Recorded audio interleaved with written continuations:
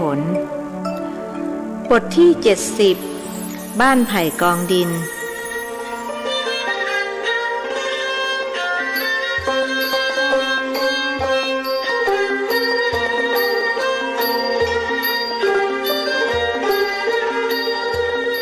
มื่อภิกษุหนึ่งรูปกับคฤหัสถ์หนุ่ม2 คนลงไปนั่งในเรือเป็นที่เรียบร้อยแล้ว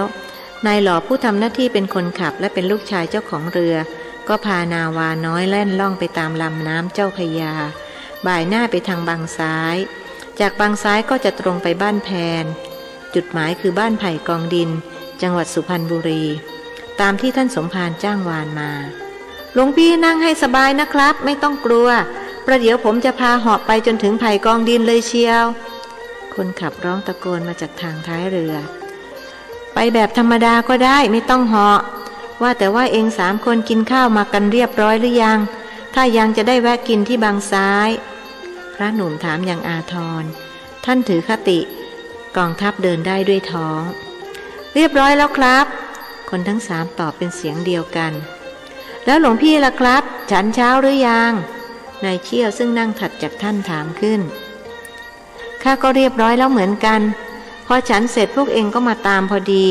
แล้วนี่จะถึงกี่โมงล่ะท่านถามนายเชี่ยวจึงตะโกนถามนายหล่อไอ้หล่อหลวงพี่ท่านอยากรู้ว่าจะถึงกี่โมงถ้าไม่แวะเรียอะไรตามทางก็คงถึงก่อนเพลแต่ถ้าแวะข้าก็ตอบไม่ได้เหมือนกันนายชาญน้องชายนายเชี่ยวจึงเสนอว่าเอาอย่างนี้ดีกว่าหลวงพี่เราตรงไปบ้านไผ่กองดินก่อนขากลับค่อยแวะเรียอะไรตามรายทางหลวงพี่จะได้ไปทันฉันเพลที่นั่นดีครับผมเห็นด้วยกับไอ้ชาญมันตกลงผมจะพาเหาะไปนะครับนายหล่อยังยืนยันที่จะไปแบบเหาะไปธรรมดาแบบหลวงพี่ว่าเถอะขืนเหาะข้ากลัวจะตกลงมาตายเสียก่อนที่จะถึงนายชาญนึกหวาดเสียวจึงอ้างหลวงพี่พระเจริญจึงตัดสินว่าเร่งให้เร็วกว่านี้ได้แต่อย่าให้ถึงกับเหาะเลยคนที่เขาผ่านไปผ่านมาจะตำหนิติเตียนเอาได้นึกว่าเห็นแก่ผ้าเหลืองก็แล้วกันถ้าข้านุ่งชุดคฤหัสถ์แบบพวกเองก็จะไม่ขัดเลยพระหนุ่มถ้อยทีถ้อยอาศัยตกลงครับหลวงพี่เขาเร่งเครื่องให้เรือแล่นเร็วขึ้นขับอย่างตั้งอกตั้งใจเพื่อจะได้ถึงจุดหมายโดยเร็ว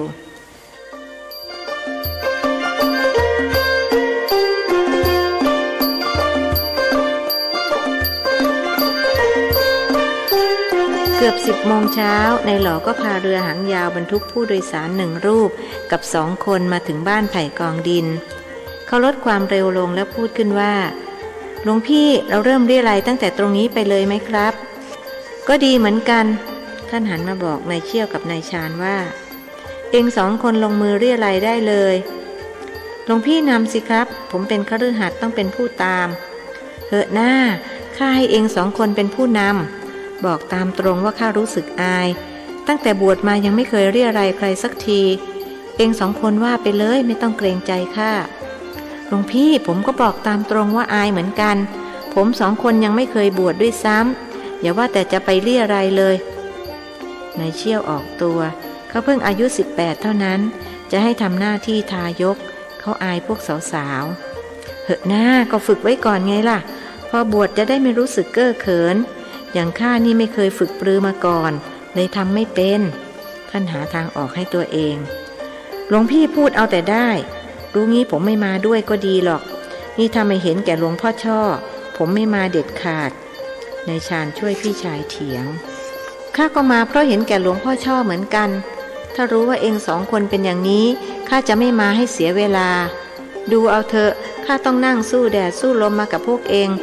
ร้อนหัวจะแตกอยู่แล้วพวกเองมีผมแล้วยังมีผ้าขาวม้าโพกหัวส่วนข้าไม่มีสักอย่างนายหล่อรู้สึกรำคาญที่คนกับพระมานั่งเถียงกันแต่ก็อดเข้าข้างพระไม่ได้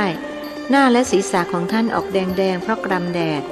นี่ก็ยังไม่รู้ว่าท่านจะได้ฉันเพลหรือเปล่าความสงสารพระจึงพูดตัดบทว่าเอาละผมจะเป็นคนเรียรัยเองปู่ผมเคยเป็นทายกมาก่อนผมจะลองเดินตามรอยเท้าปู่ดูสักครั้งว่าแล้วเขาจึงนำเรือไปจอดที่หน้าตลาดลุกขึ้นยืนประกาศก้องพ่อแม่พี่น้องไผ่กองดินที่เคารพรักผมนายหล่อลูกชายนายเหลาหลานชายนายหลอม จะมาบอกบุญพ่อแม่พี่น้องพวกผมมาจากวัดพรหมบุรีจังหวัดสิงห์บุรีหลวงพ่อชอบผู้เป็นสมภารท่านใช้ให้มาเรียรายเงินและข้าวสารจากพ่อแม่พี่น้องเพื่อจะนำไปเป็นทุนในการสร้างพระอุโบสถวัดพรหมบุรีอยู่สิงห์บุรีแล้วทำไมมาถึงสุพรรณบุรีล่ะหรือว่าคนเมืองสิงห์เขาไม่ทำบุญกันแล้วเสียงหนึ่งถามขึ้นนายหล่ออึกอักด้วยไม่รู้จะตอบว่าอย่างไรนายเชี่ยวจึงช่วยตอบว่าคนเมืองสิงห์เขายังทำบุญกันอยู่ครับแต่หลวงพ่อช่อท่านเป็นคนที่นี่ท่านก็เลยอยากให้พ่อแม่พี่น้องชาวไผ่กองดินซึ่งเป็นคนบ้านเดียวกับท่านได้ร่วมกันสร้างบุญสร้างกุศลเกิดชาติหน้าจะได้มาเป็นญาติกันอีกถ้าท่านหมั่นทำบุญบริจาคทานชาตินี้ท่านก็จะร่ำรวยชาติหน้าก็จะได้เกิดในสวรรค์ไปเป็นญาติกับหลวงพ่อช่อบนสวรรค์โน่นเชิญครับท่านจะบริจาคเป็นเงินก็ได้เป็นข้าวสารก็ได้หรือจะทั้งเงินทั้งข้าวสารก็จะยิ่งได้บุญมากล้นขณะที่นายหล่อกับนายเชี่ยวประกาศเรียรัยอยู่นั้นพระเจริญก็กำหนดจิตแผ่เมตตาโดยใช้คาถาของพระพุทธเจ้าที่โยมยายเคยสอนคือคาถากรณียเมตตาสูตรปรากฏว่าผู้คนทยอยกันมาทำบุญมิได้ขาดกระทั่งได้ข้าวสารครึ่งลำเรือส่วนเงินนั้นยังไม่มีเวลานับแต่ก็คงจะได้มากเหมือนกันเพราะมีผู้บริจาคคนละตั้งแต่1 บาทไปจนถึง2 ตำลึงครั้นได้เวลาเพลสตรีวัยกลางคนก็เข้ามานิมนต์พระคุณเจ้าขึ้นมาฉันเพลที่ร้านอีฉันก่อนเถิดเจ้าค่ะอีฉันให้ลูกจ้างจัดเตรียมไว้แล้วเตรียมไว้สำหรับอาตมาเท่านั้นหรือเจ้าค่ะก็พระคุณเจ้ามารูปเดียวนี่เจ้าค่ะแต่อาตมามีลูกศิษย์มาด้วย3 คนถ้านิมนต์อาตมารูปเดียวอาตมาคงฉันไม่ลงในเมื่อลูกศิษย์เขายังหิวอยู่ท่านตั้งใจว่าหากจะต้องอดก็จะอดด้วยกันการเอาตัวรอดแต่เพียงผู้เดียวท่านจะไม่ทำเป็นอันขาดแม้พระคุณเจ้าช่างมีเมตตาเหลือเกินดูหรืออุตส่าห์เป็นห่วงลูกศิษย์ไม่ต้องห่วงหรอกเจ้าค่ะอาหารการกินของอีฉันอุดมสมบูรณ์อีฉันจะเลี้ยงพวกเขาให้อิ่มหมีพีมันไปเลยนิมนต์พระคุณเจ้าก่อนเถิดเจ้าค่ะประเดี๋ยวจะเลยเวลาพระเจริญจึงให้นายหล่อผูกเรือไว้ให้นายเชี่ยวเป็นคนถือบาตรใส่เงินแล้วจึงพากันขึ้นจากเรือสตรีผู้นั้นเป็นเจ้าของร้านขายข้าวแกงนางจัดอาหารไว้เสร็จสรรพทั้งต้มแกงและของหวานวางเรียงรายอยู่บนโต๊ะสามีของนางเป็นคนประเคนแล้วนั่งคอยรับใช้อยู่ห่างๆฉันภัตตาหารเสร็จและให้ศีลให้พรเจ้าภาพผู้ใจบุญแล้วพระเจริญนั่งคุยกับเจ้าของร้านเพื่อรอชายหนุ่ม3 คนรับประทานอาหาร30 นาทีให้หลังทุกคนก็เรียบร้อยและพร้อมที่จะออกเดินทางไหว้ลาเจ้าของร้านผู้อารีพร้อมคำขอบคุณแล้วจึงเดินตามภิกษุหนุ่มไปลงเรือสามีเจ้าของร้านเดินไปส่งถึงเรือมือหนึ่งหิ้วข้าวสารถุงเขื่องตั้งใจจะทำบุญสร้างพระอุโบสถส่งถุงข้าวสารให้ในหล่อแล้วควักเงินออกจากกระเป๋าเสื้อนับได้2 ตำลึงยกขึ้นจบแล้วจึงใส่ลงในบาตรขออนุโมทนาและขอขอบใจโยมที่ได้ช่วยกันจันลงพระศาสนาขอให้เจริญสุขนะโยมนะ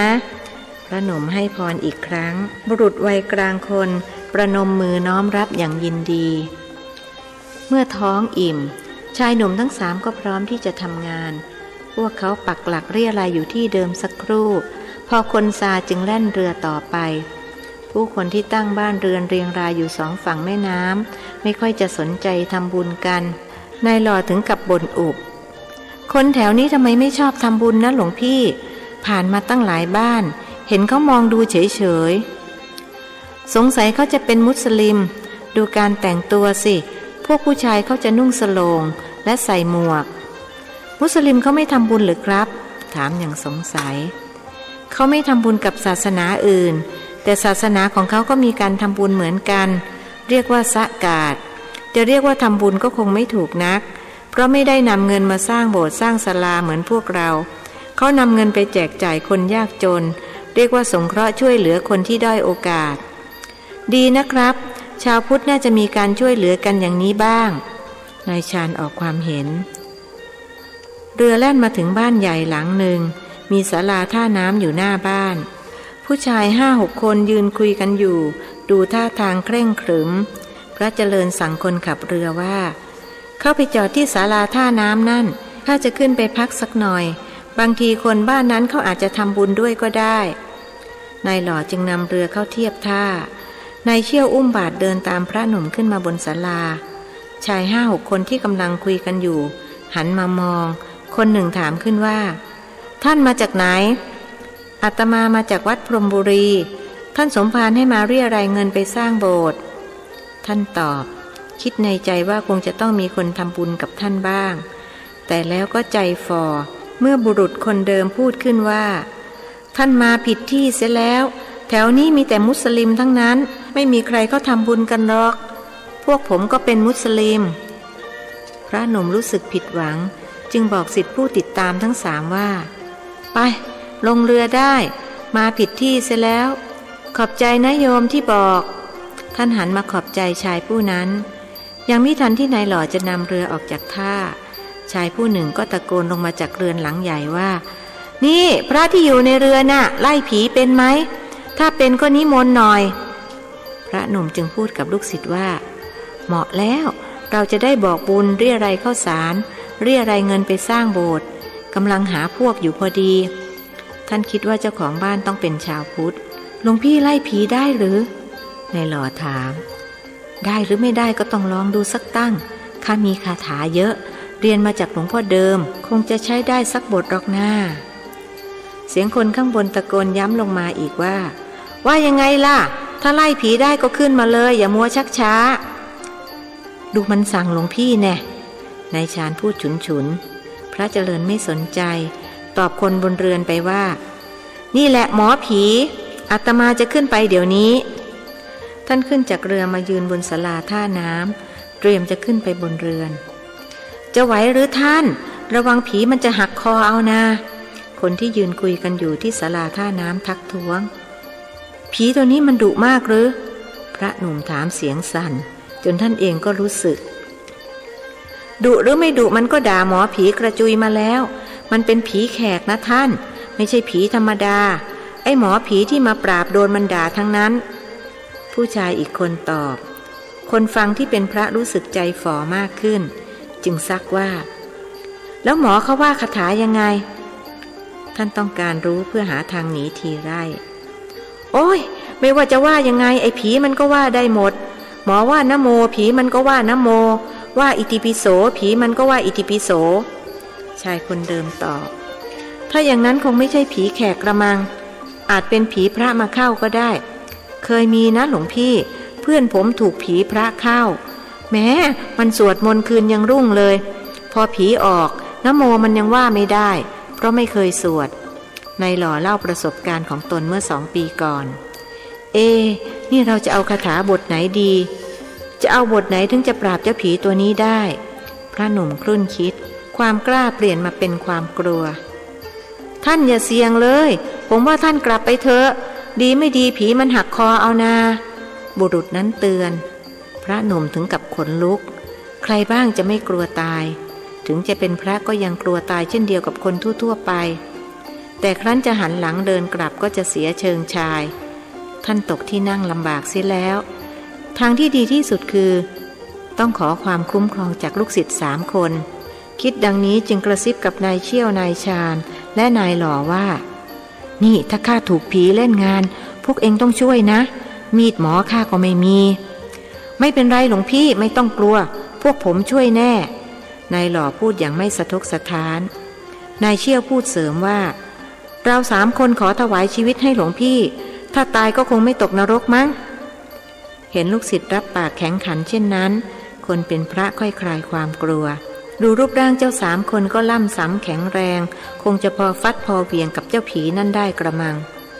พระเจริญเดินนำหน้าชายหนุ่ม3 คนขึ้นบันไดชาย5-6 คนพากันหลีกทางให้คนที่นิมนต์พาท่านเข้าไปนั่งข้างในผู้คนแน่นขนาดไปหมด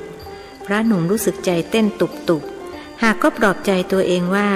ถ้าปราบผีสำเร็จก็จะได้เงินกับข้าวสารไปสร้างโบสถ์เมื่อกี้นายชาญนั่งนับเงินมาตามทางได้ถึง100 ชั่งถ้าได้อีกสัก100 ชั่งก็คงจะดีเงิน100 ชั่งอยู่ในย่ามท่านแล้วจึงไม่ต้องห่วงเรือที่จอดอยู่ศาลาท่าน้ำบาทที่อยู่ในเรือมีเศษเงินอยู่ไม่มาก ถึงหายก็ไม่เป็นไรผู้ชาย2 คนนั่งอยู่กลางวงคนหนึ่งอายุประมาณ50กำลังประนมมือว่าคาถาสักเคกาเมจรูเปส่วนคนอายุประมาณ20มีผ้าขาวม้าพาดบ่านั่งหน้าบูดบึ้งชี้หน้าด่าคนที่ว่าสักเคพระเจริญคิดว่าคนด่าคือหมอผีส่วนคนว่าสักเคคือผีไอ้หมอบ้ากูไม่กลัวมึงหรอกมึงว่าสักเคกูก็ว่าได้คนหนุ่มกว่าชี้หน้าด่าคนอายุประมาณ50พระเจริญชักสงสัยว่าคนไหนเป็นผีคนไหนเป็นหมอผีกันแน่ทางที่ดีก็คือต้องดูต่อไปแล้วมึงจะเอาคาถาไหนล่ะไอ้ผีบ้ากูว่ามาตั้งหลายคาถาแล้วมึงก็ว่าได้นี่กูหมดความสามารถแล้วนะคนอายุมากกว่าพูดโกรธพระเจริญนึกในใจว่าผีก็มีคาถาด้วยสงสัยคงเป็นผีเลี้ยงคนเลี้ยงคงสอนคาถาให้มันไม่น่าเชื่อว่าจะเป็นไปได้คนถูกด่าหัวเราะก้องนั่งไขว่ห้างกระดิกเท้าใส่คนด่าถึงตอนนี้พระหนุ่มรู้แล้วว่าคนไหนเป็นผีคนไหนเป็นหมอผีถ้ามึงจะให้กูกลัวต้องใช้คาถาเมตตาของพระพุทธเจ้าโว้ยคาถาบ้าๆพวกนี้กูไม่กลัวหรอกต่อให้มึงว่าอีก100คาถากูก็ไม่กลัวหมอผีถึงกับเกาหัวยิกถามว่าคาถาพระพุทธเจ้าบทไหนล่ะอิติปิโสก็คาถาพระพุทธเจ้าทำไมมึงไม่กลัวไอ้หมอโง่ก็คาถาที่พระพุทธเจ้าให้พระไปแผ่เมตตาให้ผียังไงล่ะไม่มีอะไรดีเท่าเมตตาผีตอบคงจะเป็นกรณียเมตสูตรนั่นเองโยมยายเคยสอนเราไว้ถ้าว่าคาถาบทนี้ผีก็รักหมาก็รักเราเคยพิสูจน์มาหลายครั้งแล้วพระหนุ่มคิดแล้วจึงท่องคาถากรณียเมตสูตรในใจเมื่อจบ1 เที่ยวก็บริกรรมเฉพาะหัวใจของคาถาบทนี้คือเมตตัญจะสัพพโลกัสมิงมานะสัมภาวะเยอปริมานังท่องอยู่9 จบเจ้าผีก็หันขวับมาทางท่านลุกขึ้นไปหยิบเสื่อมาปูเอาผ้าขาวม้าพาดเฉวียงบ่าแล้วก้มกราบเบญจางคประดิษฐ์3 ครั้งพูดว่านิมนต์พระคุณเจ้าเจ้าค่ะผู้คนที่มุงดูกันแน่นขนาดพากันแปลกใจในอากัปกิริยาของผีต่างมองหน้ากันเลิกลักเจ้าหมอผีได้ทีจึงชี้หน้าพระเจริญท่ามกลางความฉงนสนเท่ของคนที่รุมล้อมนั่นไงเจ้าของผีมาแล้วไอ้พระองค์นี้แหละที่เป็นเจ้าของผีเอาผีมาเข้าไอ้ศพพระเจริญเองก็งุนงงต่อคำกล่าวหาอย่างมิทันที่จะพูดอะไรออกมานายหล่อก็ฮึดฮัดยืนขึ้นชี้หน้าหมอผีมึงอย่าพูดช่วยๆแบบนี้นะไอ้หาเห็นหลวงพี่กูเป็นเจ้าของผีไปซะแล้วเสียท่าหมดหลวงพี่เรากลับกันเถอะเขาหันไปบอกพระเจริญหมอผีไม่ยอมแพ้พูดด้วยเสียงดังก้องว่านี่พระองค์นี้มาจากไหนต้ององค์นี้แหละที่เอาผีมาเข้าไม่งั้นผีมันจะยอมสยบหรือ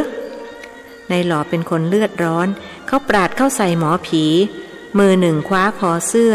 อีกมือหนึ่งกำหมัดแน่นจ่อที่ใบหน้าของหมอผีถ้ามึงใส่ร้ายหลวงพี่กูอีกคำเดียวกูชกจมูกหักแน่เจ้าหมอผีถึงกับตาค้างพูดไม่ออกอยากเรียกให้คนช่วยแต่ก็กลัวกำปั้นที่จ่ออยู่ตรงปลายจมูกถึงอย่างไรเขาก็ต้องเสียเปรียบเพราะเจ้าหมอนี่ดูล่ำสันกว่าและหนุ่มกว่าทางที่ดีคือนิ่งเข้าไว้นายหล่อเห็นดังนั้นจึงประกาศเสียเองว่าพ่อแม่พี่น้องที่เคารพผมชื่อนายหล่อลูกชายนายเหลาหลานชายนายหลอมผมมาจากวัดพรหมบุรีจังหวัดสิงห์บุรีเพื่อจะมาเรียรายเงินและข้าวสารไปสร้างโบสถ์ท่านสมภารช่อท่านเป็นคนพื้นบ้านนี้ท่านใช้ให้ผมมากับหลวงพี่เจริญและลูกศิษย์ผมสาบานว่าหลวงพี่ของผมไม่ได้เป็นเจ้าของผีอย่างที่ไอ้หมอบ้ามันปรักปรำไม่เชื่อท่านจะถามผีดูก็ได้เขาโยนกลองไปให้ผีจริงครับผียอมรับแต่โดยดีแล้วอธิบายต่ออีกว่าผมกับพระคุณเจ้ารูปนี้ไม่เคยรู้จักกันมาก่อนไอ้หมอผีมันไม่มีปัญญาปราบผมมันจึงใส่ร้ายป้ายสีพระคุณเจ้าพ่อแม่พี่น้องโปรดอย่าไปฟังมันขอให้เชื่อผมถึงผมจะเป็นผีแต่ก็มีสัจจะผมไม่โกหกตอแหลเหมือนไอ้หมอผีคนนี้หรอกผีชี้หน้าด่าคนเป็นหมอผีนายหล่อเห็นหมอผีสิ้นฤทธิ์จึงปล่อยมือที่จับคอเสื้อแต่ข้างที่กำหมัดอยู่เขายังไม่ยอมคลายออกเพราะต้องการขู่ให้ฝ่ายนั้นกลัวจำไว้นะ ถ้ามึงแผลงฤทธิ์อีกเป็นต้องโดนหมัดกูแน่หมอผีหน้าจ๋อยลงไปถนัดได้แต่นั่งนิ่งอยู่ตรงนั้นเพราะนายหล่อยังนั่งคุมเชิงอยู่แม้จะไม่ได้เอากำปั้นมาจ่อที่ปลายจมูกเขาก็ตามเรื่องมันเป็นยังไงมายังไงกันไหนโยมช่วยเล่าให้อาตมาฟังหน่อยสิพระเจริญพูดกับผีได้ครับพระคุณเจ้าผมจะเล่าอย่างหมดเปลือกเลยทีเดียวคนเป็นผีประนมมือขณะที่พูด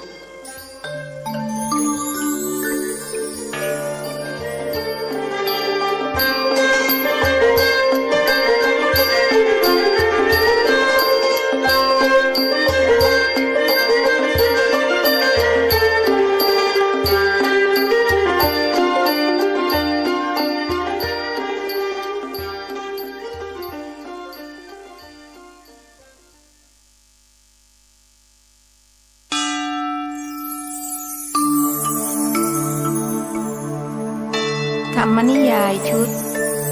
สัตว์โลกย่อมเป็นไปตามกรรมประพันธ์โดยสุทัสสาอ่อนค้อมเรื่องที่หนึ่งมักกรีผลบทที่71ผีในบุญช่วย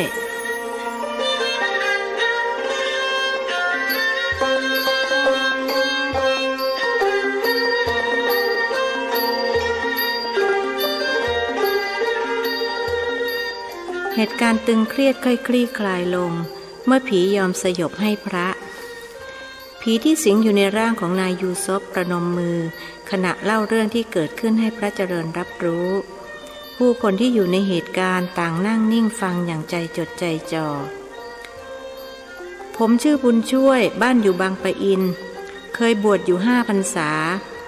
ในเวลาต่อมาผมได้ลาสิกขาเพราะมีโรคประจำตัวคือโรคกระเพาะพอศึกแล้วผมก็ป่วยกระสอบกระแสะมาตลอดกระทั่งวันหนึ่งผมก็ถูกผีแขกเข้าโยมรู้ได้ยังไงว่าเป็นผีแขกพระเจริญถามท่านเพิ่งสังเกตว่าร่างที่ผีสิงสถิตอยู่นั้นผอมเหลืองดูน่าเวทนาตอนแรกผมก็ไม่รู้หรอกครับพระคุณเจ้าแต่พอผมกลายมาเป็นผีแล้วถึงได้รู้มันเป็นเรื่องเหลือเชื่อครับผมไม่นึกไม่ฝันว่ามันจะเป็นไปได้แต่มันก็เป็นไปแล้วพระคุณเจ้าไม่ต้องเชื่อที่ผมพูดก็ได้แต่ผมขอร้องให้ช่วยผมด้วยผมไม่อยากสร้างเวรสร้างกรรมต่อไปอีกพูดแล้วก็ใช้มือทั้งสองปิดหน้าร้องไห้โฮโฮราวกับว่าคับแค้นใจอย่างเหลือเกินคนฟังที่เป็นผู้หญิงพลอยน้ำตาไหลไปด้วยพระเจริญปล่อยให้เขาร้องไห้อยู่พักหนึ่งจึงพูดขึ้นว่าโยมเล่าต่อไปเถอะมีอะไรที่อาตมาพอจะช่วยได้อาตมายินดีที่จะช่วยเหลือท่านช่วยผมได้แน่เว้นแต่จะไม่ช่วยผีตอบและยังไม่ยอมหยุดร้องไห้ถ้าหากไม่ผิดต่อสมณวิสัยรับรองว่าอาตมาช่วยแน่ขอให้หยุดร้องไห้และเล่าต่อไปผีหยุดร้องไห้เขาใช้ผ้าขาวม้าเช็ดน้ำตาสั่งน้ำมูกฟูดหนึ่งแล้วจึงเล่าต่อ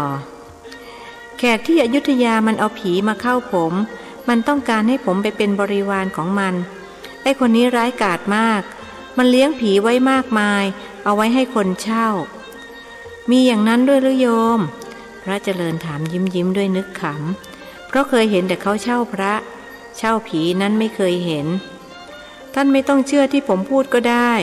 เรื่องอย่างนี้ถ้าไม่เกิดกับตัวเองก็ไม่รู้หรอก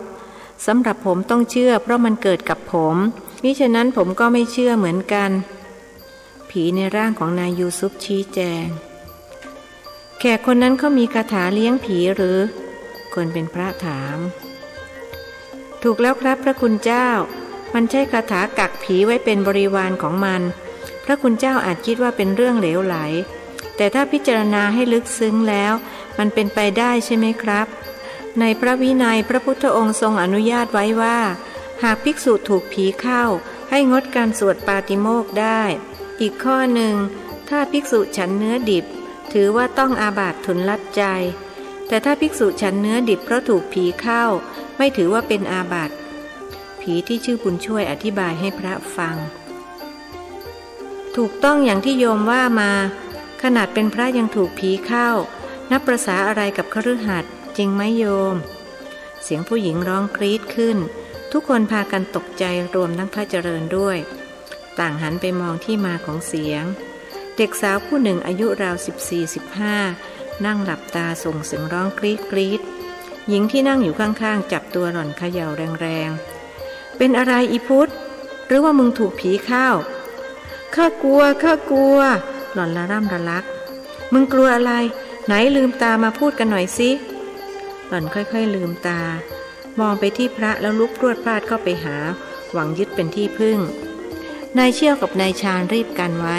เพราะกลัวหลวงพี่ศีลขาดหนูทำใจดีๆไม่ต้องกลัวไม่มีใครทำอะไรหนูได้หรอกหนูกลัวผีเข้าจ้าหลวงนากลัวผีเข้าแบบบังซบบังหมายถึงพี่ถ้าเองกลัวผีเข้าก็ต้องตั้งสติให้ดีถ้าสติไม่ดีทำให้ผีเข้าเจ้าสิงได้รู้ไหมผีพูดกับเด็กสาวท่านช่วยอีพุทธาลูกสาวฉันด้วยเถิดจ้ะหญิงที่จับตัวหล่อนเขย่าบอกพระเจริญผีนายบุญช่วยเริ่มโมโหจึงตวาดเอาว่าถ้ากลัวก็นั่งเฉยๆทั้งแม่ทั้งลูกนั่นแหละขืนพูดมากก็จะเข้าทั้ง2 คนเลยคราวนี้แม่กับลูกสาวร้องกรี๊ดขึ้นพร้อมกันจนหลายคนต้องเอามือปิดหูเงียบผีตะโกนสุดเสียง2 แม่ลูกหน้าตาตื่นท่าทางตระหนกถ้าไม่เงียบก็เรือนไปเสียอย่าให้กูโมโหนะเขามองหน้าลูกสาวทีมองคนเป็นแม่ทีคนทั้ง2ก้มหน้างุดไม่ยอมสบสายตาและผีจึงพูดว่าพระคุณเจ้าผมจะบอกเคล็ดลับให้คนที่สติไม่ดีหรือที่เรียกกันว่าจิตอ่อนนั้นถูกผีเข้าเจ้าสิงได้ง่ายแม้แต่พระเองก็ยังถูกผีเข้าถ้าใครไม่ต้องการให้ผีเข้าก็ต้องหมั่นเจริญสติคนสติดีผีมันไม่เข้าเจ้าก็ไม่สิงผมก็เพิ่งมารู้ตอนเป็นผีนี่แหละครับอุตส่าห์บวชมาตั้ง5 พรรษาไม่เคยเจริญสติเลยถึงต้องมามีเวรมีกรรมอย่างนี้พูดแล้วก็ร้องไห้อีกเมื่อกี้โยมพูดว่าแขกที่อยุธยาเลี้ยงผีไว้ให้คนเช่าอาตมายังไม่เข้าใจช่วยอธิบายหน่อยเถอะภิกษุหนุ่มอยากรู้ถูกแล้วครับพระคุณเจ้ามันทำเป็นอาชีพเลยอย่างผมนี่ก็มีคนไปเช่าจากมันให้มาเข้าในยูซุปผมสิงร่างนี้มา2 ปีแล้วใครมันเช่ามึงให้มาเข้าลูกกูนายยูซุปถามด้วยเสียงเกรี้ยวกราดเขาต้องทนทุกข์ทรมานมา2 ปีเต็มนับแต่บุตรชายถูกผีเข้าหมดค่ารักษาไปหลายร้อยช่างผีก็ยังไม่ออกชีวิตนี้เขาเหลือลูกอยู่คนเดียวรอฮานิงเมียรักก็มาตายจากไปได้ร่วมปีแล้วผีในบุญช่วยพูดกับพระเจริญว่าพระคุณเจ้าต้องช่วยผมนะครับหากไม่ช่วยไอ้แขกเจ้าของผีมันเอาผมตายแน่เขาอ้อนวอนเป็นผีกลัวตายด้วยหรือก็ตายไปแล้วจะกลัวอะไรอีกนายชาญถามอย่างอดไม่ได้ผีหันมาตะคอกใส่หน้าว่ามึงอย่าเสือกไม่ใช่เรื่องของมึงนายชาญถูกผีว่าก็โกรธจึงตะคอกใส่บ้างว่าก็กูมากับหลวงพี่ถ้ามึงพูดไม่ดีกับกูก็จะไม่ให้หลวงพี่กูช่วยมึงเขาคิดว่าตัวเองถือไพ่เหนือกว่าจริงดังคาดเพราะผีพูดเสียงอ่อนลงว่าถูกของเองข้ามันลืมตัวไปหน่อยอย่าถือโทษโกรธข้าเลยนะแล้วก็ช่วยอ้อนวอนหลวงพี่ของเองให้ช่วยข้าด้วยจะให้ช่วยยังไงก็ว่ามาน้องชายนายเชี่ยวทำท่าเคืองพระเจริญให้นึกหมั่นไส้จึงค้อนให้1 วง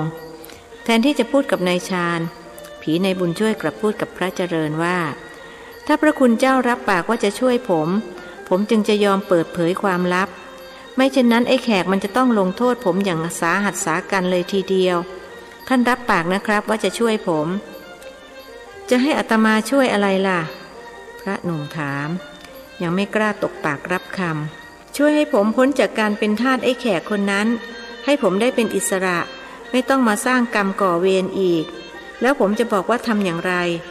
รับรองว่าไม่ผิดต่อสมณวิสัย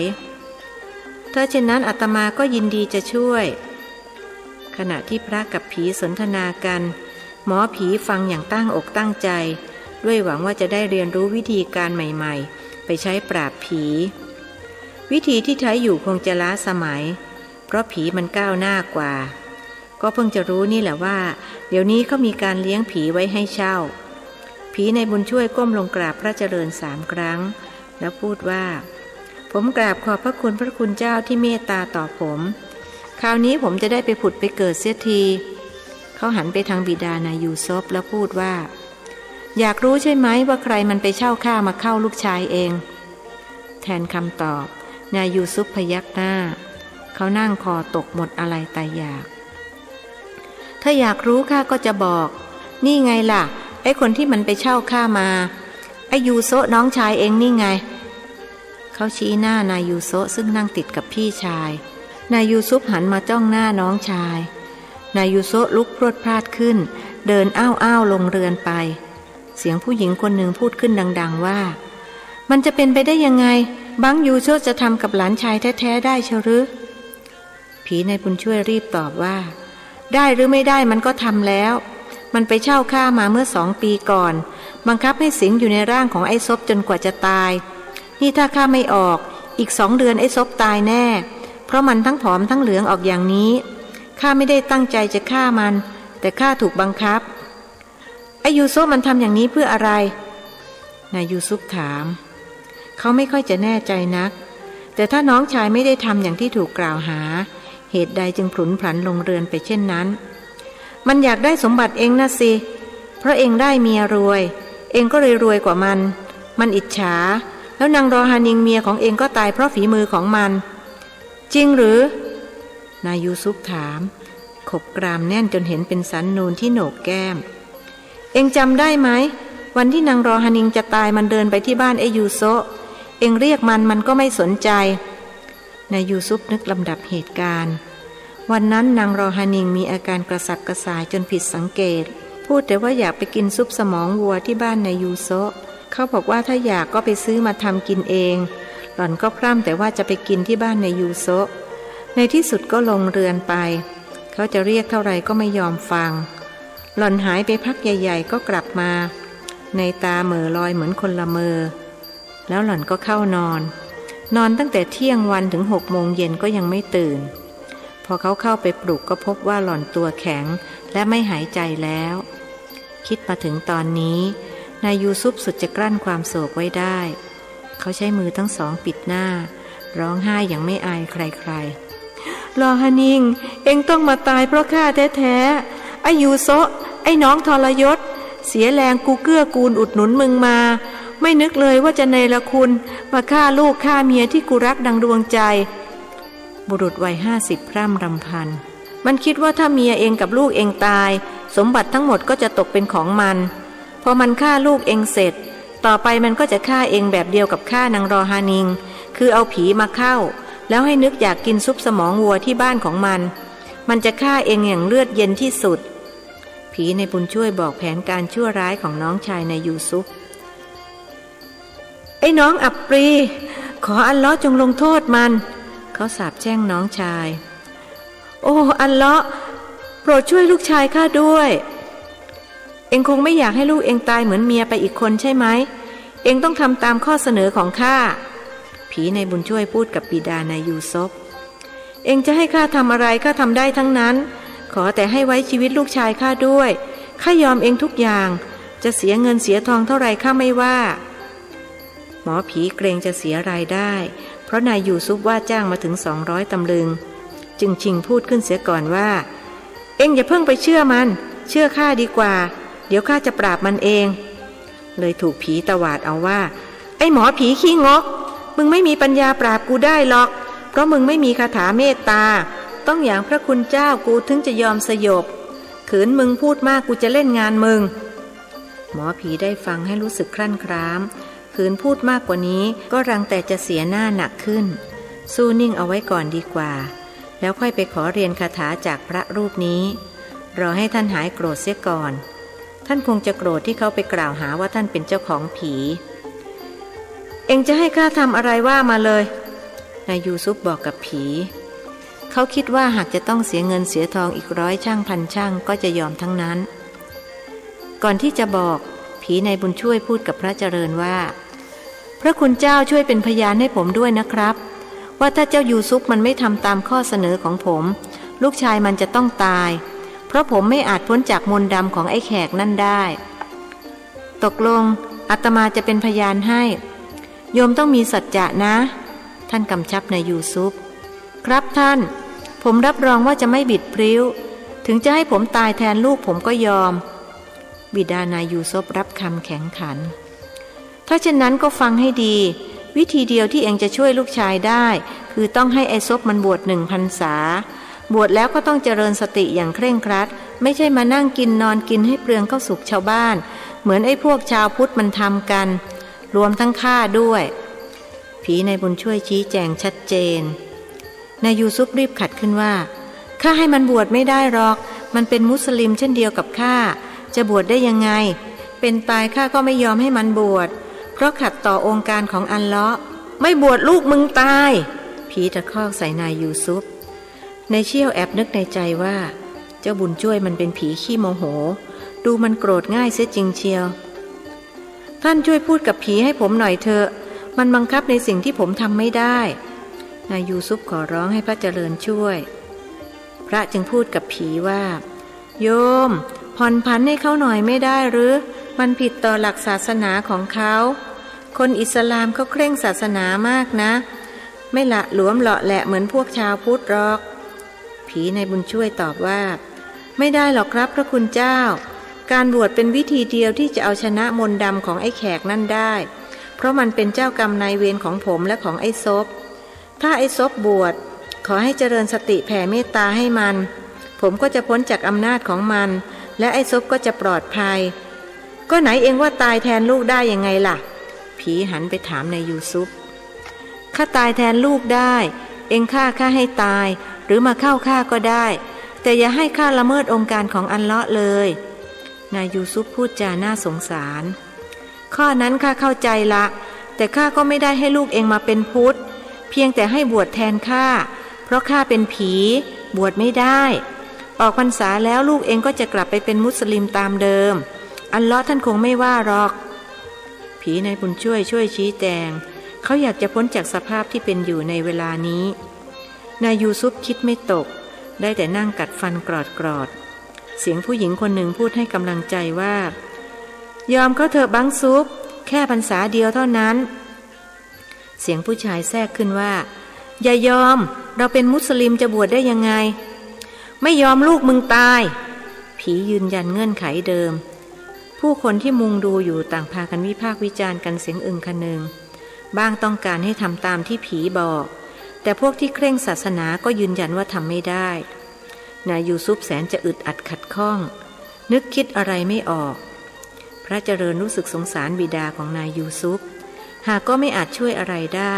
ในเมื่อเป็นความต้องการของผีว่ายังไงถ้ามึงไม่ตัดสินใจเดี๋ยวนี้กูก็จะไปแล้วต้องไปรายงานตัวกับไอ้แขกเจ้าของผีอย่าเพิ่งไปอย่าเพิ่งนายยูซุฟละล่ำละลักเขาทนเห็นสภาพลูกชายในสภาพนี้ไม่ได้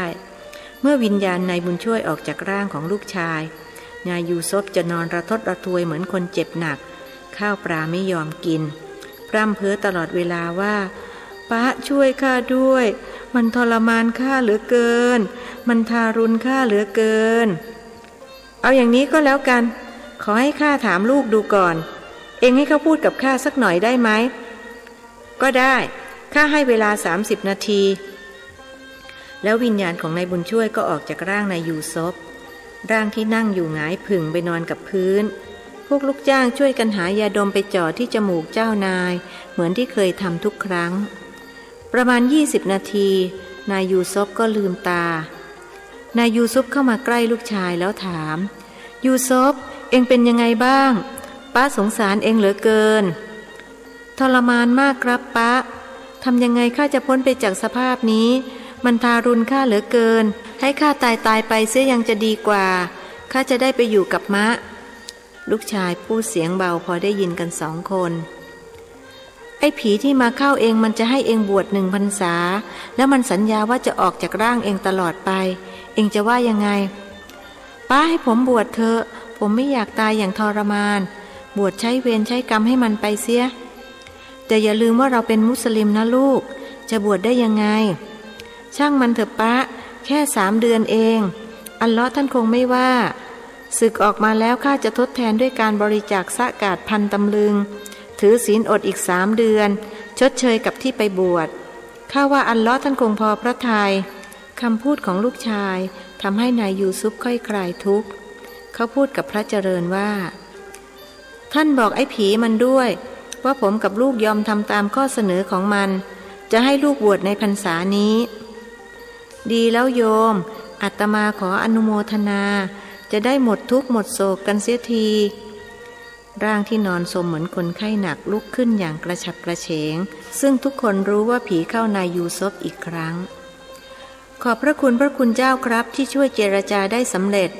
คราวนี้ผมก็จะได้พ้นเวรพ้นกรรมเสียทีพูดพร้อมกับก้มลงกราบ3 ครั้งแล้วหันไปบอกนายยูซุฟว่าเงินค่าจ้างที่จะให้หมอผี200 ตำลึงนั้นขอให้เอามาให้พระคุณเจ้าแทนเพราะท่านไล่ผีได้สำเร็จท่านจะนำไปสร้างโบสถ์วัดพรหมบุรีนายเชี่ยวแอบชมในใจว่า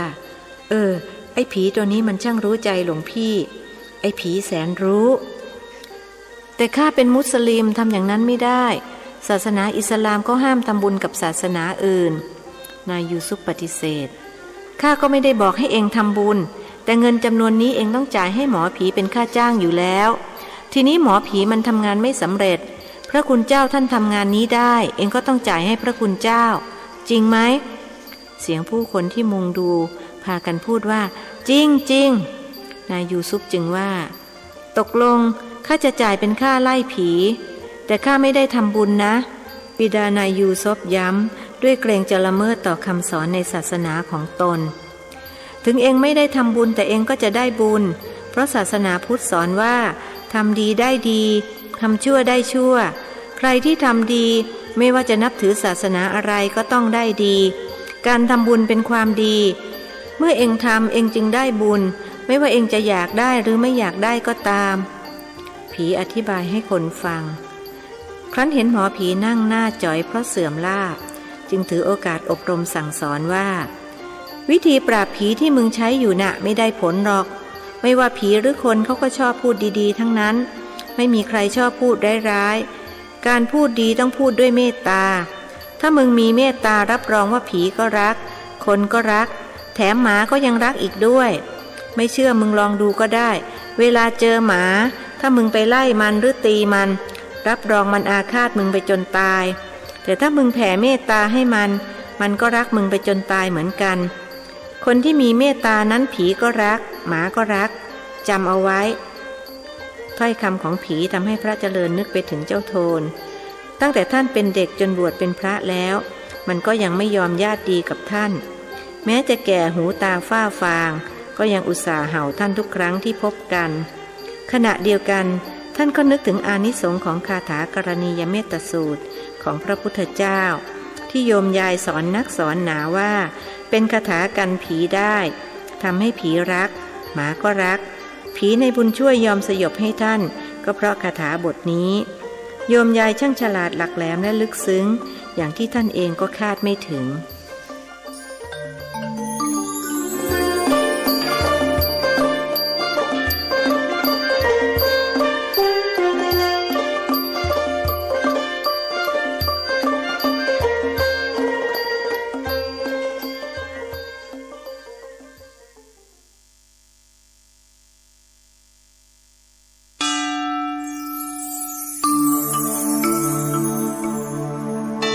ธรรมนิยายชุดสัตว์โลกย่อมเป็นไปตามกรรมประพันธ์โดยสุทัสสาอ่อนค้อมเรื่องที่1มักกลีผลบทที่72โกหินาโถปโรสิยา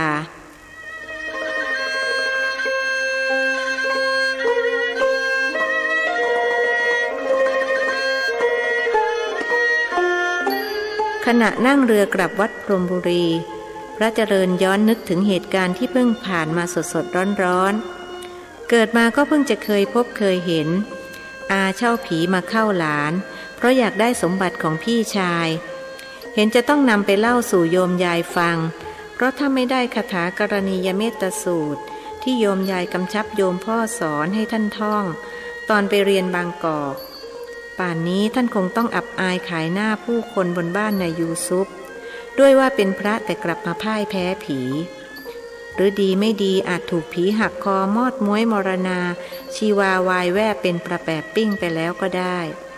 แม้เจ้าหนุ่ม3 คนรับปากแข็งขันว่าจะช่วยพอถึงคราวคับขันเข้าจริงๆคงต่างคนต่างหนีเอาตัวรอดตามสัญชาตญาณการรักชีวิตผลที่สุดไม่มีใครเป็นที่พึ่งได้นอกจากตัวของตัวเองเหตุนี้กระมังพระพุทธองค์จึงตรัสสอนว่าอัตตาหิอัตโนนาโถโกหินาโถปโรสิยา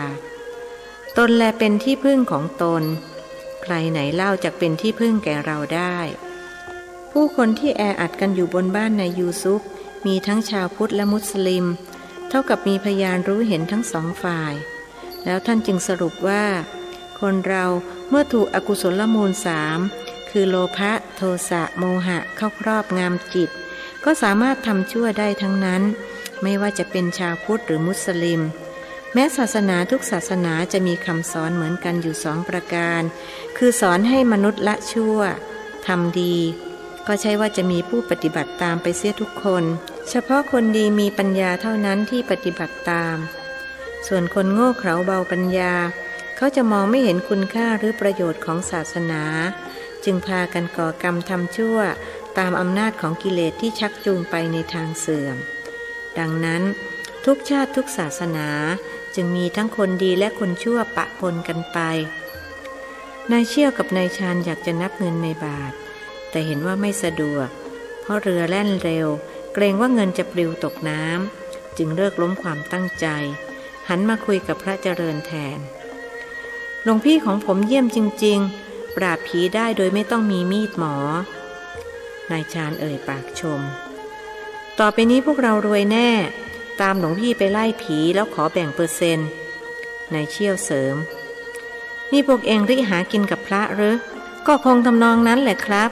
ทีพระยังหากินกับโยมได้ถึงคราวที่โยมจะหากินกับพระบ้างจะเป็นไรไปนายเชี่ยวว่าจริงครับต้องถ้อยทีถ้อยอาศัยกันพระพึ่งโยมมามากแล้วคราวนี้โยมจะพึ่งพระบ้างนายชาญสนับสนุนพี่ชายแต่ข้าไม่ร่วมมือกับพวกเองหรอกนะข้ากลัวตกนรกจะกลัวไปทำไมล่ะหลวงพี่ตกก็ตกด้วยกันเลือดสุพรรณซะอย่างพ่อเองเป็นคนสุพรรณหรือพระเจริญถามหมายใจยั่วถึงไม่ใช่สุพรรณแท้แต่ก็เฉียดแหละหลวงพี่สุพรรณกับเมืองสิงห์มันก็ใกล้ๆกันแล้วโยมพ่อของหลวงพี่ล่ะเป็นคนสุพรรณหรือเปล่าน้องชายในเชี่ยวย้อนถามเพื่อไม่ให้เสียเปรียบพระ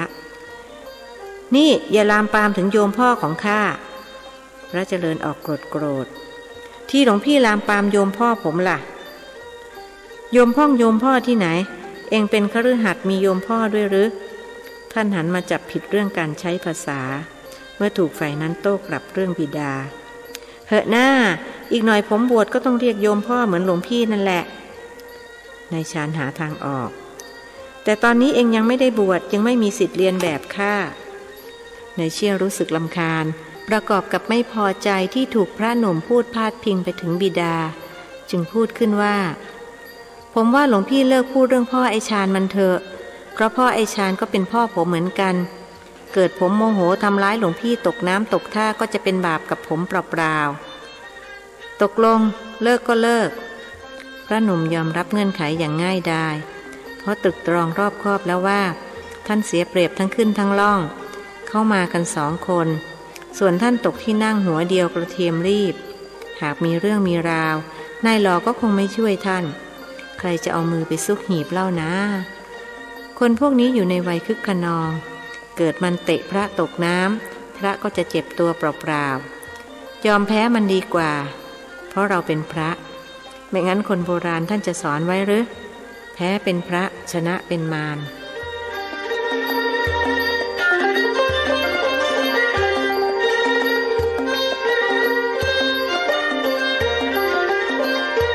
พักใหญ่ๆเรือก็แล่นมาถึงบ้านแพน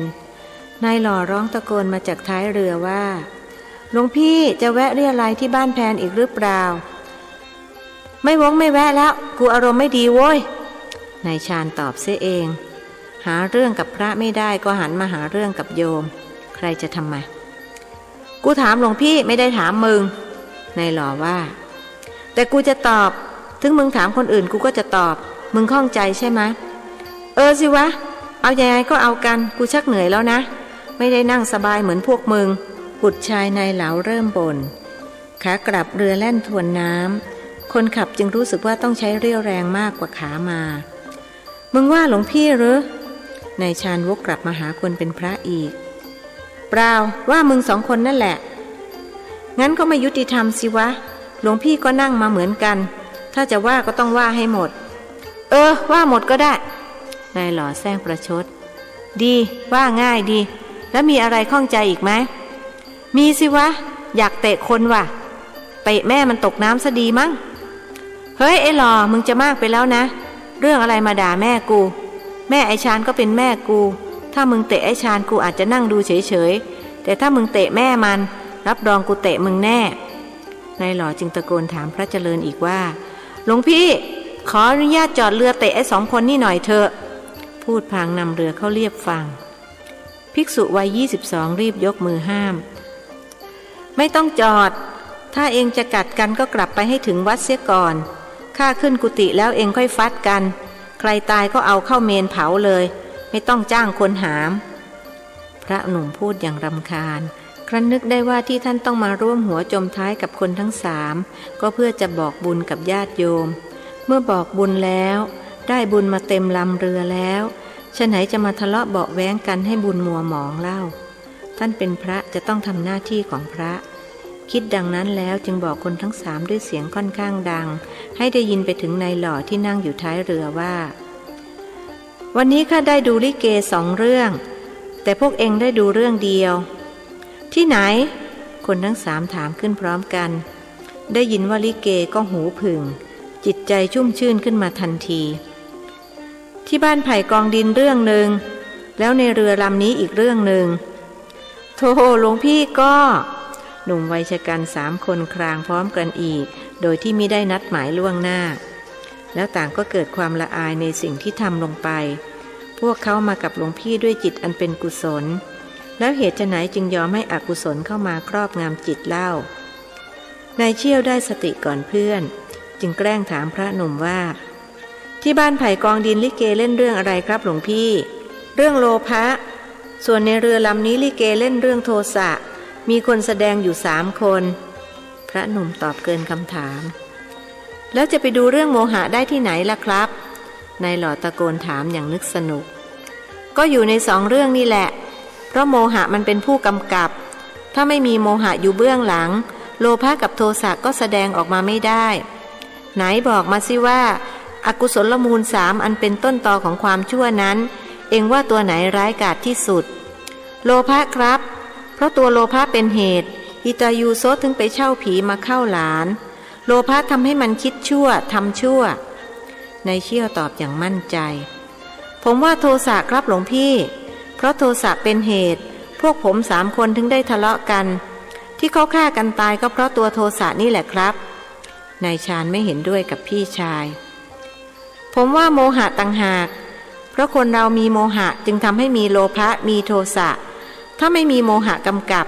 โลภะกับโทสะก็ไม่เกิดอย่างที่หลวงพี่ว่าลูกชายนายเหลาตอบสมกับมีบรรพบุรุษเป็นมัคคณายกถูกแล้วเจ้าโมหะเป็นตัวร้ายกาจที่สุดเพราะมันทำให้เกิดโลภะกับโทสะโมหะเป็นกิเลสพวกเดียวกับอวิชชาผู้ที่ละอวิชชาได้มีแต่พระอรหันต์เท่านั้นพระหนุ่มถือโอกาสเทศนอกธรรมาสน์พระโสดาบันก็ยังละไม่ได้หรือครับนายหล่อถามอย่าว่าแต่พระโสดาบันเลยแม้พระอนาคามีท่านก็ยังมีอวิชชาหลงเหลืออยู่ยิ่งปุถุชนอย่างพวกเองด้วยแล้วอวิชชาเต็มเป่าเต็มกระเป๋าเลยแล้วพระอย่างหลวงพี่ล่ะครับคงมีอวิชชาเต็มย่ามเลยเหมือนกันนายชาญอดไม่ได้ตามเคยไอ้ชาญมึงอย่าว่าหลวงพี่นักเลยประเดี๋ยวก็ได้เล่นลิเกเรื่องโทสะกันอีกหรอกนายหล่อเตือนคราวนี้นายเชี่ยวไม่เข้าข้างน้องชายเขาพูดสนับสนุนนายหล่อว่าจริงด้วยกูชักกลัวตกนรกแล้วสิป่านนี้พญายมราชจดชื่อลงหนังหมาไว้แล้วมั้งนั่นสิเห็นเขาว่าทุกครั้งที่มีคนทำชั่วพญายมราชจะจดชื่อคนคนนั้นใส่หนังหมาเอาไว้คิดบัญชีตอนตาย วันนี้พวกเรา3 คนคงถูกจดชื่อไปกี่ครั้งแล้วก็ไม่รู้กูว่าไม่จริงหรอกนายชาญไม่เชื่อเพราะถ้าจริงป่านนี้หมาหมดจากโลกไปนานแล้วมึงคิดดูสิ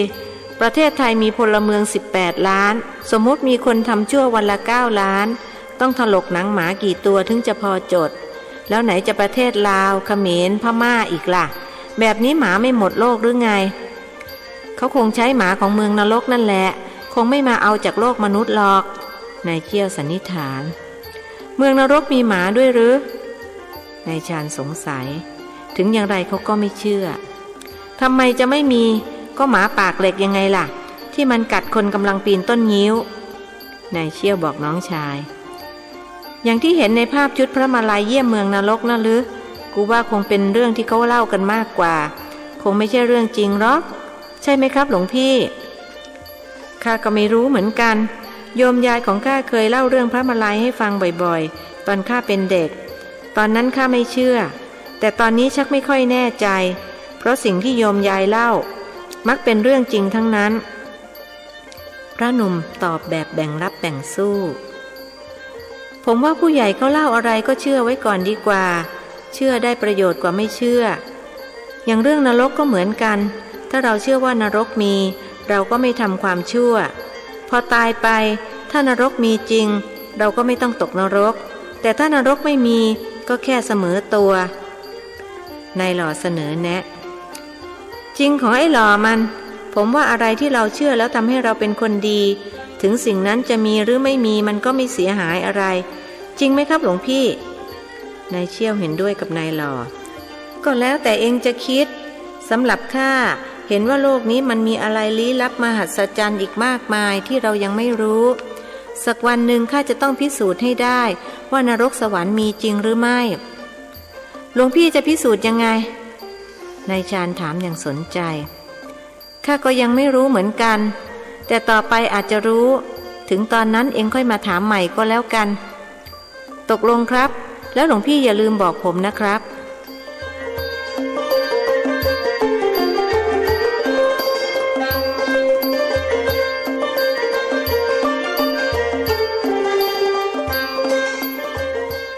เรือแล่นมาถึงท่าน้ำวัดพรหมบุรีตอนพลบค่ำนายเชี่ยวอุ้มบาตรใส่ปัจจัยเดินตามพระเจริญไปยังกุฏิท่านสมภารปล่อยให้นายชาญกับนายหล่อช่วยกันขนข้าวสารขึ้นจากเรือ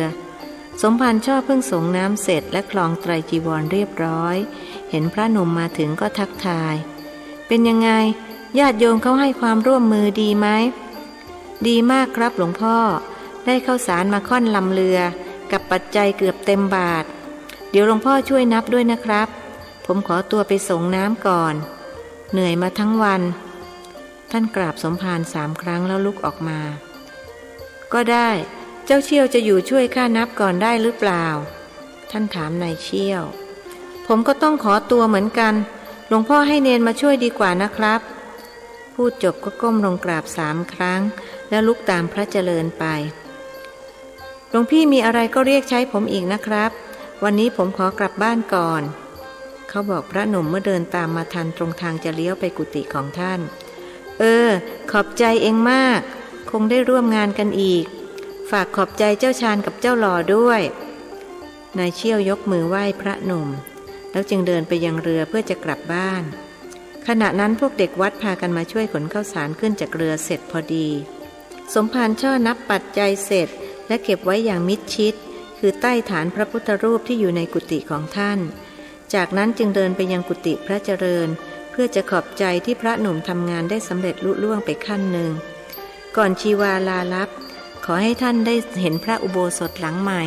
ตั้งเด่นเป็นสง่าอยู่ในวัดพรหมบุรีญาติโยมจะได้กล่าวขานว่าเป็นผลงานของสมภารช่อท่านเองก็จะได้นอนตายตาหลับไม่ต้องห่วงหน้าพะวงหลังเหมือนดังสมภารองค์ก่อนๆพระเจริญส่งน้ำเสร็จเรียบร้อยเห็นสมภารมาหาถึงกุฏิจึงลงมาต้อนรับนิมนต์หลวงพ่อขึ้นไปคุยกันข้างบนก่อนเถิดครับอันที่จริงหลวงพ่อไม่น่าต้องลำบากมาเองให้ลูกศิษย์มาตามผมไปพบที่กุฏิก็ได้ไม่เป็นไรหรอกฉันก็อยากจะมาดูว่าเธออยู่ยังไงสะดวกสบายดีไหมหรือว่าขาดเหลืออะไรก็ให้บอกท่านคิดว่าจะต้องเอาใจพระหนุ่มรูปนี้เป็นพิเศษด้วยประจักษ์แล้วว่า เขาจะเป็นผู้ที่ทำให้การงานของท่านสำเร็จได้ดังใจหวังสมภารช่อขึ้นมานั่งบนกุฏิคิดว่าจะอยู่คุยสักประเดี๋ยวค่อยกลับได้ปัจจัยมากไหมครับหลวงพ่อพระหนุ่มถามท่านคิดว่าคงได้หลายร้อยช่างเพราะก่อนขึ้นไปบนบ้านนายยูซุปท่านได้100ช่างแล้วและหลังจากทำพิธีไล่ผีเสร็จพวกชาวพุทธที่อยู่บนบ้านก็พากันบริจาคเป็นการใหญ่ด้วยศรัทธาที่ท่านปราบผีสำเร็จได้ตั้ง500ช่างแน่สมทบกับของเดิมที่ฉันสะสมไว้อีก200ช่างรวมเป็น700แต่เงินทั้งหมดที่เราต้องใช้จ่ายตั้ง40,000ตอนนี้มีอยู่50,000กว่ายังขาดอีกตั้ง34,000กว่าแล้วจะลงมือสร้างเมื่อไหร่ครับก็คงต้องรอให้เงินครบเสียก่อนฉันก็เห็นแต่เธอนี่แหละที่จะช่วยได้คนอื่นคงจะพึ่งพาไม่ได้ประเภทบวชเสียเข้าสุขท่านถือโอกาสตำหนิพระลูกวัดหมายเอาใจพระเจริญแต่นั่นกลับทำให้พระหนุ่มได้เห็นสัจธรรมจึงรำพึงในใจว่าใครช่วยเขาได้เขาก็ว่าดีใครช่วยไม่ได้ก็ถูกหาว่าบวชเสียเข้าสุขมนุษย์ก็เป็นเสียอย่างนี้ใจคิดอย่างหนึ่งแต่ปากพูดอีกอย่างว่าอาจารย์เชยบอกว่าจะสร้างเสร็จภายใน2 ปีแต่ผมว่าไม่น่าเป็นไปได้เพราะนี่ก็จะครบปีแล้วเพิ่งได้เงินแค่50,000กว่าเท่านั้นพระหนุ่มออกวิตกจะเป็นไปได้หรือเป็นไปไม่ได้ก็ขึ้นอยู่กับความสามารถของเธอฉันเชื่อในคำทำนายของอาจารย์เชยแล้วก็เชื่อในวาสนาบารมีของพระเจริญโยมยายของเขาออกร่ำรวยคงจะช่วยพระหลานชายสร้างจนเสร็จนั่นแหละสมภารชอบพยายามพูดให้กำลังใจพระหนุ่มแต่หลวงพ่อก็ทราบดีว่าโยมยายของผมเป็นคนขี้เหนียวขนาดไหนตอนอยู่บางม่วงหมู่เขารู้กันทั้งตำบลเดี๋ยวนี้ย้ายมาอยู่ตลาดปากบางคนก็รู้กันทั่วทั้งตลาดทำไมถึงย้ายล่ะอยู่บางม่วงหมู่ก็สบายดีไม่ใช่หรือสบายดีครับแต่ตอนหลังๆโจรผู้ร้ายชุกชุมทั้งปล้นทั้งฆ่าไม่เว้นแต่ละวันโยมยายจึงชวนโยมพ่อขายบ้านช่องวัวควายแล้วย้ายมาอยู่ตลาดปากบางเงินที่ขายได้ก็นำมาซื้อที่ปลูกห้องแถวอยู่กันถึงจะคับแคบแต่ก็ปลอดภัยจากโจรผู้ร้ายครับหลวงพ่อมนุษย์เรานี่มันแย่ลงไปทุกวันนะเธอนะฉันหมายถึงพวกโจรที่เที่ยวเบียดเบียนชาวบ้านร้านถิ่นเขาน่ะคนพวกนี้มันไม่มีศีลมิฉะนั้นก็คงไม่มาเป็นโจรนั่นสิครับแค่คนเรามีศีล5ก็จะไม่เบียดเบียนกันโยมยายของผมถึงจะตระหนี่ถี่เหนียวแต่ก็ไม่เคยเบียดเบียนใครเพราะรักษาศีลอย่างเคร่งครัดโยมพ่อกับโยมแม่ก็เช่นกันแต่นับวันคนรุ่นนี้ก็จะลดน้อยลงไปคนรุ่นใหม่ก็ไม่ดำเนินรอยตามคนรุ่นเก่าในอนาคตคนจะทุศีลกันมากขึ้นครับโยมยายเล่าว่าเมื่อเลยกึ่งพุทธกาลไปแล้วคนจะไม่ค่อยปฏิบัติตามคำสอนของศาสนาเพราะสัตว์นรกมาเกิดมากคนพวกนี้หน้าตาเป็นมนุษย์แต่จิตใจเป็นสัตว์นรกจึงไม่คิดสร้างความดีพวกเขาจะสร้างความเดือดร้อนวุ่นวายให้กับสังคมอีกไม่กี่ปีข้างหน้าก็จะถึงกึ่งพุทธกาลคนดีจะล้มหายตายจากไปคนชั่วจะมาแทนเด็กที่เกิดหลังปี 2500 จะเอาดีไม่ค่อยได้เพราะส่วนใหญ่เป็นสัตว์นรกมาเกิดพระหนุ่มเล่าขานตามที่ฟังมาจากโยมยายก็ต้องตามแต่กรรมของเขาคนเราถึงจะมาจากนรกแต่ถ้าจะกลับเนื้อกลับตัวเริ่มต้นสร้างความดีในชาตินี้มันก็ไม่สายเกินไปแต่ถ้าเขาไม่สร้างความดีสร้างแต่ความชั่วช้าพอตายก็ไปตกนรกอีกเวียนว่ายอยู่อย่างนี้ไม่มีวันจบสิ้นความดีทำยากนะครับหลวงพ่อผมว่าคนที่จะทำความดีต้องฝืนใจส่วนความชั่วทำง่าย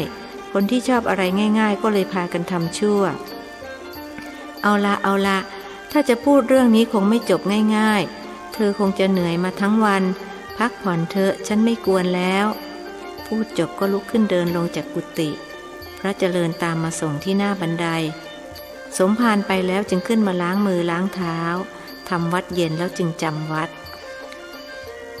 อาจเป็นเพราะจิตคุ้นคิดถึงเรื่องการสร้างพระอุโบสถพระหนุ่มเลยฝันไปว่าได้คุยกับอาจารย์เชยแห่งวัดคลองมะขามเท่าอาจารย์บอกผมว่าจะสร้างโบสถ์เสร็จภายใน2 ปีคงเป็นไปไม่ได้หรอกครับผ ราะยังขาดเงินอีกตั้ง34,000 กว่า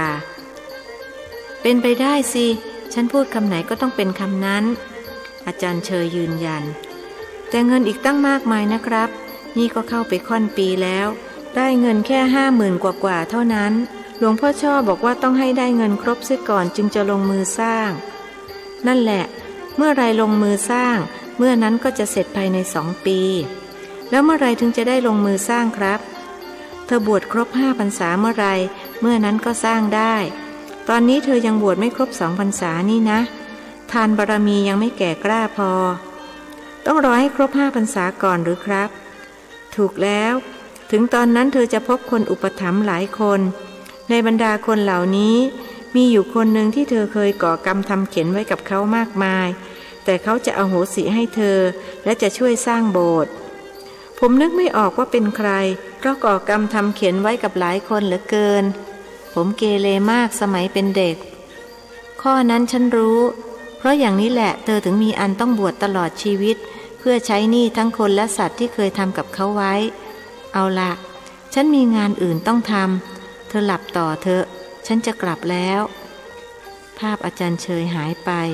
พระหนุ่มรู้สึกตัวตื่นลุกขึ้นนั่งมองซ้ายมองขวาก็พบแต่ความมืดไม่มีแม้เงาของอาจารย์เชยจึงรู้ว่าฝันไปกระนั้นก็รู้สึกปลอดโปร่งโล่งใจอย่างประหลาด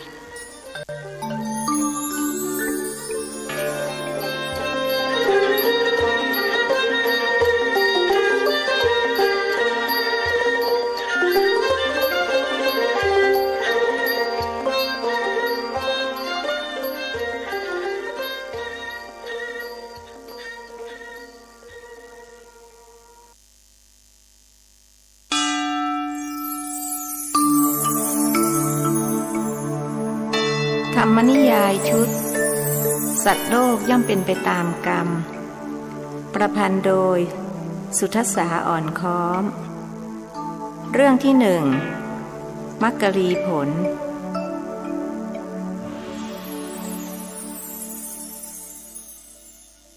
บทที่73ตะแปะเหลงหวย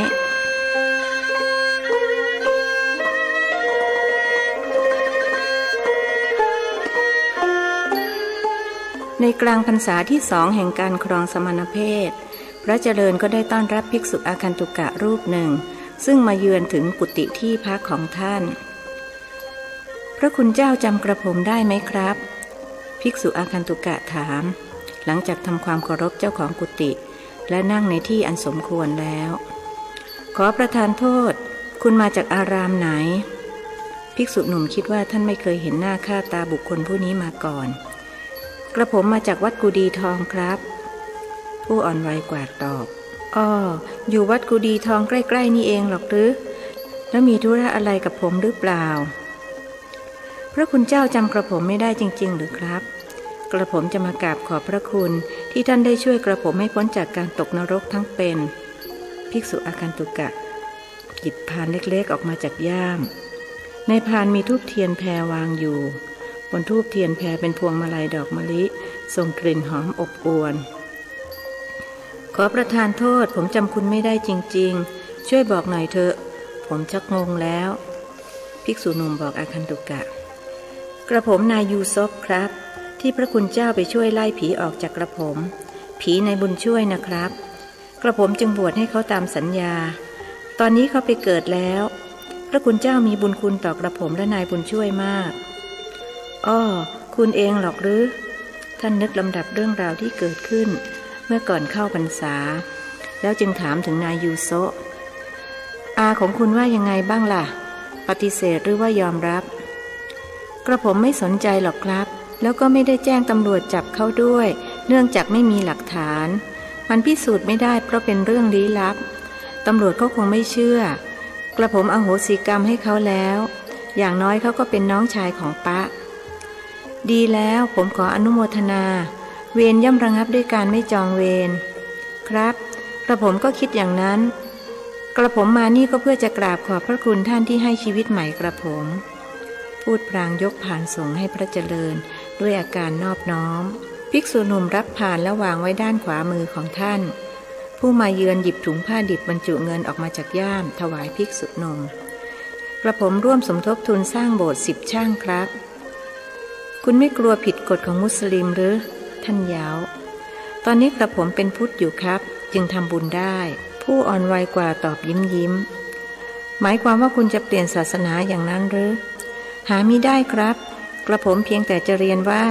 ขณะที่กระผมเป็นพระภิกษุกระผมก็เป็นพุทธต่อเมื่อศึกษาลาเพศจึงจะกลับไปเป็นมุสลิมตามเดิมเราต้องกตัญญูต่อบรรพบุรุษใช่ไหมครับกระผมเกิดเป็นมุสลิมก็ต้องเป็นมุสลิมตลอดชีวิตแต่ที่ต้องมาเป็นพุทธชั่วคราวก็เพราะความจำเป็นดังที่ท่านทราบคุณคงสบายขึ้นนะดูหน้าตาผ่องใสจนผมจำไม่ได้ตอนพบกันครั้งแรกคุณซีดเซียวผอมเหลืองจนหน้าตกใจท่านยังจำภาพเหล่านั้นได้ติดตาแทบไม่น่าเชื่อว่าชายหนุ่มผอมเหลืองคนนั้นจะกลายเป็นคนเดียวกับภิกษุหน้าตาผ่องใสที่นั่งอยู่เบื้องหน้าท่านเพราะความเมตตาของพระคุณเจ้านั่นแหละครับไม่เช่นนั้นกระผมคงตายไปแล้วพูดอย่างสำนึกในบุญคุณอย่าคิดว่าเป็นบุญเป็นคุณอะไรเลยคนเราเกิดมาก็ต้องช่วยเหลือเกื้อกูลกันไปนี่คุณก็อุตส่าห์นำปัจจัยมาช่วยผมสร้างโบสถ์ต้องขอขอบคุณเป็นอย่างสูงกระผมเพียงแต่จะตอบแทนพระคุณซึ่งน้อยนิดมากหากเทียบกับที่ท่านได้ช่วยชีวิตกระผมแม้จะศึกษาลาเพศแล้วกระผมก็ขอประวารณาว่าจะรับใช้พระคุณเจ้าตลอดไปหากมีอะไรจะให้กระผมรับใช้โปรดอย่าได้เกรงใจนะครับขอบใจที่เอื้อเฟื้อผมขออนุโมทนาเงียบกันไปครู่หนึ่งภิกษุอาคันตุกะจึงถามขึ้นว่าพระคุณเจ้าจะบวชตลอดชีวิตเลยหรือครับผมตั้งใจอย่างนั้นแต่จะทำได้อย่างที่ตั้งใจหรือไม่ยังไม่รู้เพราะเป็นเรื่องอนาคตโลกนี้ไม่มีอะไรแน่นอนหรอกคุณครับกระผมก็ว่าอย่างนั้นแต่กระผมก็ขออนุโมทนากับพระคุณเจ้าที่ตั้งใจจะบวชตลอดชีวิตเสียดายที่ศาสนาของกระผมไม่มีนักบวชมิฉะนั้นกระผมก็จะเลือกเป็นนักบวชเหมือนอย่างท่านกระผมชอบความสงบผู้อ่อนวัยพูดจากใจจริงคุณลำบากไหมที่ต้องมาบวชผมหมายถึงว่าคุณต้องฝืนใจตัวเองมากไหมเพราะคุณเป็นมุสลิมก็ไม่ลำบากเท่าไหร่ครับกระผมปรับตัวได้อย่างเรื่องการขบฉันปกติมุสลิมเขาไม่บริโภคเนื้อสุกรแต่เมื่อมาบวชกระผมเลือกไม่ได้ก็ต้องทำตามคนอื่นๆเขากระผมพยายามปฏิบัติตามพระวินัยอย่างเคร่งครัดพูดแล้วอย่าหาว่านินทานะครับพวกชาวพุทธเสียอีกที่ละหลวมหลอดแหละอย่างที่วัดของกระผมมีพระหลายรูปที่ละเมิดพระวินัยกระผมเห็นแล้วก็เศร้าใจที่เขาไม่ซื่อสัตย์ต่อพระพุทธเจ้าชาวพุทธที่เป็นฆราวาสก็เหมือนกันไม่ค่อยจะรักษาศีลแค่ศีล5ก็รักษาไม่ได้พระคุณเจ้าอย่าโกรธนะครับที่กระผมพูดตรงไปตรงมาผมไม่โกรธหรอกเพราะมันเป็นอย่างนั้นจริงๆผมเองก็รู้สึกว่าคนมุสลิมเขาเคร่งศาสนามากกว่าคนพุทธชาวพุทธส่วนใหญ่มักตั้งอยู่ในความประมาทถึงตัวผมเองตอนก่อนบวชก็เป็นอย่างนั้นเหมือนกันเพิ่งจะมารู้ดีรู้ชั่วเมื่อตอนเป็นพระนี่แหละแต่บางคนบวชแล้วก็ยังไม่รู้ดีรู้ชั่วนะครับพระคุณเจ้าผู้อ่อนวัยกว่าแย้งนั่นสิคนพวกนี้เขาเรียกว่าบวชเสียเข้าสุขบาปมากนะสู้เป็นคฤหัสถ์ยังบาปน้อยกว่าถึงผมจะเป็นชาวพุทธแต่ผมก็ไม่ได้เข้าข้างชาวพุทธด้วยกันใครผิดก็ต้องว่าไปตามผิดครับกระผมเองก็ไม่เข้าข้างมุสลิมที่ทำความผิดทุกศาสนาก็มีคนดีคนชั่วปะปนกันไปนะครับพระคุณเจ้าถึงศาสนาอิสลามก็มีคนชั่วเหมือนกันตัวอย่างเช่นอาของกระผมเป็นต้นก็แล้วแต่กรรมของเขาศาสนาสอนให้ทำความดีแต่บางคนเลือกที่จะทำความชั่วก็ต้องแล้วแต่กรรมของเขาท่านย้ำอีกครับกระผมมารบกวนเวลาท่านนานแล้วเห็นจะต้องกลับเสียทีก่อนลาสิกขากระผมจะมากราบพระคุณเจ้าอีกกระผมลาละครับพระยูซฟกราบพระเจริญ3 ครั้งแล้วจึงเดินกลับไปยังวัดกุดีทองซึ่งอยู่ห่างจากวัดพรหมบุรีไปทางทิศใต้ประมาณ5 กิโลเมตร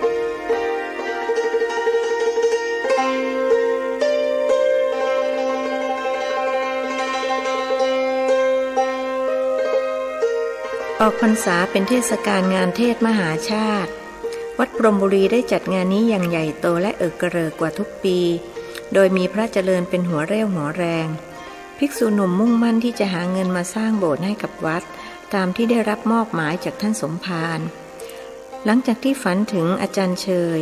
ท่านค่อยเบาใจว่ายังมีเวลารวบรวมปัจจัยอีกหลายปีขณะเดียวกันก็จะรอดูว่าจะพบคนอุปถัมภ์เมื่อท่านบวชได้5 พรรษาจริงหรือไม่โยมบิดาและโยมมารดาของท่านรับเป็นเจ้าภาพกันชูชกส่วนโยมยายรับเป็นเจ้าภาพกันกุมารปรากฏว่ากันกุมารได้เงินมากเป็นพิเศษทั้งนี้ทั้งนั้นก็ด้วยความคิดอันเฉียบแหลมของพระเจริญกล่าวคือก่อนถึงวันเทศ3 วันท่านได้จัดขบวนออกเรี่ยไรไปตามตลาดและบ้านคนมีชูชกกับ2 กุมารร่วมอยู่ในขบวนด้วยคนเป็นชูชกคือครูชิ้นซึ่งบัดนี้ได้เลิกเหล้าอย่างเด็ดขาดและในพรรษาก็ได้มารักษาอุโบสถศีลที่วัดทุกวันพระครูชิ้นในบทชูชกแสดงได้ถึงอกถึงใจคนชมพวกเด็กๆถึงกับใช้ก้อนอิฐก้อนดินขว้างปาทำให้คนที่อยู่ในขบวนต้องคอยห้ามปรามตัวชูชกนุ่งผ้าจงกระเบนสีขาวแบบพราหมณ์ไม่ใส่เสื้อใช้แป้งโรยศีรษะให้ดูขาวเหมือนผมงอกมือข้างหนึ่งถือไม้เรียวทำด้วยแขนงไผ่หวดขวับๆไปในอากาศทำทีว่าตี2 กุมารมืออีกข้างหนึ่งถือเชือกซึ่งปลายข้างหนึ่งผูกติดกับข้อมือกันหาปลายอีกข้างหนึ่งผูกข้อมือชาลีตัวกันหาชาลีเป็นคู่แฝดชายหญิงหน้าตาน่าเอ็นดูอายุประมาณ6 ขวบไว้ผมจุกทั้งคู่2 กุมารเดินร้องไห้ตามหลังชูชกไปบางครั้งก็ถูกชูชกหันมาดุด่าด้วยท่าทางเกรี้ยวกราดพวกเด็กๆพากันสงสาร2 พี่น้องจึงไปขอเงินพ่อแม่มายื่นให้นายเชี่ยวกับนายชาญถือบาตรรับเงินจากหนูน้อยคู่แฝดอีกทีหนึ่งส่วนพระเจริญเดินนำขบวนอยู่ข้างหน้าขบวนแห่ชูชกและ2 กุมารออกเรี่ยไรชาวบ้านร้านถิ่นอยู่3 วันครั้นถึงวันที่4ซึ่งเป็นวันเทศสมภารช่อรับเทศกันชูชกซึ่งแม้ผู้เทศจะค่อนข้างแก่แต่อาศัยที่เคยเป็นนักเทศเก่าซุ้มเสียงและลีลาจึงยังคงประทับใจคนฟังส่วนกันกุมารพระเจริญรับเทศเองถึงจะเป็นการเทศครั้งแรกแต่เพราะได้มีการเตรียมตัวมาอย่างดีประกอบกับท่านถูกโยมยายบังคับให้ฟังเทศมาตั้งแต่เด็กประการหนึ่งชอบดูลิเกเป็นชีวิตจิตใจและเคยตีระนาดให้ลิเกเล่นอีกประการหนึ่งจึงทำให้ท่านเทศได้ถูกอกถูกใจคนฟังอย่างเหลือเกินบทพระเวสสันดรก็พูดเสียงหนึ่งบทกันหาก็ทำเป็นเสียงเด็กผู้หญิงบทชาลีทำเสียงเด็กผู้ชายทำให้คนฟังเพลิดเพลินเหมือนได้ฟังลิเกจากวิทยุถึงบทโศกก็ทำเสียงเศร้าจนคนฟังร้องไห้โยมยายของท่านอุตส่าห์ให้ลูกหลานพยุงมาฟังเทศถึงที่วัดด้วยความที่อยากฟังพระหลานชายยิ่งกว่านั้นยังติดการเทศเป็นเงินถึง100 ช่างครั้นเทศจบพระหลานชายจึงลงจากธรรมาสน์และเดินไปหาโยมยายซึ่งนั่งฟังอยู่หน้าธรรมาสน์ช่างเทศเก่งเหลือเกินพ่อคุณพ่อทูลหัวของโยมยายวัย90ชมพระหลานชายวัย22รู้สึกภาคภูมิใจจนน้ำหูน้ำตาไหลอาตมายกความดีให้โยมยายจ้ะเป็นเพราะโยมยายผูกขาบังคับให้ฟังเทศตั้งแต่เด็กๆอาตมาเลยเทศได้นี่ถ้าไม่มีโยมยายคอยอบรมสั่งสอนอาตมาคงก่อกรรมทำเข็ญไว้มากกว่านี้ท่านพูดจากใจจริงหวนคิดถึงความหลังคราใดก็ให้เสียใจครานั้นเสียใจที่ได้ประมาทพลาดพลั้งทั้งที่มีโยมยายคอยห้ามปรามเรื่องมันผ่านไปแล้วและเดี๋ยวนี้ท่านก็ทำให้โยมภูมิใจในตัวท่านมากโยมหมดห่วงแล้วถึงตายก็คงนอนตายตาหลับโยมยายติดกันเทศเท่าไหร่จ๊ะท่านเปลี่ยนเรื่องถาม100 ช่างจ้ะตั้งแต่เกิดมาโยมไม่เคยทำบุญมากๆอย่างครั้งนี้อีฉันก็เทกระเป๋าติดกันเทศเลยแหละจ้ะแม้ท่านเทศดีเหลือเกินสตรีที่นั่งข้างๆโยมยายชมเปาะพวกสาวๆพยายามที่จะสบตาแต่ว่าพระหนุ่มไม่ยอมสบตากับสาวใดแม้แต่แม่ประยงเจ้าของแหวนเพชรเม็ดงามวงนั้น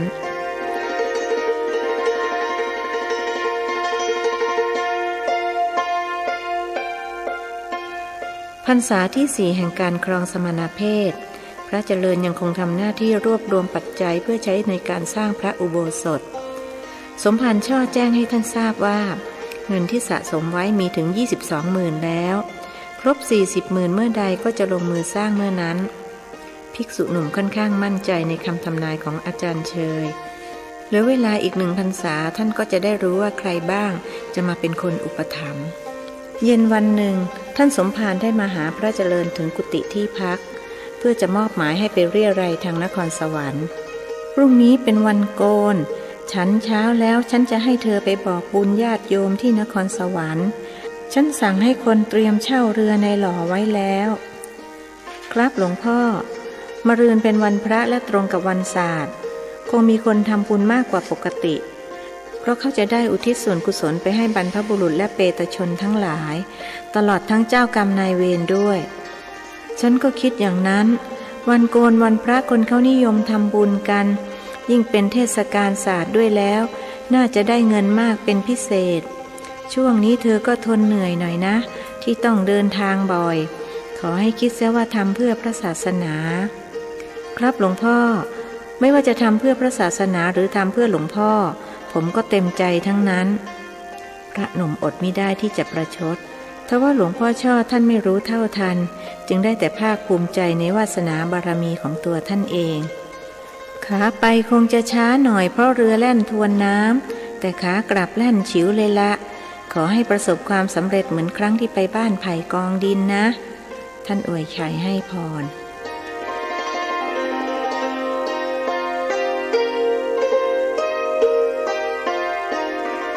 เช้าตรู่วันรุ่งขึ้นพระเจริญออกบิณฑบาตตามปกติเมื่อท่านเดินออกประตูหน้าวัดมาถึงต้นแมงเม่าก็ต้องประหลาดใจที่เห็นคนห้อยตรงเตงอยู่ใต้ต้นครั้นเดินไปดูใกล้ๆจึงพบว่ามีคนมาอาศัยต้นแมงเม่าเป็นที่ผูกคอตายตาถลนออกมาจากเบ้าดูน่าเกลียดปากอ้าลิ้นห้อยยาวลงมาประมาณ1 คืบแม้จะอยู่ในเพศสมณะหากท่านก็ยอมรับว่าภาพที่เห็นช่างน่าเกลียดน่ากลัวจนต้องเบือนหน้าหนีพระหนุ่มเกิดความลังเลตัดสินใจไม่ถูกว่าจะออกบิณฑบาตตามปกติหรือว่าจะกลับเข้าวัดไปเรียนหลวงพ่อช่อให้หาคนมาเอาศพลงหลวงพ่อช่อท่านเลิกบิณฑบาตมาร่วมปีแล้วเพราะเดินไม่ค่อยไหวญาติโยมที่เป็นลูกหลานนำอาหารมาถวายที่กุฏิทุกเช้าท่านจึงไม่เดือดร้อนเรื่องการขบฉันอาจจะรู้สึกเดือดร้อนบ้างก็ตรงที่มิได้ปฏิบัติตามพระวินัยด้วยพระวินัยบัญญัติไว้ว่าพระภิกษุจะต้องออกบิณฑบาตโปรดสัตว์ทุกเช้าอันถือเป็นหน้าที่ที่ต้องปฏิบัติในที่สุดภิกษุหนุ่มก็ตัดสินใจเดินกลับเข้าวัดท่านตรงไปยังกุฏิสมภารและแจ้งให้ทราบเรื่องมีคนผูกคอตายที่ต้นแมงเม่าหลวงพ่อช่อใช้ลูกศิษย์ไปตามชาวบ้านที่อยู่ข้างวัดมาช่วยกันเอาศพลงเสียงใครคนหนึ่งพูดขึ้นว่าอ้าวนี่มันตะแปะเหลงห้วยลุงเจ๊เจียนี่นาเจ๊เจียที่ขายของอยู่ในตลาดปากบางนะหรือพระเจริญถามเพราะท่านรู้จักโยมเจียแต่ไม่เคยเห็นหน้าตะแปะเหลงห้วยครับหลวงพี่แกมาจากเมืองจีนมาอาศัยอยู่กับเจ๊เจียหลายปีแล้วพูดไทยไม่ได้แล้วแกก็ไม่คบหาสมาคมกับใครเลยไม่ค่อยมีคนรู้จักบุรุษผู้นั้นบอกกล่าวแล้วทำไมโยมถึงรู้จักแกล่ะผมไปบ้านเจ๊เจียบ่อยมีธุระนิดหน่อยเขาไม่กล้าบอกว่าไปจีบลูกสาวเจ๊เจียลูกสาวเจ๊เจียสวยทั้ง2 คนทำให้เขาตัดสินใจไม่ถูกว่าจะรักคนไหนดีจะรักคนพี่หรือก็เสียดายคนน้องถ้าเช่นนั้นโยมช่วยไปบอกโยมเจียให้มาจัดการเรื่องศพด้วยจะเผาหรือฝังตามธรรมเนียมจีนก็สุดแล้วแต่เขาท่านถือโอกาสสั่งการครู่ใหญ่ๆเจ๊เจียก็ร้องไห้ฟูมฟายมาที่วัดเห็นสภาพศพน่าเกลียดน่ากลัวแกเลยไม่กล้าเข้าใกล้ได้แต่รำพึงรำพันว่าโธ่อาแปะทำไมเลือกมาคิกซั่งอย่างนี้อยู่กับอ้วลิลีก็หนีมาผูกคอตายแล้วใครจะตักน้ำให้อ้วใช้ว่าที่ลูกเขยซึ่งเป็นคนไปตามรู้สึกอดรนทนไม่ได้จึงพูดขึ้นว่าอ้อนี่เจ๊ห่วงตัวเองหรอกหรือนึกว่าห่วงอาแปะที่แท้ก็กลัวจะไม่มีคนตักน้ำให้อาบเจ๊เจียรีบแก้ตัวว่าอ้วไม่ไล่ให้อีตักเฉยๆนะอ้วจ้างอีวังละ5 สลึงต้องหลังอีขอครึ่งเป็น5 บาทแต่อ้วไม่ยอมแกอาจน้อยใจเลยมาผูกคอตายบุรุษนั้นสันนิษฐาน ไม่ใช่แน่ๆคงไม่ใช่เพราะอัวอีคงมีเรื่องไม่สบายใจพอดีกับเจ้าหน้าที่ตำรวจมาถึงเจ๊เจียยิ่งกลัวความผิดที่จริงแกคิดอย่างเดียวกับบุรุษนั้นแต่กลัวจะถูกจับขังคุกจึงต้องปฏิเสธไว้ก่อนผู้ตายเป็นอะไรกับเจ๊เจ้าหน้าที่ซักเจ๊เจียอีเป็นอาแปะอัวเป็นพี่ชายของเจียอีมาจากเมืองจีนเป็นคนต่างด้าวหรือแล้วมีใบต่างด้าวหรือเปล่าอ้วไม่รู้อีหนีมากับเตียพอเตียอ้วตายอ้วก็เลี้ยงอีมาตั้งหลายปีเลี้ยวแล้วทำไมอีผูกคอตายเจ๊ไปว่าอะไรให้อีเจ็บช้ำน้ำใจหรือเปล่าเจ๊เจียกลัวจนปากคอสั่นรีบปฏิเสธเป็นพลวันว่าเปล่าอ้วเปล่าลี่อย่ามาผูกซีซัวอย่างงั้นมังไม่ลีถ้าเช่นนั้นแกจะผูกคอตายทำไมผู้ตายมีเรื่องทะเลาะเบาะแว้งกับใครหรือเปล่าไม่มีอีไม่คบกับใครเจ๊เจียไม่กล้าบอกว่าลุงของแกกินยาฝิ่นขโมยเงินแกไปซื้อยาฝิ่นวันละ5 บาทภายหลังแกจับได้จึงเก็บเงินไว้อย่างมิดชิดอาจเป็นสาเหตุนี้ก็ได้ที่ทำให้ตาแป๊ะต้องฆ่าตัวตายแล้วทำไมผู้ตายจึงคิดสั้นเจ๊คิดว่าจะเป็นการฆาตกรรมหรือเปล่าผมหมายถึงว่าผู้ตายถูกฆ่าแล้วเอาศพไปแขวนไว้เป็นการอำพรางคดีคงไม่ใช่อย่างนั้นหรอกคุณตำรวจดูจากสภาพศพแล้วแกต้องผูกคอตายตาโปนลิ้นห้อยออกอย่างนั้นพระเจริญรีบบอกเพราะท่านก็เคยเรียนตำรวจมาเหมือนกันถ้าไม่ชิงลาออกเสียก่อนป่านนี้คงได้เป็นนายร้อยหรือนาย200ไปแล้วผมเพียงแต่ซักไปอย่างนั้นเองครับหลวงพี่ตำรวจรีบแก้ตัวด้วยเกรงจะเสียเหลี่ยมผลการสอบสวนยังสรุปไม่ได้ว่าผู้ตายทำอัตวินิบาตกรรมด้วยสาเหตุอันใดเจ๊เจียปฏิเสธทุกข้อหาเพราะกลัวความผิดเจ้าหน้าที่ตำรวจจึงไม่ได้ข้อมูลอะไรจากแกมากนักเจ๊เจียรับจะจัดการเรื่องศพ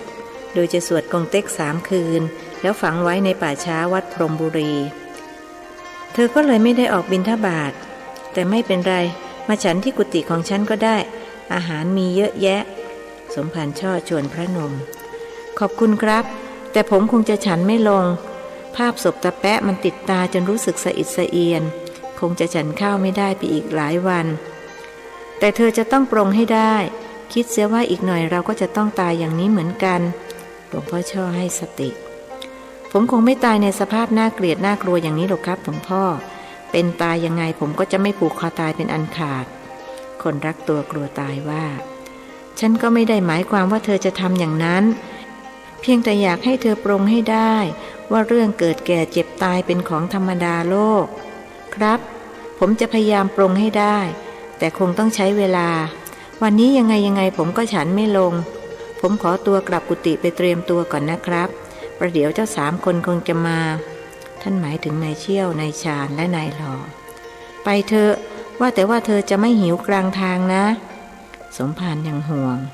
บุคคลผู้นี้มีความหมายต่อท่านมากจึงต้องอาทรเขาหน่อยไว้ให้โบสถ์เสร็จเสียก่อนจึงค่อยไม่อาทรรับรองครับผมยังหนุ่มยังแน่นคงไม่เป็นลมตายเสียก่อนแต่ถ้ามันจะเป็นก็สุดแล้วแต่เวรแต่กรรมดีแล้วปรงให้ได้อย่างนั้นน่ะดีแล้วสมภารชมไกลๆพระหนุ่มกราบท่าน3 ครั้งแล้วจึงเดินกลับกุฏิท่านเริ่มจะรู้สึกถึงความทุกข์ของการเป็นพร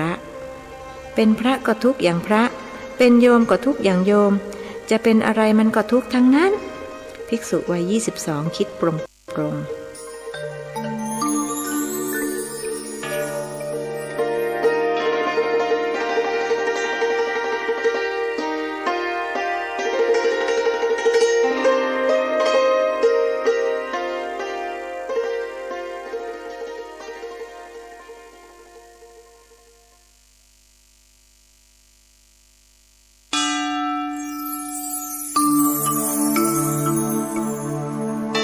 ธรรมนิยายชุดสัตว์โลกย่อมเป็นไปตามกรรมประพันธ์โดยสุทัสสาอ่อนค้อมเรื่องที่1มักกรีผลบทที่74สมภารมด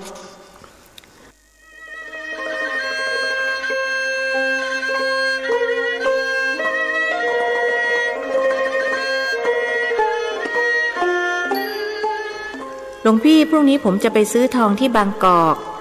นิมนต์หลวงพี่ไปเที่ยวด้วยนะครับนายหล่อมานิมนต์ถึงกุฏิที่พักตอนสายวันหนึ่งทองที่เมืองสิงห์ไม่มีแล้วหรือเองถึงต้องไปซื้อถึงบางกอกพระเจริญถามเป็นธรรมเนียมของคนบ้านนอกที่นิยมไปซื้อทองในเมืองกรุงมีครับแต่คุณภาพมันคงสู้ของบางกอกไม่ได้เขาเล่าลือกันว่าจะซื้อทองดีต้องยี่ห้อโต๊ะกังเยาวราชหลวงพี่ไปเป็นเพื่อนผมหน่อยนะครับเองไม่มีเพื่อนหรือทำไมไม่ชวนเจ้าเชี่ยวกับเจ้าชาญไอ้สองคนมันไปน่ะสิครับผมถึงได้อยากให้หลวงพี่ไปด้วยจะได้พร้อมหน้าพร้อมตากันอีกครั้งถ้าเช่นนั้นก็ต้องไปเรียรัยด้วยหรือว่าข้าจะได้พบคนอุปถัมภ์เพราะนี่ก็บวชมาได้5 พรรษาแล้วท่านนึกถึงคำทำนายของอาจารย์เชยศิษย์ก้นกุฏิของหลวงพ่อสุขวัดคลองมะขามเท่า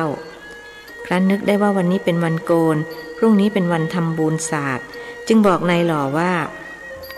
สงสัยข้าจะไปไม่ได้เสียแล้วพรุ่งนี้ตรงกับวันศาสตร์ท่านเข้าใจว่าไปเรือซึ่งจะต้องค้างคืนอย่างน้อย1 คืน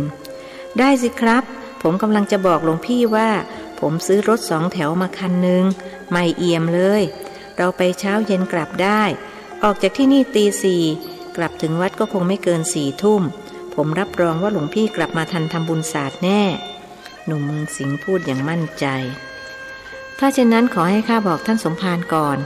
ดีเหมือนกันจะได้ถือโอกาสไปเยี่ยมเยียนคนที่เขาเคยมีบุญคุณต่อข้าท่านนึกถึงจอมพลแปลกและครูสอนศิลปะบรรเลงตลอดจนญาติพี่น้องที่บ้าน3 กระไดหลวงพี่ไม่อยากรู้หรือครับว่าผมจะซื้อทองไปทำไมนายหล่อถามด้วยท่าทีกระหยิมยิ้มย่องตั้งใจจะเก็บเรื่องนี้ไว้เป็นความลับแต่ก็เกรงว่าท้องจะแตกเสียก่อนจึงต้องเรียนให้หลวงพี่ที่เคารพรับรู้ข้าไม่รู้ว่าจะอยากรู้ไปทำไมเพราะไม่เคยซื้อทั้งทองทั้งเพชรมีแต่คนเขาให้มาท่านหมายถึงโยมยายและแม่ประยงซึ่งคนแรกให้ทองคนหลังให้เพชรแม้หลวงพี่แล้วก็อยากรู้หน่อยก็ไม่ได้เขาต่อว่าเอาเถอะในเมื่อเองอยากบอกก็บอกมาถึงข้าไม่อยากรู้แต่ก็จะพยายามฟังเพราะสงสารเองสงสารผมเรื่องอะไรล่ะหลวงพี่คนอย่างผมไม่ต้องให้ใครมาสงสารมีแต่คนอิจฉาในความโชคดีของผมโชคดียังไงก็ผมกำลังจะแต่งงานนะสิครับผมจะไปหาซื้อทองมามั่นสาวรับรองว่าหลวงพี่ต้องอิจฉาผมแน่เพราะว่าที่เจ้าสาวของผมนั้นทั้งสวยทั้งรวยใครน้อที่โชคร้ายมาหลงรักเองท่านย้าวโชคดีต่างหากแม้ผมเป็นคนดีนะครับหลวงพี่แถมยังรูปหล่อพ่อรวยหนุ่มในบางนี้ไม่มีใครสู้ผมได้นายหล่อคุยโวเอ็งหล่อแต่ชื่อเท่านั้นแหละส่วนรูปร่างหน้าตาข้ากินขาดเอ็งสู้ข้าไม่ได้หรอกเพราะหนุ่มแกล้งคุยทับครับผมยอมให้หลวงพี่หล่อกว่าแต่ถึงจะหล่อกว่าหากก็ไร้ความหมายเพราะหลวงพี่เป็นพระสรุปแล้วผมก็มีภาษีกว่าไม่เช่นนั้นแม่ประยงจะรักหรือได้ยินชื่อแม่ประยงพระหนุ่มถึงกับใจหายว่าหากก็ชั่วเดียวเท่านั้นเพราะสมณสัญญาควบคุมอยู่แม่ประยงลูกสาวโยมนวลนะหรือท่านกลั้นใจถามก็จะใครซะอีกล่ะหลวงพี่เห็นหรือยังครับว่าผมน่ะโชคดีขนาดไหนแม่ประยงเธอเข้าสูตรของผมทุกอย่างสูตรอะไรของเองสูตรเลือกคู่ครับรูปสวยรวยทรัพย์นับวิชาพ่อตาตายแม่ยายโง่เขาว่าโยมนวลแกไม่โง่นะไม่งั้นจะเป็นเศรษฐีได้หรือผมหมายความว่าแกโง่กว่าผมนะครับถึงได้ยอมยกลูกสาวให้ถ้าแกฉลาดคงต้องยกให้หนุ่มที่เขารวยกว่าผมเช่นหลวงพี่เป็นต้นพระหนุ่มสะดุ้งนิดนึงรีบบอกฝ่ายนั้นว่าเอ็งอย่าพูดให้ข้าต้องอาบัติแหมผมแค่ล้อเล่นเท่านั้นหลวงพี่ก็คิดมากไปได้งั้นผมลาละครับพรุ่งนี้ตี 4ผมจะเอารถมารับพูดจบก็ก้มลงกราบ3 ครั้งแล้วลุกออกไปพระเจริญมองตามหนุ่มผู้โชคดีรู้สึกโล่งใจที่แม่ประยงจะแต่งงานท่านจะได้ไม่รู้สึกผิดว่าเพราะหล่อนอกหักจากท่านจึงครองตนอยู่เป็นสาวทึนทึกจะว่าไปแล้วนายหล่อก็เป็นคนดีคงจะทำให้หล่อนมีความสุขได้แต่ที่สำคัญคือท่านจะให้นายหล่อรู้ไม่ได้ว่าแม่ประยงเคยหลงรักท่านถึงกับมอบแหวนเพชรเม็ดงามให้1 วงตั้งใจว่าจะเก็บแหวนวงนี้ไว้ก่อนแล้วจึงหาทางคืนให้ลูกหลานของหล่อนในโอกาสต่อไปเกือบ5 ทุ่มนายหล่อจึงพาพระเจริญมาส่งที่กุฏิ พระหนุ่มเหน็ดเหนื่อยกับการเดินทางหากก็โล่งใจที่จะได้ลงมือสร้างโบสถ์เสียทีวันนี้ท่านได้ปัจจัยมาเต็มย่ามด้วยความเอื้อเฟื้อของครูสอนศิลปะบรรเลงซึ่งบัดนี้ได้รับโปรดเกล้าโปรดกระหม่อมพระราชทานบรรดาศักดิ์เป็นหลวงประดิษฐ์ไพเราะนอกจากจะบริจาคเงิน 2,000 บาทแล้วหลวงประดิษฐ์ไพเราะยังนำท่านไปพบจอมพลแปลกผู้เป็นนายกรัฐมนตรีจอมพลแปลกทำบุญมา 5,000 และนำท่านเข้าเฝ้าสมเด็จพระนางเจ้ารำไพพรรณีพระบรมราชินีในพระบาทสมเด็จพระปกเกล้าเจ้าอยู่หัวซึ่งพระองค์ได้พระราชทานพระราชทรัพย์ส่วนพระองค์สมทบมา 5,000 พวกข้าราชบริพารสมทบมาอีกคนละ100-200ได้ปัจจัยมามากมายก่อนกลับนายหล่อและพรรคพวกซึ่งมีทั้งโยมหญิงและโยมชายได้พากันไปซื้อทองที่ห้างโต๊ะกังเยาวราชท่านยืนรออยู่หน้าร้านเพราะไม่ต้องการผิดวินัยด้วยสถานที่นั้นเป็นอโคจรอันหมายถึงที่ที่ภิกษุไม่ควรไปท่านยืนรออยู่หน้าร้านสักพักเจ้าของร้านก็มานิมนต์ให้เข้าไปฉันน้ำชาแล้วท่านก็รู้ว่าเจ้าของร้านคือเจ๊กบกบุคคลผู้นี้เคยถูกท่านแกล้งอย่างสาหัสสากันสมัยที่ท่านเป็นเด็กเมื่อรู้ว่าพระหนุ่มคือเด็กเกเรคนนั้นเท่าแก่บกคงจะถือโอกาสแก้แค้นจึงใช้ถ้อยคำที่ฟังแล้วช่างบาดลึกเข้าไปถึงหัวใจและท่านคงจะจดจำไปจนตลอดชีวิตแม้ว่าแกจะพูดภาษาไทยไม่ชัดแต่ท่านก็เข้าใจชัดเจนแจ่มแจ้งทุกถ้อยคำว่าท่านบวชก็ดีแล้วว่าจะขอร้องว่าให้ท่านบวชตลอดไปอย่าได้สึกออกมาด่าเจ๊กอีกนี่ถ้าแกไม่ทำบุญมาถึง 2,000 ท่านคงเจ็บมากกว่านี้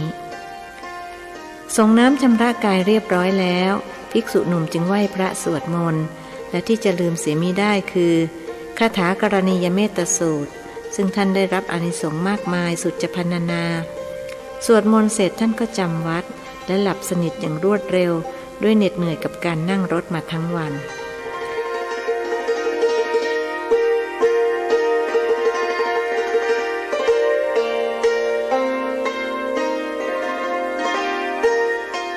ประมาณตีหนึ่งพระหนุ่มก็ต้องสะดุ้งตื่นเพราะเสียงทุบประตูปังๆหลวงพี่เปิดประตูหน่อยครับเป็นเสียงผู้ชายตะโกนเข้ามาใครมีธุระอะไรท่านถามออกไปรู้สึกรำคาญที่ถูกรบกวนในยามวิกาลผมจ้อยครับหลวงพี่เปิดประตูหน่อยเสียงนายจ้อยน้องชายในจำรัดนั่นเองเขาคงมีธุระร้อนมิฉะนั้นคงไม่มารบกวนยามดึกดื่นค่ำคืนเช่นนี้เอ็งหรอกหรือทำไมมาดึกดื่นท่านเปิดประตูออกมาและถามแสงจันทร์ที่สาดส่องเข้ามาทางหน้าต่างสว่างพอที่จะให้ผู้มาเยือนเห็นว่าเจ้าของกุฏิครองไตรจีวรเรียบร้อยแม้ในยามนอนช่างเป็นพระที่เคร่งวินัยดีเหลือเกินหลวงพี่ช่วยแม่ยายผมด้วยแกถูกผีเข้าช่วยไปไล่ผีให้แกหน่อยโยมเผานะหรือเอ็งจะช่วยแกไปทำไม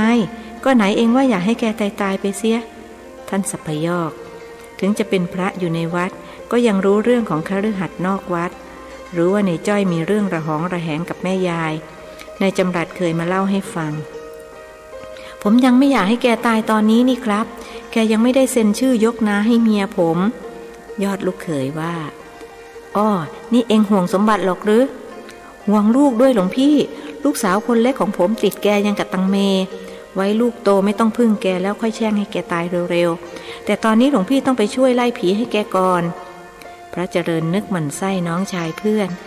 ครั้นนึกถึงตัวเองว่าหากเป็นคฤหัสถ์และมีครอบครัวก็คงจะเกลียดแม่ยายเช่นกันขึ้นชื่อว่าแม่ยายกับลูกเขยหรือแม่ผัวกับลูกสะใภ้ยากนักที่จะรักใคร่ปรองดองกันพระภิกษุกับคฤหัสถ์เดินจากวัดพรหมบุรีมาถึงบ้านในจ้อยใช้เวลาประมาณ20 นาทีผู้คนพากันมาเต็มบ้านนั่งล้อมวงดูนางเผาซึ่งนอนหลับตาพูดลงๆเล้งๆอยู่กลางเรือนภรรยาในจ้อยรีบหาเสื่อมาปูให้พระเจริญนั่งท่านนั่งลงแล้วทุกคนในที่นั้นพากันกราบท่าน3 ครั้งหลวงพี่ช่วยแม่ฉันด้วยเถิดจ้าลูกสาวนางเผาอ้อนวอนในหน้ายังมีคราบน้ำตาติดอยู่แสดงว่าเพิ่งผ่านการร้องไห้มาหยกโยมเผาแกเป็นอะไรท่านถามภรรยาในจ้อยไม่ทราบจ้ะฉันนอนหลับอยู่ดีๆก็ได้ยินเสียงพูดลงๆเล้งๆอยู่คนเดียว พอเดินออกมาดูก็เห็นแม่แกเดินงุ่นง่านอยู่กลางเรือนฉันพูดด้วยแกก็ไม่พูดพอฉันจุดตะเกียงมาดูก็พบว่าแกหลับตาตอนแรกฉันนึกว่าแกละเมอฉันกับทิดจ้อยเข้าไปจับตัวแกก็ล้มผึ่งลงนอนหลับตาพูดอย่างที่หลวงพี่เห็นนี่แหละจ้ะนางบัวเงินเล่าสงสัยถูกผีเจ๊กเข้าพูดแบบนี้มันภาษาจีนชัดๆใครคนหนึ่งออกความเห็นมีใครรู้ภาษาจีนบ้างพระเจริญถามตัวท่านแม้จะมีเชื้อจีนเพราะโยมตาเป็นคนจีนแต่ท่านก็พูดไม่ได้ฟังก็ไม่เข้าใจผมว่าไปเรียกเฮียจูดมาดีกว่าแกพูดจีนเก่งทั้งจีนกลางจีนแต้จิ๋วและจีนไหหลวมนายจำรัดว่าจีนไหหลำต่างหากไม่ใช่ไหหลวมเสียงใครคนหนึ่งแย้งน่ะมันก็ไหเดียวกันนั่นแหละแต่ข้าชอบเรียกไหหลังเพราะไหแรกฟังดูมันเสียวๆพี่กลพี่ชายนายจ้อยให้เหตุผลอย่ามัวเถียงกันใครลองไปตามเฮียจูดมาสิจะได้รู้ว่าผีที่มาเข้าเป็นใครมาจากไหนครูใหญ่ตะแปะเล่งเจียหรือที่ใครๆเรียกว่าเฮียจูดก็มาถึงเขากราบพระเจริญ3 ครั้งแล้วจึงถามขึ้นหลวงพี่เรียกผมมาทำไมหรือครับจะให้ช่วยเป็นล่ามถามผีหน่อยต้องขออภัยที่ให้ไปตามมากลางดึกอาตมาก็เพิ่งหลับไปได้ชั่วโมงเศษๆเท่านั้นท่านออกตัวไม่เป็นไรครับผีอยู่ที่ไหนหรือครับหลวงพี่ท่านชี้ไปยังร่างที่นอนอยู่กลางห้องซึ่งบัดนี้หยุดส่งเสียงแล้วหลวงพี่ทราบได้ยังไงครับว่าผีมาเข้ายายเผาเขาถามอาตมาเดาเอาน่ะโยมลองถามดูซิว่าเป็นใครมาจากไหนตะแปะเล่งเจียส่งภาษาจีนถามผีตอบคำถามหากไม่มีผู้ใดฟังรู้เรื่องนอกจากเฮียจูดเพียงผู้เดียวผีบอกว่าแกชื่อตะแปะเหลงห้วยครับหลวงพี่แกถามว่าหลวงพี่จำไม่ได้แล้วหรือที่แกผูกคอตายใต้ต้นแมงเม่าเมื่อปีที่แล้วอ้อหรือเองหรอกหรือแล้วลือมาเข้ายายเผาทำไมล่ะพระเจริญถามตะแปะเล่งเจียทำหน้าที่แปลให้ผีฟังว่าจะมาบอกหรือให้ไปบอกอาเจียหลานสาวอ้วว่าไม่ต้องทำบุญให้อ้วไม่ได้รับถ้าอยากให้อ้วได้รับอีต้องเจริญวิปัสสนากรรมฐานตะแปะเหลงห้วยในร่างของนางเผาตอบแล้วการสนทนาระหว่างพระเจริญกับผีตะแปะก็ดำเนินไปโดยมีเฮียจูดเป็นล่ามแล้วลือผูกคอตายทำไมใครทำให้ลือเจ็บใจหรือ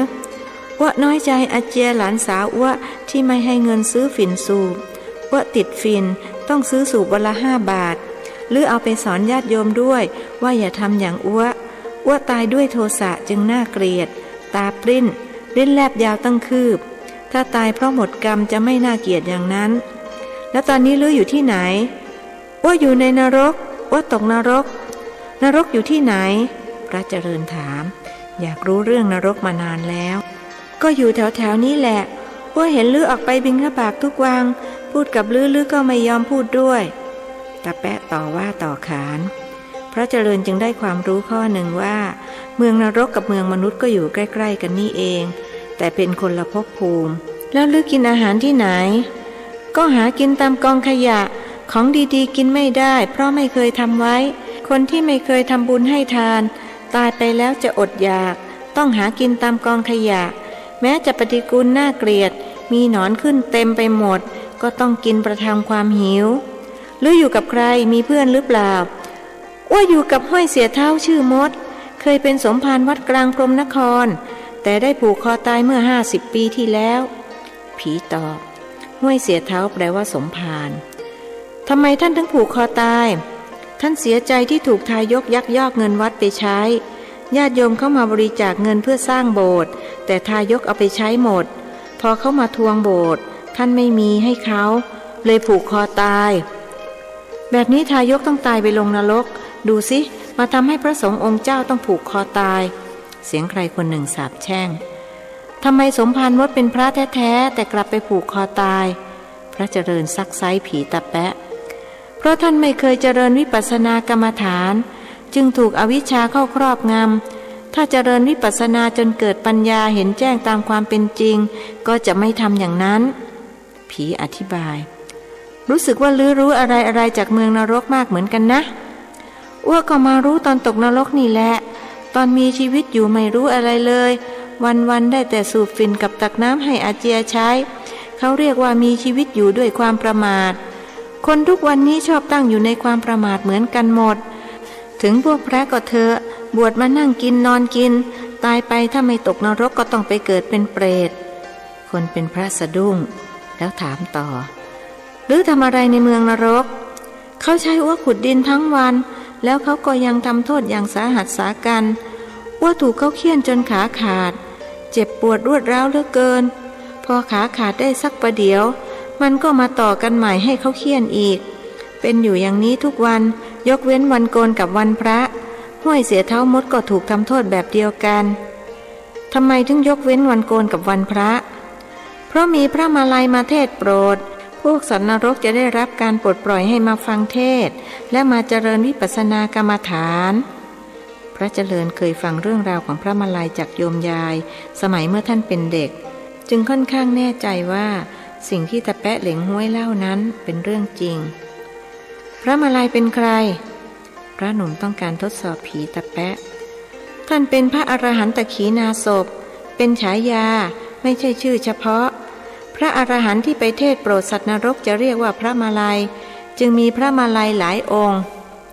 นี่เป็นความรู้ใหม่ที่ภิกษุหนุ่มได้รับนอกเหนือไปจากที่โยมยายเล่าให้ฟังแล้วลือมาที่นี่ได้ยังไงท่านถามอีกอ้วหนีเข้ามาเห็นจะต้องรีบกลับแล้วอย่าลืมบอกอาเจียหลานสาวอ้วด้วยว่าไม่ต้องทำบุญไปให้อีทำบุญบุญก็เป็นของอีคนเดียวอ้วไม่ได้รับถ้าต้องการให้อ้วได้รับอีต้องเจริญวิปัสสนากรรมฐานอ้วขอกราบลาท่านไปก่อนร่างที่นอนอยู่ลุกขึ้นนั่งแล้วกราบพระหนุ่ม3 ครั้งจากนั้นก็ลงนอนเงียบกริบไม่พูดไม่จาผีออกแล้วใครช่วยไปหยิบยาดมมาหน่อยนายจำรัดออกคำสั่งนางบัวเงินรีบพ้นที่เชี่ยนหมากของมารดาหยิบถ้ำยาดมส่งให้พี่ชายของสามีเอายาให้ดมประเดี๋ยวก็ฟื้นพระเจริญบอกผีรายนี้ท่านไม่ต้องใช้คาถากรณียเมตสูตรประมาณ20 นาทีนางเผาก็ลืมตาครั้นเห็นคนมามุงดูกันเต็มบ้านแกจึงลุกขึ้นนั่งนี่เกิดอะไรขึ้นทำไมมากันเต็มบ้านอย่างนี้นางถามครั้นเห็นพระเจริญจึงก้มลงกราบ3 ครั้งขณะกราบเสื้อคอกระเช้าที่แกสวมอยู่ห้อยลงเผยให้เห็นฐานเหี่ยวๆคู่นั้นเป็นภาพธรรมดาสามัญของคนบ้านนอกโยมเผาเจี๊ยบปึ้งแปลว่าอะไรพระหนุ่มถามไม่รู้จ้ะฉันพูดจีนไม่เป็นแกตอบพระเจริญเชื่อ100%ว่าผีตะแปะเหลงห้วยมาเข้ายายเผาจริงเมื่อผีออกเรียบร้อยโดยไม่ต้องไล่บรรดาไทยมุงทั้งหลายก็แยกย้ายกันกลับเรือนตนนายจ้อยเตรียมตัวมาส่งพระเจริญแต่ท่านห้ามไว้ไม่ต้องส่งข้ากลับเองได้ไฟฉายข้าก็เอามาด้วยขอบคุณหลวงพี่มากที่มาช่วยเขากราบท่าน3 ครั้งแล้วหันไปขอบคุณตะแปะเด้งเจียเฮียขอบคุณมากนะครับถ้าไม่ได้เฮียพวกเราก็คงยังไม่รู้ว่าอะไรเป็นอะไรไม่เป็นไรแต่ว่าเฮียต้องขอให้ลื้อช่วยไปส่งด้วยกลัวผีตะแปะเหลงห้วยหลอกเฮียจุ๊ดสารภาพงั้นเองกับข้าไปส่งเฮียด้วยกันนายจำรัดบอกน้องชายเขาเองก็กลัวเหมือนกันพระเจริญเดินกลับวัดแต่ผู้เดียวท่านนึกถึงเหตุการณ์ที่เกิดขึ้นเชื่อแน่ว่าโยมเผาไม่ได้หลอกชาวบ้านท่านได้ทดสอบดูแล้วแกไม่รู้ภาษาจีนเอาเสียเลยแค่คำว่าเจี๊ยปึ้งก็ยังไม่รู้ภาพโยมเผาที่นุ่งผ้าจงกระเบนใส่เสื้อคอกระเช้าแถมกินหมากปากเปรอะออกอย่างนั้นไม่มีวี่แววว่าจะเป็นคนจีนได้เลยผีตะแปะเหลงห้วยคงมาเข้าแกจริงอย่างไม่ต้องสงสัย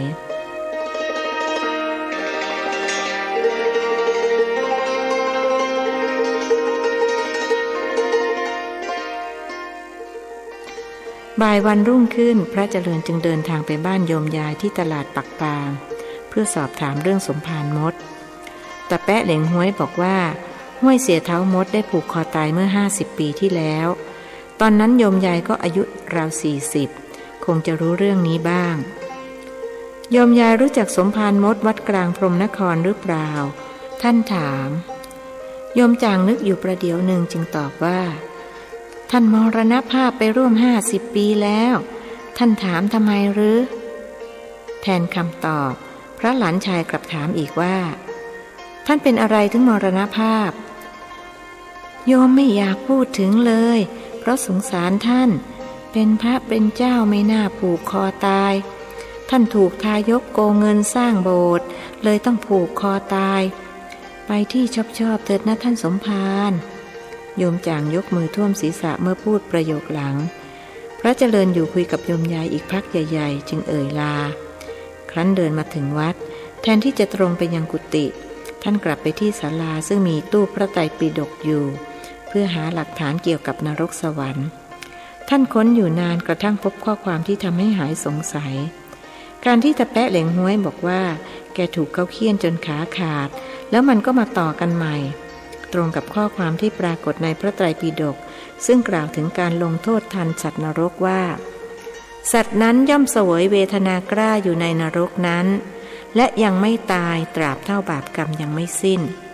บัดนี้ท่านไม่สงสัยในเรื่องนรกสวรรค์อีกต่อไป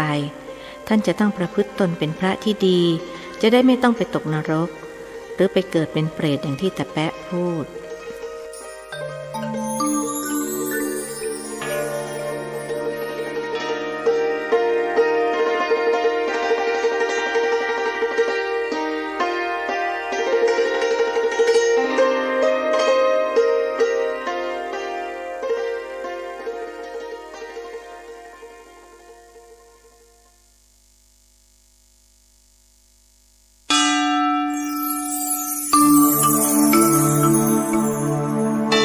ธรรมนิยายชุดสัตว์โลกย่อมเป็นไปตามกรรมประพันธ์โดยสุทัสสาอ่อนค้อมเรื่องที่หนึ่งมักกรีผลบทที่75หลวงพ่อสดจริงดังที่อาจารย์เชยแห่งวัดคลองมะขามเฒ่าได้ทำนายไว้เพราะในพรรษาที่5พระเจริญก็หาเงินได้ครบ40,000ตามที่สมภารช่อได้มอบหมายภาระให้การสร้างพระอุโบสถจึงเริ่มขึ้นโดยหลวงพ่อช่อจ้างช่างมาจากอยุธยากรุงเก่าช่างรับปากรับคำแข็งขันว่าจะสร้างให้เสร็จภายใน2 ปีเพราะเคยสร้างมาหลายหลังแล้วพระเจริญมั่นใจว่าต้องเป็นไปตามนั้นเพราะศิษย์ก้นกุฏิของหลวงพ่อสุขทำนายถ่ายทักไว้เย็นวันหนึ่งพระหนุ่มได้ไปหาเจ้าอาวาสที่กุฏิกราบเรียนว่าหลวงพ่อครับบัดนี้ผมก็หมดภาระหน้าที่แล้วเงินทองก็ได้หามาถวายหลวงพ่อครบถ้วนผมจึงขออนุญาตไปหาวิชาความรู้ตามสำนักอาจารย์ต่างๆออกพรรษาแล้วหลวงพ่ออนุญาตให้ผมไปนะครับไม่รอให้โบสถ์เสร็จก่อนหรือน่าจะอยู่รอดูผลงานของเธอก่อนหลวงพ่อช่อทักท้วงอีกตั้ง2 ปีคิดว่าคงรอไม่ไหวผมอยากศึกษาหลายๆสำนักจะได้มีประสบการณ์หลากหลายหากรอให้โบสถ์เสร็จก็จะเสียเวลาเปล่าๆถึง2 ปีหลวงพ่ออนุญาตให้ผมไปเถิดนะครับตามใจจะไปก็ได้ดีเหมือนกันเธอยังหนุ่มยังแน่นศึกษาหาความรู้เอาไว้ไม่เสียหลายส่วนฉันมันแก่เกินแกงแล้วอยู่เฝ้าวัดต่อไปดีกว่าว่าแต่ว่าจะไปเรียนที่สำนักไหนล่ะสมภารถามคงจะเป็นวัดปากน้ำภาษีเจริญครับอยู่จังหวัดธนบุรีใกล้ๆกับบางกอกสำนักหลวงพ่อสดน่ะสิฉันได้ยินมาว่าท่านเก่งมากและเป็นคนแรกที่ค้นพบวิชาธรรมกายครับผมก็ตั้งใจจะไปเรียนวิชาธรรมกายกับท่านภิกษุวัย25ตอบดีขอให้ตั้งอกตั้งใจเรียนนะจะได้มาช่วยกันสอนญาติโยมทางนี้บ้างอ้อแล้วเธอรู้จักท่านหรือเปล่าหรือมีใครพอจะฝากฝังให้ได้บ้างหลวงตาลาคุณปู่ของผมคุ้นเคยกับท่านครับสมัยที่ผมเรียนอยู่บางกอกผมไปอยู่กับคุณปู่ที่บ้าน3 กระไดแถวบางแวกมีอยู่ปีหนึ่งคุณปู่เป็นเจ้าภาพทอดกฐินที่วัดปากน้ำผมคิดว่าท่านคงจำผมได้เพราะผมไปวัดกับคุณปู่หลายครั้งแต่ตอนนี้คุณปู่ผมท่านถึงแก่กรรมไปนานแล้วครับถ้าเช่นนั้นก็คงไม่ยากเย็นอะไรเอาเป็นว่าฉันอนุญาตแล้วจะไปอยู่นานไหมหลวงพ่อช่อถามคงสัก6 เดือนครับถ้าเรียนยังไม่จบก็จะขออนุญาตจำพรรษาที่นั่นได้ไหมครับจะได้ไม่ต้องเที่ยวไปเที่ยวมาตามใจฉันน่ะไม่ขัดข้องแล้วเธอไม่ห่วงโยมจ่างหรือเห็นว่าแก่ๆมากแล้วอายุเท่าไรนะ สมภารรู้ว่าพระหนุ่มใกล้ชิดกับโยมยายมากกว่าโยมพ่อและโยมแม่93ครับโยมยายยังแข็งแรงเพียงแต่ไปไหนมาไหนไม่ค่อยสะดวกเหมือนแต่ก่อนเท่านั้นผมคิดว่าต้องอยู่ได้อีกหลายปีถึงวันเดินทางพระเจริญได้อาศัยไปกับเรือโยงซึ่งบรรทุกเป็ดไก่ไปขายยังบางกอกท่านนั่งลำหน้ามีเรือบรรทุกสินค้าพ่วงอีก2 ลำลมพัดจากเหนือไปใต้ท่านจึงต้องนั่งดมขี้เป็ดขี้ไก่มาตลอดทางเรือโยงใช้เวลานานเพราะแล่นช้าภิกษุหนุ่มทนเหม็นอยู่1 คืนกับ1 วันนึกว่าชดใช้กรรมที่เรารับจ้างอาแปะฆ่าเป็ดฆ่าไก่แล้วไหนจะตอนไก่ตายไปตั้งเล้าอีกล่ะท่านคิดไปในทางดีนึกถึงไก่20 ตัวที่ต้องมาตายเพราะฝีมือการตอนของท่านจนถูกโยมแม่ด่าไปหลายวันไอ้โต้งของตาชุบนั่นอีกตัวเจ้าของเรือดูแลเอาใจใส่ท่านเป็นอย่างดีโดยเฉพาะเรื่องการขบฉันท่านเห็นแล้วก็สงสารที่เขาต้องมาประกอบมิจฉาอาชีวะซึ่งในสายตาของคนทั่วไปมองว่าไม่ผิดด้วยว่าเป็นอาชีพสุจริตที่กฎหมายอนุญาตให้ทำได้แต่ถ้าเป็นการปฏิบัติเพื่อบรรลุมรรคผลถือว่าผิดเพราะทำให้ไม่สามารถบรรลุมรรคผลได้มองในแง่ของกรรมเจ้าของเรือก็ทำกรรมทั้งดำทั้งขาวกล่าวคือการขายสัตว์ให้เขาเอาไปฆ่าจัดเป็นกรรมดำหรืออกุศลกรรมซึ่งมีวิบากดำคือผลที่ก่อให้เกิดความทุกข์ความเดือดร้อนแก่ผู้กระทำส่วนการอนุเคราะห์เกื้อกูลท่านซึ่งเป็นภิกษุผู้ทรงศีลเป็นกรรมขาวหรือกุศลกรรมซึ่งมีวิบากขาวคือผลที่ก่อให้เกิดความสุขความเจริญรุ่งเรืองในชีวิตปุถุชนทั่วไปมักประกอบกรรมทั้งดำทั้งขาวไม่มีใครทำกรรมดำอย่างเดียวและไม่มีใครทำกรรมขาวอย่างเดียวเมื่อกรรมมาให้ผลจึงทุกข์บ้างสุขบ้างตามอำนาจของแรงกรรมส่วนนักบวชนั้นเล่าหน้าที่ของท่านตามที่พระพุทธองค์ทรงบัญญัติคือศึกษาธรรมะปฏิบัติธรรมะและสั่งสอนธรรมะมองในแง่การประกอบกรรมจะอยู่ในกรรมประเภทไม่ดำไม่ขาวคือไม่เป็นทั้งอกุศลและกุศลซึ่งได้แก่การปฏิบัติอริยมรรคมีองค์8เพราะกรรมไม่ดำไม่ขาวจะนำไปสู่จุดหมายคือพระนิพพาน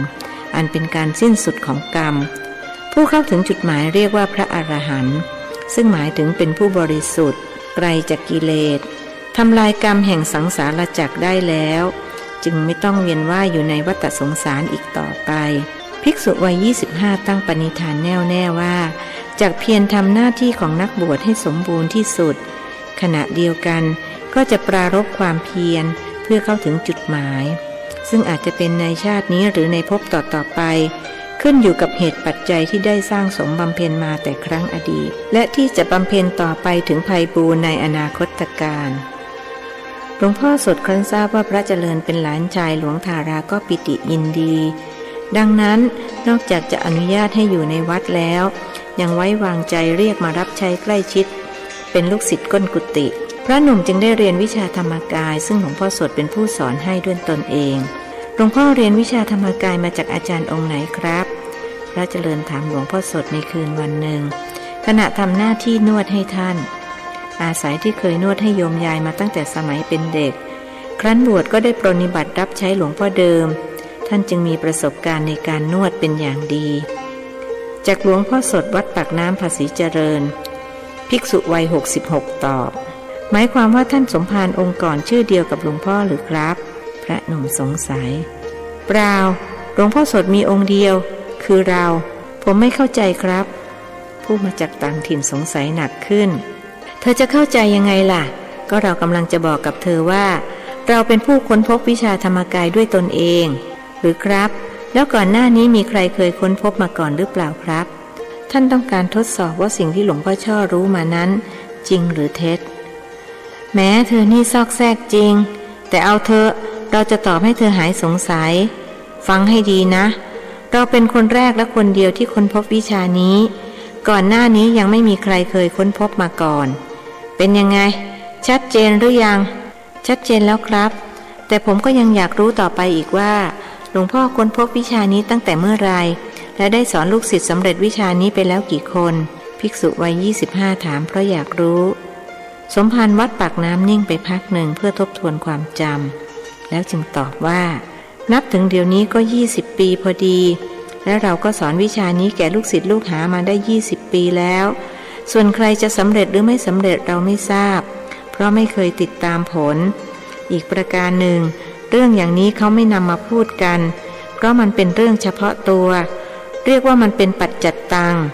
ทีนี้เข้าใจแจ่มแจ้งแล้วหรือยังเข้าใจแล้วครับถ้าเช่นนั้นผมขอถามอีกข้อเดียวคือว่าผมมาปฏิบัติอยู่กับหลวงพ่อก็ได้เดือนเศษแล้วเมื่อไรผมถึงจะได้ธรรมกายครับ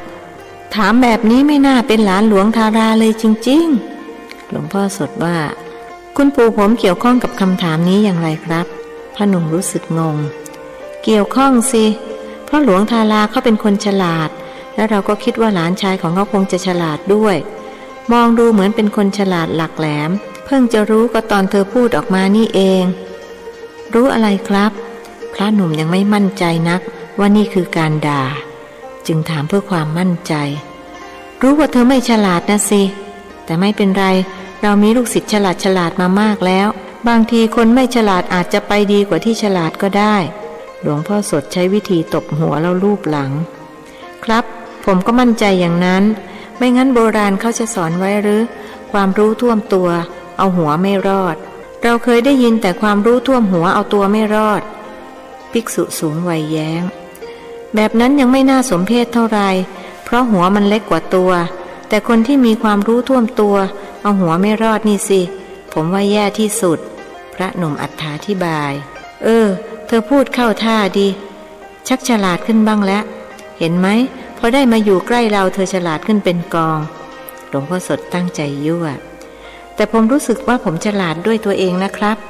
การที่หลวงพ่อเห็นว่าผมโง่นั้นเป็นเพราะผมแกล้งโง่ต่างหากขืนผมทำฉลาดหลักแหลมหลวงพ่อก็ไม่สอนวิชาให้ผมนะสิครับนี่เธอเห็นเราเป็นคนขี้ริษยาอย่างนั้นหรือหลวงพ่อสดวัดปากน้ำเป็นคนริษยาผู้อื่นหรือสมภารวัดปากน้ำถามด้วยเสียงปกติหามิได้ขอรับกระผมมิได้หมายความอย่างนั้นขอพระเดชพระคุณอย่าได้โกรธกริ้วโกรธาเลยนะขอรับพระหนุ่มยั่วบ้างเพราะรู้ว่าภิกษุสูงวัยเมตตาท่านเวลาเดือนเศษที่มาพำนักอยู่ในวัดนี้ท่านได้รับความสะดวกสบายดีทุกอย่างหลวงพ่อสดท่านใจดีให้ความเมตตาแก่พระลูกวัดทุกรูปโดยไม่เลือกที่รักมักที่ชังแม้แต่ญาติโยมที่มาหาท่านก็อนุเคราะห์ด้วยดีนับเป็นแบบอย่างที่พระหนุ่มจะต้องนำไปปฏิบัติสงสัยเธอคงจะเป็นลิเกเก่าสำนวนลิเกคล่องปากเชียวหาไม่ได้ขอรับกระผมไม่เคยเล่นลิเกเพียงแต่เคยตีระนาดให้ลิเกเล่นกับเขียนเรื่องให้เขาแสดงไม่กล้าลงไปเล่นเองเพราะกลัวพระเอกเขาจะตกงานขอรับผู้อ่อนวัยกว่าแซงดัดเสียงให้เหมือนลิเกพูดแน่ใจหรือสมภารวัดปากน้ำถามอย่างนึกสนุกแน่ใจสิครับหลวงพ่อไม่รู้อะไรหนุ่มทั้งตำบลน่ะไม่มีใครหล่อเท่าผม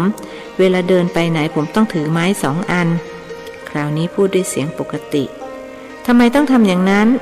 ไม่ทำอย่างนั้นได้ยังไงล่ะครับก็พวกผู้หญิงพากันมารุมตอมจนผมรำคาญเลยต้องมีไม้2 อันเอาไว้แกว่งกันไม่ให้พวกหล่อนเข้ามาใกล้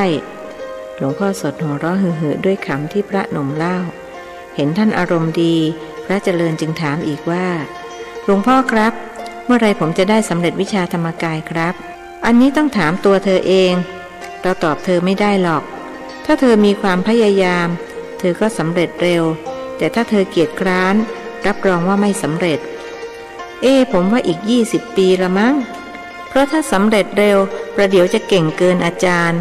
ขนาดหลวงพ่อยังใช้เวลาตั้ง20 ปีมันไม่เหมือนกันหรอกนี่เธอแสดงความไม่ฉลาดออกมาอีกแล้วแต่ก็ดีเหมือนกันแสดงออกมาเสียให้หมดจะได้เหลือแต่ความฉลาดหลวงพ่อด่าผมอีกจนได้พระหนุ่มตัดพ้อเธอหน้าเราไม่ค่อยได้ด่าใครบ่อยนักถือว่าเป็นโชคดีของเธอก็แล้วกันครับผมจะพยายามคิดอย่างนั้นดีแล้วทีนี้เราก็จะบอกกับเธอว่าหากเธอใช้ความเพียรพยายามอย่างต่อเนื่องเธอก็จะไม่ต้องใช้เวลาถึง20 ปีสำหรับเราที่ต้องใช้เวลามากมายขนาดนั้นเพราะยังไม่มีผู้นำทางเราบุกเบิกด้วยตัวของเราเองส่วนเธอเท่ากับมีผู้บอกทางให้แล้วหน้าที่ของเธอคือต้องพยายามเดินทางให้ถึงจุดหมายนั้นโดยเร็วเอาละเธอกลับไปปฏิบัติต่อที่ห้องได้ อย่าลืมพระพุทธองค์ตรัสสอนไว้ว่าวายเมเทวะปุริโสยาวะอัตตัสสะนิปปทาเป็นคนควรพยายามเรื่อยไปจนกว่าผลที่หมายจะสำเร็จพระเจริญกราบพระอาจารย์3 ครั้งแล้วจึงกลับห้องพักของท่านซึ่งอยู่ติดกับห้องเนนป้องเมื่อท่านเดินผ่านเห็นเนนป้องกำลังนั่งภาวนาอย่างเอาจริงเอาจังอยู่หน้าห้องจึงคิดในใจว่าเราเห็นจะต้องปฏิบัติอย่างจริงจังเสียทีกินนอนมาเดือนกว่าแล้วเกิดเนนป้องสำเร็จก่อนเราก็จะอายเด็กเพราะเราอายุ25ส่วนเนนป้องแค่12เข้ามาในห้องแล้วท่านจึงจัดการหาเทียนมา1 เล่มนำอาสนะมาปูที่หน้าห้องห่างจากที่เนนป้องนั่งประมาณ2 วาท่านจุดเทียนปักไว้กับพื้นตรงหน้าตั้งใจว่าจะนั่งภาวนาโดยใช้เทียนเป็นเครื่องจับเวลาจากนั้นจึงนั่งขัดสมาธิเท้าขวาทับเท้าซ้ายมือขวาทับมือซ้ายนิ้วหัวแม่มือเหลื่อมกันแล้วจึงเริ่มต้นภาวนาสัมมาอรหังตั้งจิตตั้งใจแน่วแน่ว่าจะภาวนาอยู่อย่างนี้ไปจนกว่าเทียนจะหมดเล่ม5 นาทีผ่านไปท่านหลีตาดูเทียนตรงหน้าเห็นพร่องไปนิดเดียวก็นึกท้อคิดในใจว่าคราวหน้าต้องใช้เทียนเล่มเล็กกว่านี้จะได้หมดเร็วๆจากนั้นจึงหลับตาภาวนาเหมือนเดิมเวลาผ่านไปอีก10 นาทีก็ยังเห็นเหลือเท่าเดิมจึงอดคิดอกุศลไม่ได้ว่าใครแอบมาขโมยเทียนเล่มเก่าไปเอาเล่มใหม่มาแทนเพื่อแกล้งเราหรือเปล่านะเหลือบมองไปทางเนนป้องก็เห็นนั่งนิ่งตัวตรงหน้าตรงเหมือนพระพุทธรูปตรงหน้าไม่มีเทียนปักอย่างท่านก็ให้นึกอายเด็กจึงนั่งหลับตาภาวนาต่อไปพอจิตจวนจะตั้งมั่นความคิดก็เข้ามารบกวนท่านคิดโน่นคิดนี่เรื่อยเปื่อยพอรู้ตัวก็กลับมากำหนดสัมมาอรหังต่อนั่งไปอีกสักพักก็รู้สึกง่วงคิดจะกลับเข้าห้องไปนอนก็ให้นึกละอายใจตัวเองเพราะตกเป็นทาสของความง่วงเหงาหาวนอนท่านจึงประสบความล้มเหลวในการปฏิบัติมาครั้งแล้วครั้งเล่าง่วงทีไรก็จะผัดว่าพรุ่งนี้ตี 4ค่อยตื่นขึ้นมาปฏิบัติต่อจากนั้นก็จะจำวัดครั้นตี 4ได้ยินเสียงระฆังปลุกก็จะผัดอีกว่าตี 5ค่อยตื่นพอตี 5ก็ผัดเป็น6 โมงครั้น6 โมงยังไม่ทันได้ปฏิบัติก็ต้องออกบิณฑบาตโปรดสัตว์กลับจากบิณฑบาตและฉันเช้าเสร็จพอลงมือปฏิบัติได้สักประเดี๋ยวก็ง่วงอีก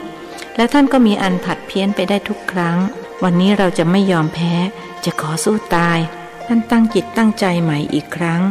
ชำเลืองมองไปทางเนนป้องเห็นนั่งไม่กระดุกกระดิกทำให้ท่านมีกำลังใจถึงยังไงเราก็จะไม่ยอมแพ้เด็กท่านคิด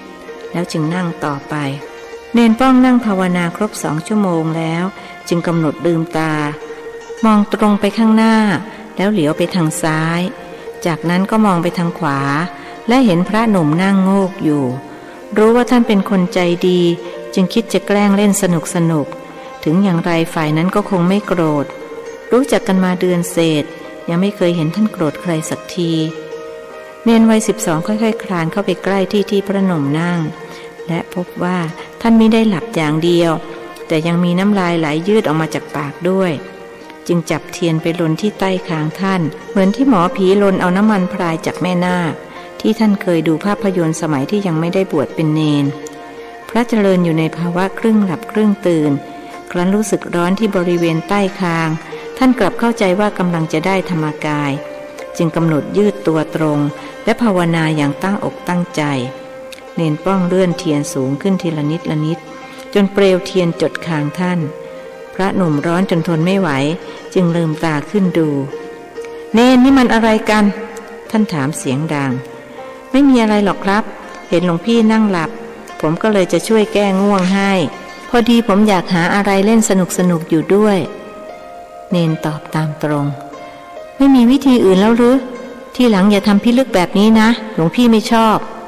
พระเจริญออกโกรธผมก็ไม่ชอบให้หลวงพี่นั่งหลับเหมือนกันนี่ผมแอบสังเกตมาตั้งเดือนกว่าแล้วไม่เห็นหลวงพี่ก้าวหน้าตรงไหนเลยอย่าโกรธนะครับที่ผมพูดตรงๆถ้อยคำของเนนวัย12ทำให้พระเจริญไม่กล้าโกรธหากเนนป้องไม่หวังดีต่อท่านก็คงไม่กล้าพูดตรงๆอย่างนี้เหลือบดูเทียนก็เห็นเหลืออีกเกือบครึ่งจึงบอกเนนว่าเอาเถอะหลวงพี่ขอบใจที่มาให้สติ หลวงพี่ตั้งใจว่าจะนั่งภาวนาจนกว่าเทียนจะหมดเล่มก็จะขอปฏิบัติต่ออย่างที่ได้ตั้งใจเอาไว้ดีแล้วครับหลวงพี่หลวงพ่อท่านสอนแล้วสอนอีกว่าวายเมเทวะปุริโสยาวะอัตถัสสะนิปทาเป็นคนควรพยายามเรื่อยไป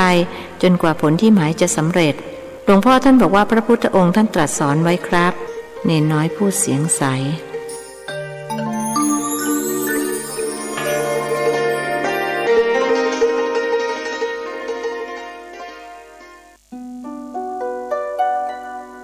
โปรดติดตามนิยายธรรมะเรื่อง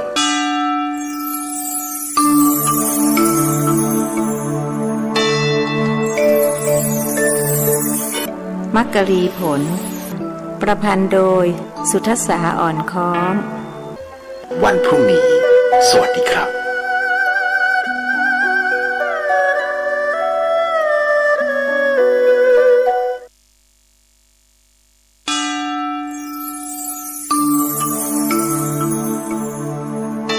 ธรรมนิยายชุดสัตว์โลกย่อมเป็นไปตามกรรมประพันธ์โดยสุทัสสาอ่อนค้อมเรื่องที่หนึ่งมักกรีผลบทที่76ยิ่งให้ยิ่งได้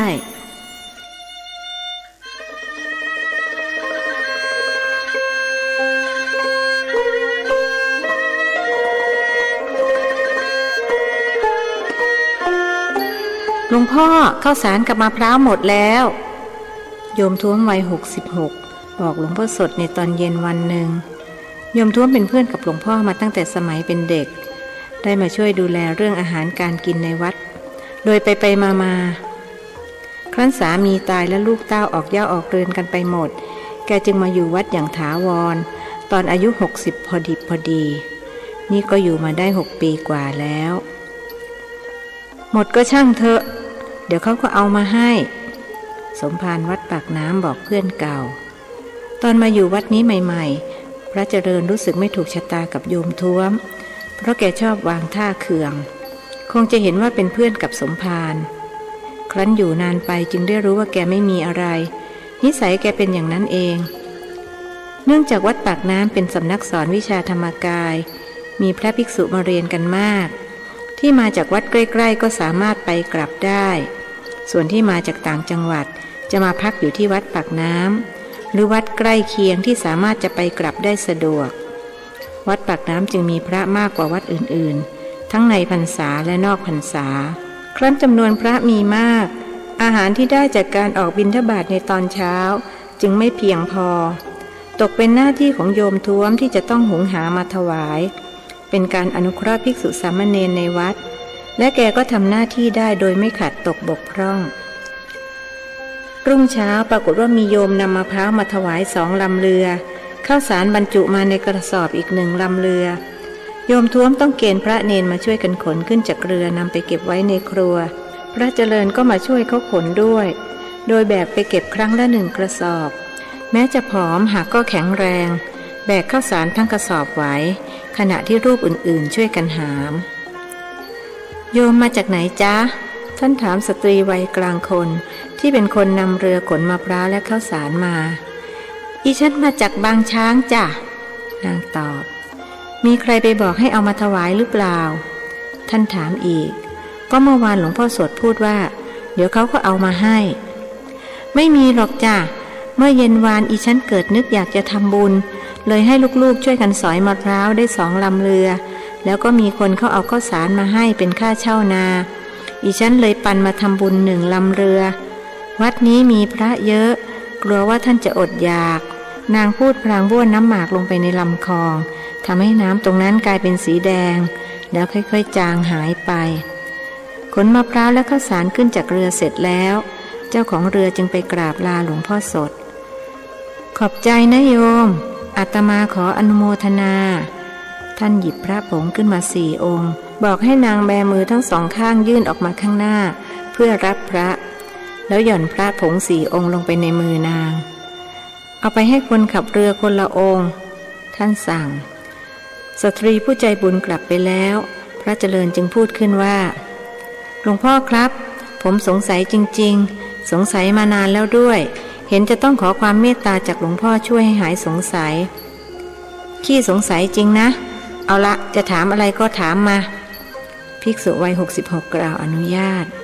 คืออย่างนี้ครับผมสงสัยเหลือเกินว่าเวลาที่ของในโรงครัวหมดแล้วโยมท้วมมาบอกหลวงพ่อไม่เคยบอกให้ไปซื้อเลยสักครั้งได้แต่พูดว่าเดี๋ยวเขาก็เอามาให้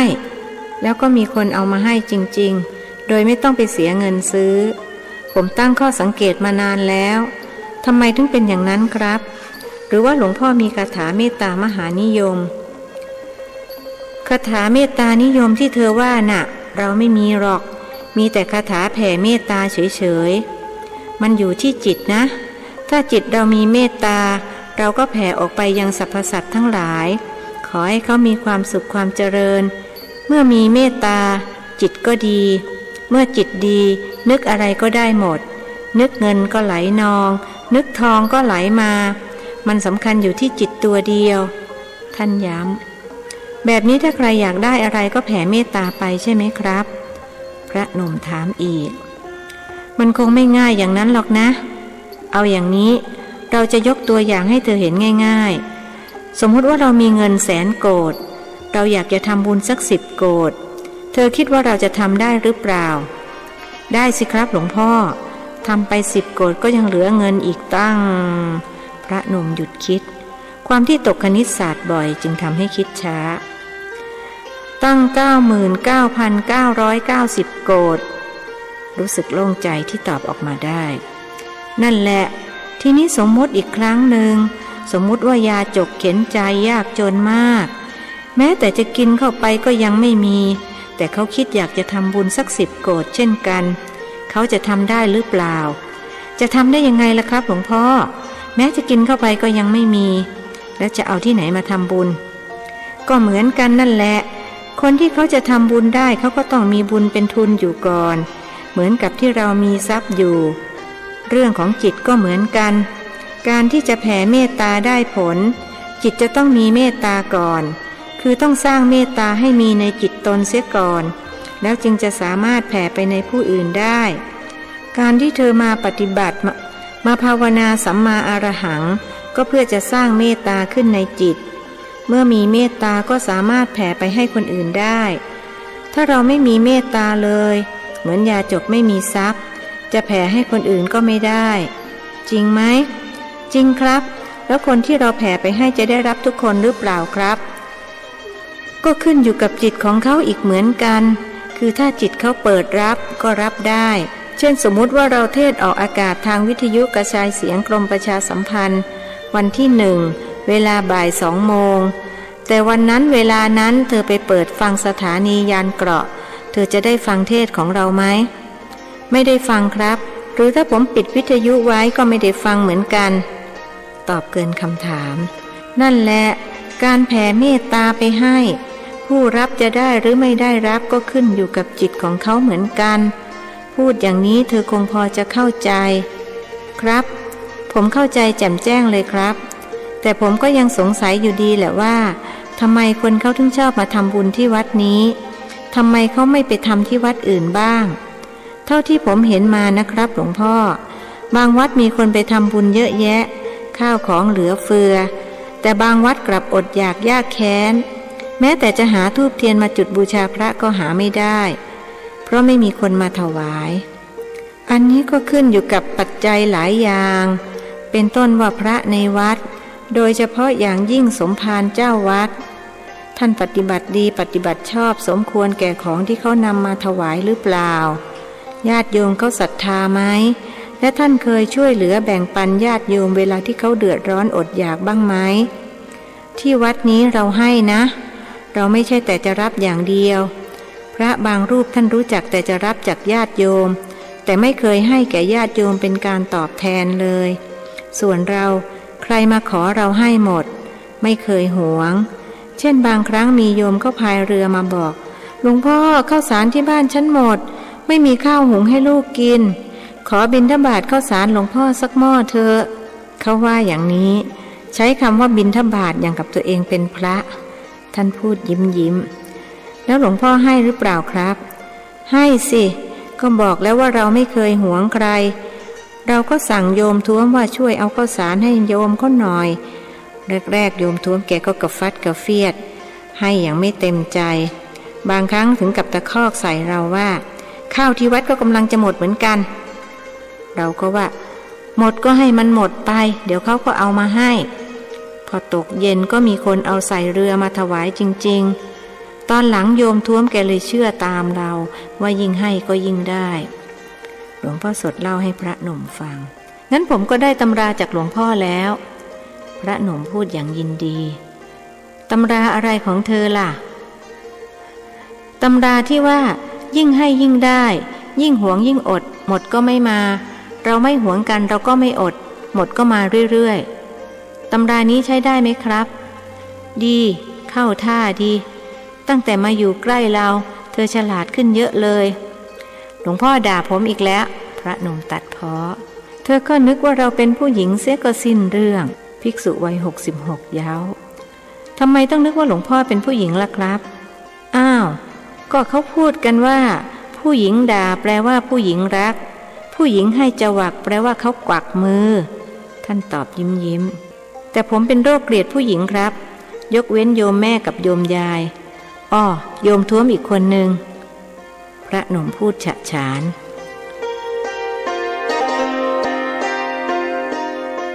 บ่าย2 โมงของทุกวันหลวงพ่อสดจะออกรับแขกที่ศาลาญาติโยมจะพากันมามากมายใครมีทุกข์มีร้อนอย่างไรต้องการให้ท่านช่วยก็จะเขียนใส่บาตรไว้โดยเขียนชื่อที่อยู่และเรื่องที่ต้องการให้ท่านช่วยถึงเวลาพักผ่อนท่านก็จะเรียกพระเจริญไปที่กุฏิคลี่กระดาษที่ญาติโยมเขียนไว้ออกมาอ่านให้ฟังแล้วรายไหนช่วยได้ท่านก็ให้ม้วนใส่บาตรอีกใบหนึ่งไว้รายไหนช่วยไม่ได้ท่านก็จะสั่งให้ฉีกทิ้งวันนี้ก็เช่นกัน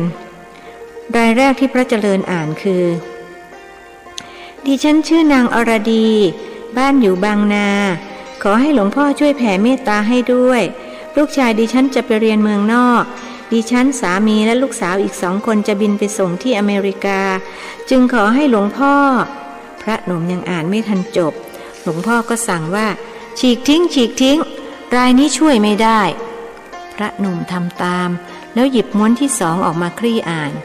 ดิฉันชื่อกิมลังบ้านอยู่สาธุประดิษฐ์สามีของดิฉันติดการพนันงอมแงมและเจ้าชู้อีกด้วยได้ผลาญทรัพย์สินเงินทองของดิฉันไปเกือบหมดตอนนี้ก็ได้เอาตึกที่ดิฉันอาศัยอยู่กับลูกๆไปจำนองดิฉันเกรงว่าถ้าขาดจำนองเมื่อใดลูกก็จะไม่มีที่อยู่จึงขอให้หลวงพ่อสดรีบสั่งว่าเอาใส่บาตรไว้รายนี้ช่วยได้พรุ่งนี้ถ้าเขามาฟังผลบอกเขาว่าให้มาเข้ากรรมฐาน7 วันแล้วจะช่วยได้คนนี้กุศลพอรายที่3เขียนว่า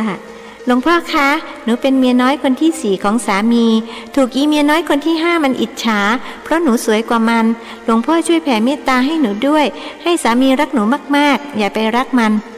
คนอ่านยิ้มแล้วพูดขึ้นว่าเรื่องอย่างนี้ก็ต้องมาให้พระช่วยหลวงพ่อช่วยได้ไหมครับช่วยไม่ได้กุศลไม่พอทำไมถึงไม่พอล่ะครับพระหนุ่มดูจะสนใจรายนี้เป็นพิเศษก็เขาไม่ได้สร้างกุศลเข้าไว้คนที่ไปแย่งสามีคนอื่นนี่บาปนะเธอผู้ชายมีถมเถทำไมต้องไปแย่งเขาด้วยท่านตำหนิแล้วรายแรกทำไมหลวงพ่อถึงบอกว่าช่วยไม่ได้ล่ะครับที่จะไปเมืองนอกนะหรือก็กุศลไม่พออีกเหมือนกันพรุ่งนี้เขาจะเดินทางแต่ไปไม่ถึงอเมริกาหรอกไม่เชื่อเธอก็คอยดูทำไมล่ะครับเครื่องบินตกนะสิพากันตายทั้งครอบครัวเลยทำไมหลวงพ่อไม่ช่วยเขาล่ะครับอย่างน้อยก็บอกเขาว่าไม่ให้ไปแล้วใครเขาจะเชื่อเราล่ะมันเป็นกรรมของเขาทำกรรมมาด้วยกันก็ต้องมารับวิบากร่วมกันเธอคอยอ่านข่าวหนังสือพิมพ์วันมะรืนนี้ก็แล้วกันอ้าวอ่านรายต่อไปสิ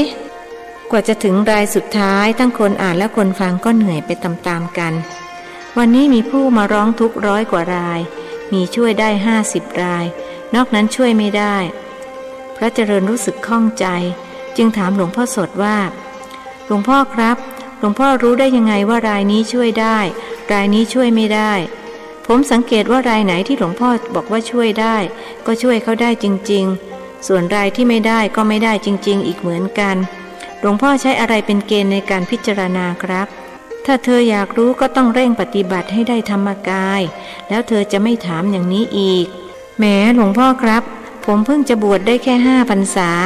ประสบการณ์ยังน้อยกว่าจะทำได้อย่างหลวงพ่อผมหมายถึงว่าได้ธรรมกาย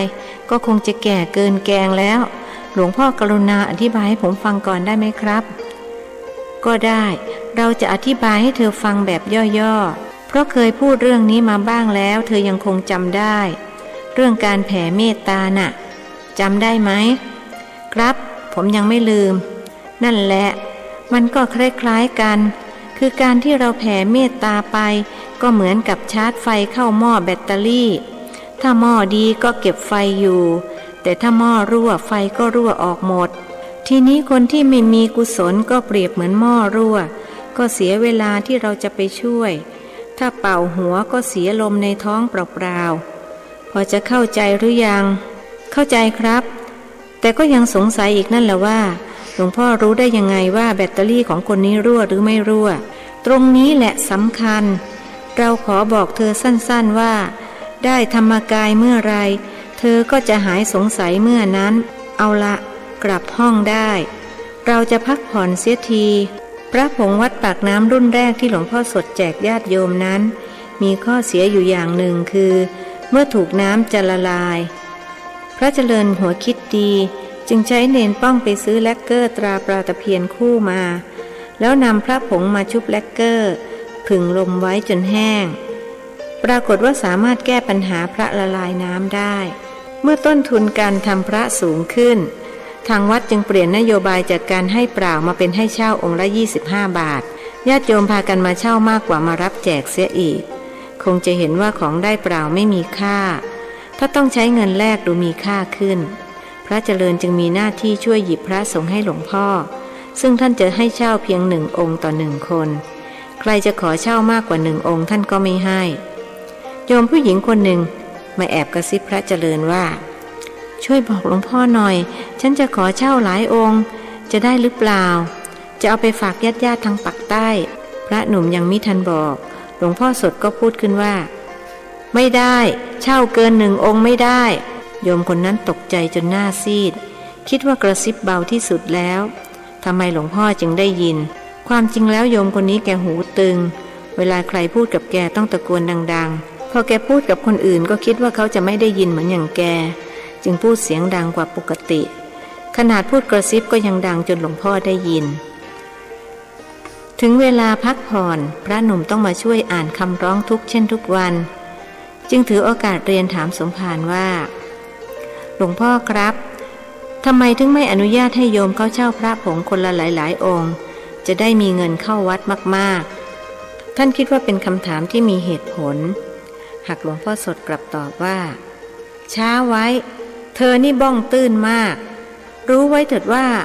เราจะให้เช่าเฉพาะคนที่เขานับถือเราเท่านั้นแต่ผมคิดว่าถ้าเขาเช่ามากเราก็ได้เงินมากหลวงพ่อได้เงินนะครับท่านย้ำที่เธอพูดมามันก็มีส่วนถูกแต่ที่เราให้เช่าองค์เดียวเพราะคนอื่นที่เขาไม่รู้จักไม่นับถือเราได้ไปก็ไม่มีประโยชน์สำหรับเขาเราจะให้เช่าเฉพาะคนที่นับถือเราใครไม่รู้จักเราได้ไปพระก็ไม่ขลังช่วยเขาไม่ได้เขาก็จะมาว่าเราแล้วก็จะเอาพระไปทิ้งเสียเปล่าๆนี่คือเหตุผลที่ท่านไม่ให้เช่าเกิน1 องค์แล้วถ้าผมจะขอเช่าไปฝากพี่ป้าน้าอาทางเมืองสิงห์จะได้หรือเปล่าครับพระเจริญถามอีกก็พี่ป้าน้าอาของเธอเขารู้จักเราไหมถ้าไม่รู้จักเขาก็จะเอาไปทิ้งเสียของเลยเธอจำไว้คนที่เราจะแจกเขาต้องนับถือเรามาเรียนธรรมะกับเราเราก็ช่วยเขาได้ส่วนคนที่ไม่ได้มาเรียนธรรมะกับเราเราก็ช่วยเขาไม่ได้ถึงได้พระไปก็ไม่ขลังจึงต้องให้เช่าองค์เดียวหลวงพ่อสดย้ำครับถ้าเช่นนั้นผมก็จะขอเช่าองค์เดียวครับพระหนุ่มยอมจำนนต่อเหตุผลของสมภารไม่เป็นไรสำหรับเธอไม่ต้องเช่าเวลากลับบ้านเราจะให้ไปสัก2 กรัมให้เก็บไว้แจกคนที่รู้จักเราคนเมืองสิงห์คงมีบ้างหรอกที่เขารู้จักหลวงพ่อสดวัดปากน้ำภาษีเจริญถ้อยคำของหลวงพ่อสด ทำให้พระหนุ่มปีตินักจากนั้นจึงทำหน้าที่อ่านฎีกาถวายสมภารวัดปากน้ำ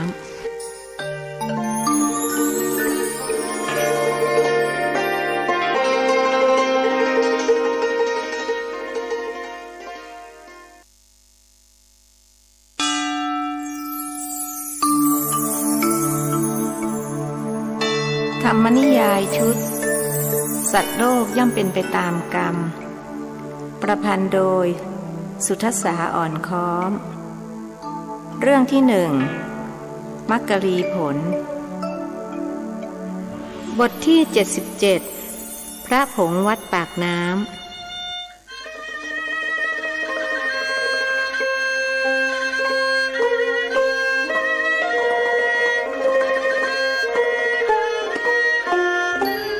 อยู่วัดปากน้ำครบ6 เดือนพระเจริญก็ยังไม่ได้วิชาธรรมกายจึงเกิดความรู้สึกเบื่อหน่ายและท้อแท้ที่ตั้งใจว่าจะจำพรรษาอยู่เสียที่วัดปากน้ำหากว่ายังเรียนไม่สำเร็จก็เลยมีอันต้องล้มเลิกในที่สุดก็ตัดสินใจว่าจะกลับไปจำพรรษาที่วัดพรหมบุรีออกพรรษาแล้วจึงค่อยมาเรียนใหม่ถึงตอนนั้นจิตใจคงจะปลอดโปร่งแจ่มใสกว่าตอนนี้หลวงพ่อครับพรุ่งนี้ผมจะลากลับสิงห์บุรีนะครับพระหนุ่มบอกหลวงพ่อสดขณะทำหน้าที่นวดให้ท่านอ้าวก็ไหนเธอว่าจะจำพรรษาอยู่ที่วัดนี้ยังไงล่ะแล้วทำไมถึงจะกลับหรือว่าเธอได้ธรรมกายแล้วท่านถามทั้งที่รู้ว่าคนเป็นศิษย์ยังไม่ได้สำเร็จวิชาธรรมกายแต่อย่างใดยังไม่ได้หรอกครับแต่ผมรู้สึกเบื่อยังไงชอบกลเอาไว้ออกพรรษาแล้วผมค่อยมาเรียนต่อนะครับตามใจเธอก็แล้วกันสงสัยคงจะคิดถึงโยมยายละสิท่านย้ำเมื่อทำหน้าที่นวดให้ท่านพระหนุ่มมักชวนคุยเรื่องโน้นเรื่องนี้โดยเฉพาะเรื่องมักกรีผลยิ่งสมภารวัดปากน้ำยืนยันว่ามักกรีผลมีจริงก็ยิ่งทำให้พระหนุ่มตั้งใจแน่วแน่ว่าจะต้องด้นดันไปพิสูจน์ที่ป่าหิมพานต์ให้จงได้ครับคิดถึงมากคำตอบของลูกศิษย์ทำให้อาจารย์นิ่งคิดอยู่ชั่วครู่แล้วจึงพูดขึ้นว่าเราก็ข้องใจอยู่เหมือนกันว่าทำไมเธอถึงยังไม่ได้ธรรมกายทั้งที่เธอก็สำเร็จฌานมาแล้วสงสัยจริงๆเจียวผมคงจะไม่มีวาสนาบารมีเหมือนหลวงพ่อกระมังครับไม่มีก็ต้องสร้างของอย่างนี้มันสร้างกันได้ขอให้ตั้งใจจริงเท่านั้นพระพุทธองค์ตรัสสอนไว้มิใช่หรือมโนปุพพังคมาธัมมามโนเศรษฐามโนมยาทำทั้งหลายมีใจนำหน้ามีใจประเสริฐที่สุดสำเร็จแล้วแต่ใจถ้าใจสู้เสียอย่างก็เท่ากับสำเร็จไปครึ่งหนึ่งแล้วแม้จะยังมิได้ทำภิกษุวัย66พูดให้กำลังใจแต่การทำอะไรก็ตาม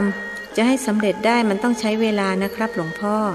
ปลูกข้าวก็ต้องรอให้มันออกรวงให้เมล็ดแก่จึงจะเก็บเกี่ยวได้เก็บเกี่ยวเสร็จก็ต้องนำมานวดมาตำมาหุงจึงจะได้ข้าวสุกมารับประทานการปฏิบัติธรรมจะให้สำเร็จได้ก็ต้องใช้เวลาเหมือนกันดูอย่างหลวงพ่อยังใช้ตั้ง20 ปีแล้วผมเป็นลูกศิษย์ถ้าสำเร็จภายใน6 เดือนก็จะเกินหน้าเกินตาครูบาอาจารย์ผมไม่ต้องการเป็นศิษย์คิดล้างครูครับพระหนุ่มหาข้ออ้างนั่นเป็นข้ออ้างของเธอต่างหากเพราะเธอก็รู้ว่าความจริงมิได้เป็นเช่นนั้นหรือเธอจะเถียงสมภารพูดอย่างรู้เท่าทันพระหนุ่มได้แต่ยิ้มแย่ๆแล้วแก้ตัวว่าผมคงจะพูดผิดไปขอโอกาสแก้ตัวใหม่นะครับคือผมกำลังจะพูดว่าผมไม่อยากเป็นอติชาตศิษย์นะครับทำไมถึงไม่อยากเป็นล่ะอติชาตบุตรก็ดีอติชาตศิษย์ก็ดีหากมีในสังคมใดสังคมนั้นก็เจริญถ้าเธอเป็นอติชาตศิษย์ได้เราจะยินดีมากแต่เอาเธอดูท่าทางเธอเบื่อหน่ายยังไงชอบกลเราจะไม่เซ้าซีแล้วอาจจะยังไม่ถึงเวลาของเธอก็ได้หลวงพ่อสดพูดแบบไม่ได้ยึดติดถือมั่นพระหนุ่มนิ่งแล้วก็เหมือนนึกอะไรขึ้นได้จึงว่าเป็นไปได้ไหมครับหลวงพ่อว่าผมกำลังอยู่ในวัยเบญจเพสเลยต้องมีอันเป็นไปเช่นนี้ เรียนอะไรก็ไม่สำเร็จจิตใจว้าวุ่นสับสนนี่ถ้าเป็นคฤหัสถ์อาจมีเรื่องมีราวกับเขาถึงกับฆ่ารันฟันแทงกันก็ได้โบราณเขาว่าคนอายุเบญจเพสต้องระวังตัวดีไม่ดีอาจตายได้เพราะว่าตกที่นั่งพระศุกร์เข้าพระเสาร์แทรกเราไม่เชื่อเรื่องอย่างนี้หรอกนะถ้าเธอเป็นศิษย์พระตถาคตจริงก็ต้องไม่เอาชีวิตไปฝากไว้กับสิ่งภายนอกพระพุทธองค์ไม่เคยตรัสสอนว่าดวงอาทิตย์หรือดวงดาวต่างๆมีอิทธิพลต่อชีวิตมนุษย์กรรมต่างหากเล่าที่บันดาลชีวิตสัตว์โลกให้เป็นไปกรรมก็คือการกระทำของตัวมนุษย์เองพูดง่ายๆก็คือมนุษย์เป็นผู้ลิขิตตัวเองไม่ใช่ดวงดาวมาลิขิตเรื่องนี้พระพุทธองค์ตรัสไว้ชัดเจนเธอคงจำได้ยาทิสังวะปะเตพีชังตาทิสังละพะเตพลัง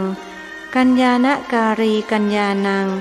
ปาปการีจะปาปกังบุคคลหว่านพืชเช่นใดย่อมได้รับผลเช่นนั้นทำดีย่อมได้ดีทำชั่วย่อมได้ชั่วสมภารวัดปากน้ำเทศนาโปรดลูกศิษย์ก้นกุฏิขอบพระคุณหลวงพ่อมากครับที่ได้เมตตาอบรมสั่งสอนผมถึงจะไม่ได้ธรรมกายแต่เวลา6 เดือนของการอยู่ที่นี่ทำให้ผมได้อะไรดีๆหลายอย่างจากหลวงพ่อ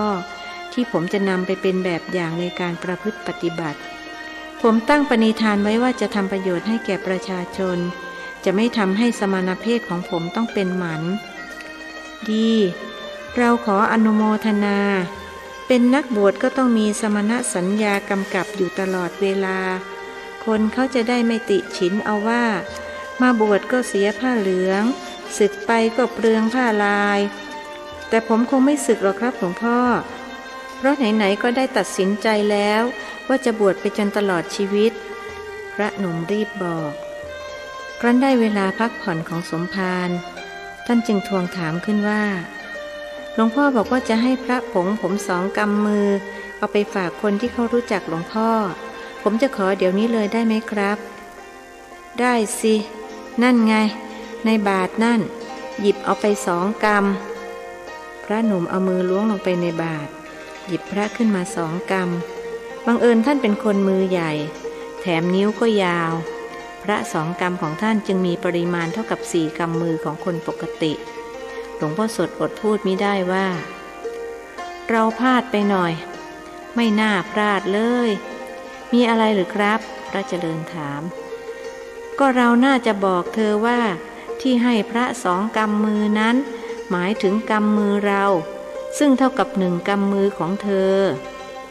ถ้าเช่นนั้นหลวงพ่อพูดใหม่ก็ได้ครับว่าให้4 กำมือของหลวงพ่อซึ่งเท่ากับ2 กำมือของผมคนเป็นศิษย์พูดแบบไม่ยอมเสียผลประโยชน์เอาเธอพูดไปก็เท่านั้นกลับไปห้องของเธอได้แล้วเราจะได้พักผ่อน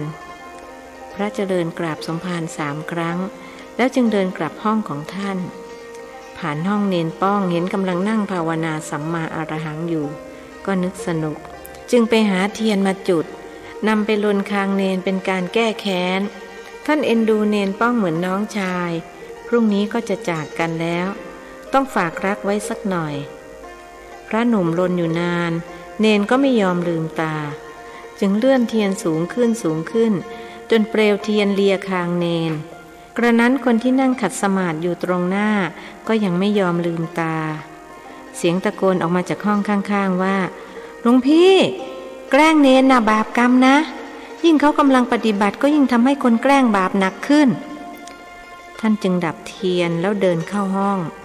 สงสัยนักว่าทำไมเนนน้อยจึงอดทนได้มากมายถึงปานนั้น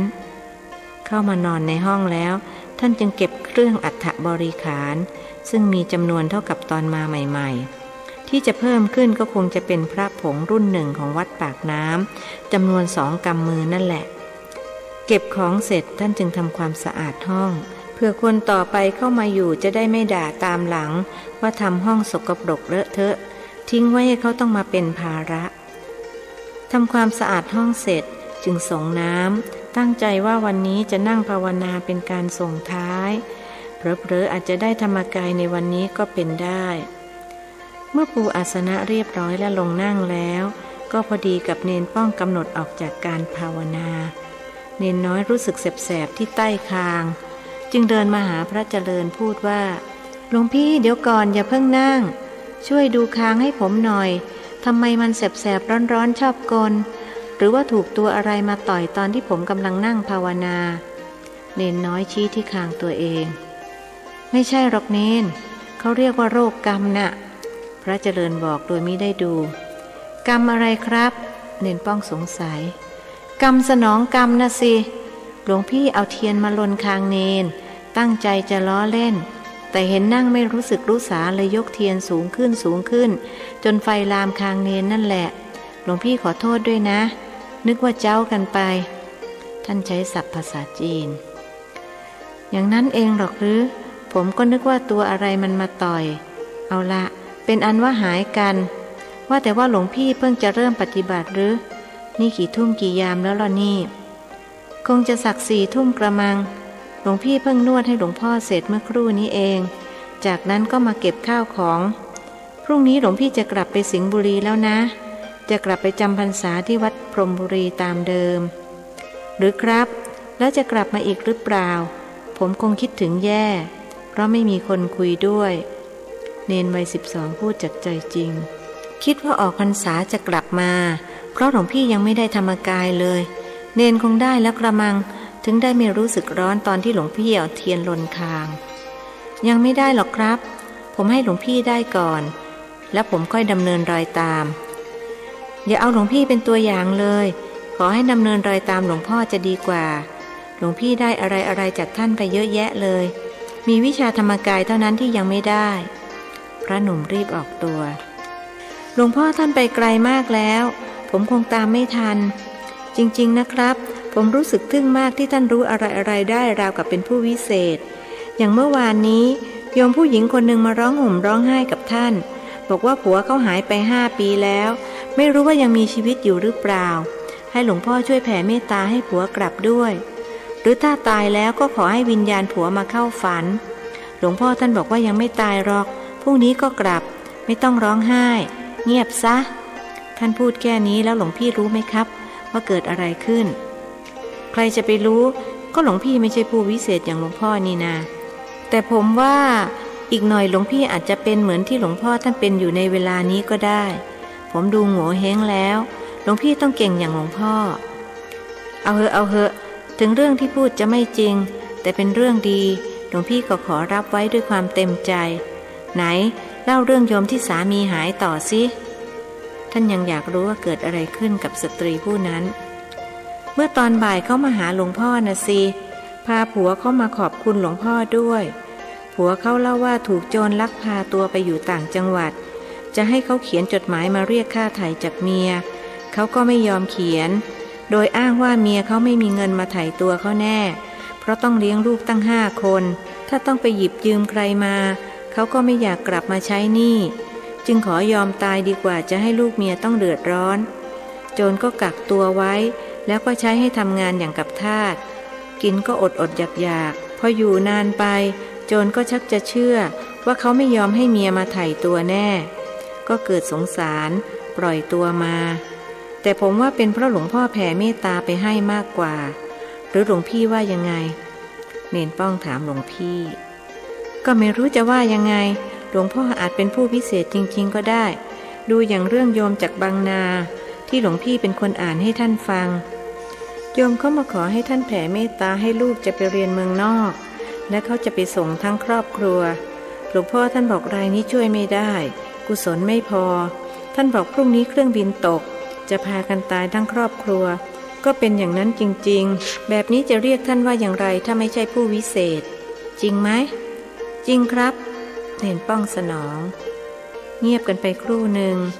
พระเจริญก็ถามขึ้นว่าเนนเคยขอพระท่านไปแจกญาติโยมไหมเคยครับแต่ท่านไม่ให้ท่านบอกว่าคนที่เธอจะไปแจกน่ะเขารู้จักหลวงพ่อสดไหมเขารู้ไหมว่าหลวงพ่อสดสอนอย่างไรวัดปากน้ำอยู่ที่ไหนถ้าเขาไม่รู้อย่างนี้แจกไปก็ไม่เกิดประโยชน์เสียของเปล่าๆท่านว่าอย่างนี้ครับงั้นหรือท่านก็มีเหตุผลของท่านนะ เอาละนะหลวงพี่จะขอนั่งภาวนาบ้างเนนล่ะจะนั่งเป็นเพื่อนหลวงพี่หรือว่าจะเข้าห้องจำวัดแต่คิดว่าคงจะไม่เอาไฟมาลนคางหลวงพี่นะท่านรีบพูดดักคอไว้ก่อนผมไม่สร้างกรรมใหม่หรอกครับหลวงพี่จะพยายามใช้กรรมเก่าให้หมดกรรมใหม่ไม่สร้างอีกจะได้ตัดขาดจากวัฏสงสารเนนวัย12พูดจาเกินอายุดีแล้วแม้ถ้าตอนหลวงพี่อายุเท่าเนนแล้วทำอย่างเนนคงจะดีมากเสียดายที่ประมาทในชีวิตสร้างกรรมทำเขียนไว้มากไม่รู้ว่าชั่วชีวิตนี้จะใช้หนี้กรรมหมดหรือเปล่าไม่อยากเวียนว่ายตายเกิดอีกชีวิตมันทุกข์นะเนนนะเป็นพระเป็นเนนก็ทุกข์เป็นคฤหัสถ์ก็ทุกข์เป็นอะไรก็ทุกข์ทั้งนั้นหลวงพี่พูดโปร่งๆพรุ่งนี้หลวงพี่จะไปยังไงครับเนนป้องเปลี่ยนเรื่องด้วยไม่อยากให้จิตใจหดหู่เศร้าหมองหลวงพี่ว่าจะไปขึ้นเรือเมที่ท่าเตียนเรือพงประจักษ์ขามาหลวงพี่มาเรือโยงเหม็นขี้ไก่แทบแย่ต้องนอนดมขี้ไก่อยู่1 วันกับ1 คืนจึงถึงท่าเตียนพระหนุ่มยังรู้สึกเหมือนว่ากลิ่นของมันวนเวียนอยู่แถวปลายจมูกถ้าเช่นนั้นผมจะนั่งเป็นเพื่อนหลวงพี่นะครับจะนั่งกันกี่ชั่วโมงดีเนนน้อยถามนั่งไปจนถึง2 ยามดีไหมพอได้ยินเสียงเคาะเกราะบอกเวลาค่อยออกพระหนุ่มเป็นคนเสนอตกลงครับแต่ผมไม่ได้ยินหรอกครับเพราะเวลาที่นั่งจิตมันจะดิ่งลึกลงไปไม่รับรู้อะไรทั้งสิ้นก็หลวงพี่เอาเทียนมาลนผมยังไม่รู้เลยเนนป้องเล่าประสบการณ์การปฏิบัติของตนอย่างนั้นหรือแสดงว่าจิตเนนแน่วแน่ถึงขั้นฌานแล้วพระหนุ่มวิจัยท่านไม่บอกว่าตัวท่านเองก็เคยได้ฌานสมัยที่อยู่กับหลวงพ่อเดิมแต่เพราะไม่ได้รักษาองค์ฌานไว้ฌานจึงเสื่อมคงจะเป็นอย่างนั้นกระมังครับเพราะเวลาผมจะนั่งก็จะกำหนดใจว่าจะออกเวลาเท่าไรพอถึงเวลาที่กำหนดก็จะรู้สึกตัวถ้าเช่นนั้นก็ลงมือปฏิบัติกันเถอะจะได้ไม่เสียเวลาตกลงกันดังนี้แล้วพระ1 องค์กับเนน1 รูปจึงพากันนั่งภาวนาด้วยการกำหนดสัมมาอรหังอยู่ที่หน้าห้องของตนฉันภัตตาหารเช้าเสร็จแล้วพระเจริญจึงไปกราบลาหลวงพ่อสดอีกครั้งจากนั้นจึงมาลงเรือเพื่อไปต่อรถเมล์ขาวที่ตลาดพลูเนนป้องมาส่งถึงท่าน้ำพระเจริญหยิบปัจจัยออกมาจากย่าม1 ช่างมอบให้เนนไว้ใช้ในยามจำเป็นท่านเข้าใจความเป็นอยู่ของเนนว่าค่อนข้างอัตคัดขัดสนเพราะญาติโยมส่วนใหญ่มักจะทำบุญแต่กับพระจึงมีความเป็นอยู่ดีกว่าเนนไม่ว่าจะเป็นเรื่องของขบฉันหรือปัจจัยสำหรับใช้สอยพระบางรูปถึงกับมีเหลือเฟือจนกลายเป็นความฟุ่มเฟือยและนำไปใช้ในทางที่ทำให้เกิดอาบัติโทษไม่สมควรกับสมณเพศเช่นนำไปออกเงินกู้นำไปซื้อสลากกินแบ่งเพราะหวังรวยบางรูปก็นำไปซื้อของกำนันไว้แจกพวกสีกาสาวๆเลยประพฤติผิดพระวินัยกันยกใหญ่ในที่สุดก็ต้องสึกหาราเพศออกไปมีครอบครัวส่วนพวกที่ไม่ยอมสึกก็ทำให้สมณเพศต้องมัวหมองทั้งที่ครองผ้าเหลืองเรือแล่นมาถึงตลาดพลูพระเจริญขึ้นจากเรือเดินมาที่ท่ารถเมล์ขาวของบริษัทในเลิศรถเมล์กำลังจะออกท่านจึงรีบขึ้นแต่ไม่สามารถหาที่นั่งได้ด้วยว่าคนนั่งกันเต็มครั้นจะลงไปรอขึ้นคันใหม่ก็เกรงว่าจะไม่ทันเรือเมล์ไม่เป็นไรยืนก็ได้เดี๋ยวคงมีญาติโยมที่ใจบุญเขาลุกให้นั่งหรอกหน้าท่านปลอบใจตัวเองรถเมล์ออกจากท่าแล่นไปตามถนนซึ่งค่อนข้างขรุขระพระหนุ่มสะพายย่ามไว้บนบ่ามือหนึ่งโหนรถเมล์อีกมือหิ้วลังกระดาษบรรจุเครื่องอัฐบริขารพอรถแล่นมาถึงวงเวียนใหญ่คนก็ขึ้นกันจนแน่นรถอย่าว่าแต่จะหาที่นั่งแม้ที่ยืนก็หาแทบไม่ได้เสียงกระเป๋ารถที่อยู่ข้างหน้าตะโกนบอกผู้โดยสารให้ถอยเข้าไปข้างหลังกระเป๋ารถที่อยู่ข้างหลังก็ตะโกนบอกให้ผู้โดยสารร่นขึ้นไปข้างหน้าจนคนถูกบอกไม่รู้จะปฏิบัติตามอย่างไรถูกพระเจริญรู้สึกเมื่อยจึงเปลี่ยนมือข้างที่หิ้วลงมาโหนรถเมล์ส่วนมือที่โหนรถเมล์อยู่เดิมก็เปลี่ยนมาหิ้วลังสับเปลี่ยนกันอยู่อย่างนี้ไหนจะระวังตนไม่ให้ไปถูกกับสีกาอีกเล่า พวกคนที่นั่งก็ใจร้ายใจดำจะลุกให้พระสงฆ์องค์เจ้านั่งบ้างก็ไม่ได้ท่านนึกตำหนิผู้โดยสารที่นั่งพวกที่ยืนก็ช่างกระไรจะช่วยเราหิ้วลังบ้างก็ไม่ได้ตำหนิคนนั่งแล้วก็ตำหนิคนยืนรถวิ่งมาถึงวงเวียนเล็กเป็นเวลาเดียวกับที่สะพานพุทธเปิดรถที่จะข้ามไปฝั่งพระนครจึงต้องจอดรอเช่นเดียวกับรถจากฝั่งพระนครที่จะข้ามมาฝั่งธนบุรีทุกนาทีดูเหมือนผ่านไปอย่างเชื่องช้าคนที่นั่งรู้สึกเบื่อจึงพากันนั่งหลับเสียส่วนมากคนที่ยืนไม่มีสิทธิ์หลับโดยเฉพาะพระภิกษุที่หิ้วลังมือหนึ่งโหนราวรถเมล์อีกมือหนึ่งท่านรู้สึกอึดอัดร้อนและกระหายน้ำขาทั้งสองแข็งเกร็งราวกับท่อนไม้1 ชั่วโมงผ่านไปท่านถึงกับขาสั่นพับๆด้วยเมื่อยเสียจนแทบทนไม่ไหวไหนจะกังวลว่าจะไปไม่ทันเรือเมล์อีกเล่าช่วงนาทีวิกฤตนั้นท่านนึกถึงหลวงพ่อสดหลวงพ่อช่วยลูกด้วยจะทนไม่ไหวแล้วครับภิกษุหนุ่มไม่รู้ที่จะทำอะไรให้ดีไปกว่านั้นจึงยืนกำหนดสัมมาอรหังไปเรื่อยๆสะพานปิดหลังจากที่เปิดให้เรือสินค้าขนาดใหญ่แล่นผ่านไปแล้วรถราที่ติดกันเป็นแถวยาวเหยียดเริ่มเคลื่อนตัวช้าๆพระเจริญยังไม่ยอมหยุดกำหนดสัมมาอรหังและดูเหมือนว่าความทรมานทั้งหลายค่อยเพลาลงเมื่อรถแล่นมาถึงกลางสะพานเป็นเวลาเดียวกับที่จิตของท่านตั้งมั่นเป็นสมาธิจากนั้นก็รู้สึกเย็นวาบไปทั่วสรรพางแสงสว่างไสวปรากฏขึ้นในมโนนึกแล้วท่านก็เห็นตัวเองเดินอยู่ฝั่งพระนครถือลังไว้ด้วยมือขวาแสงสว่างจ้าจับอยู่รอบๆตัวเอ๊ะนั่นตัวเรานี่นะทำไมถึงไปเดินอยู่ที่ฝั่งโน้นได้ท่านสงสัย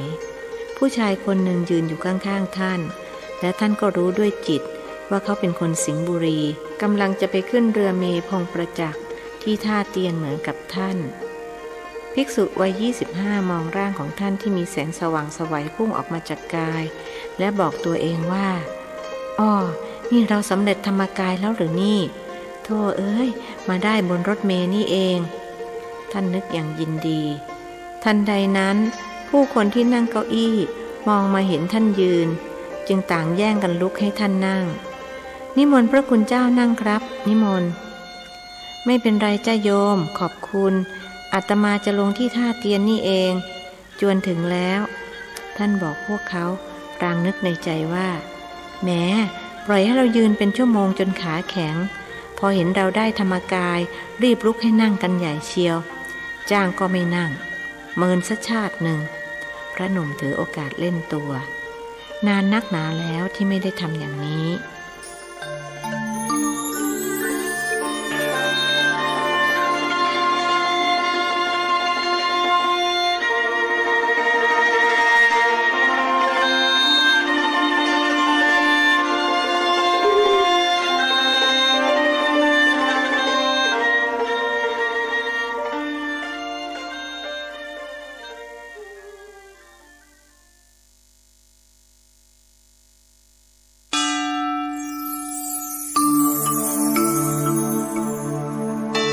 ธรรมนิยายชุดสัตว์โลกย่อมเป็นไปตามกรรมประพันธ์โดยสุทัสสาอ่อนค้อมเรื่องที่1มักกรีผลบทที่78หลวงพ่อในป่า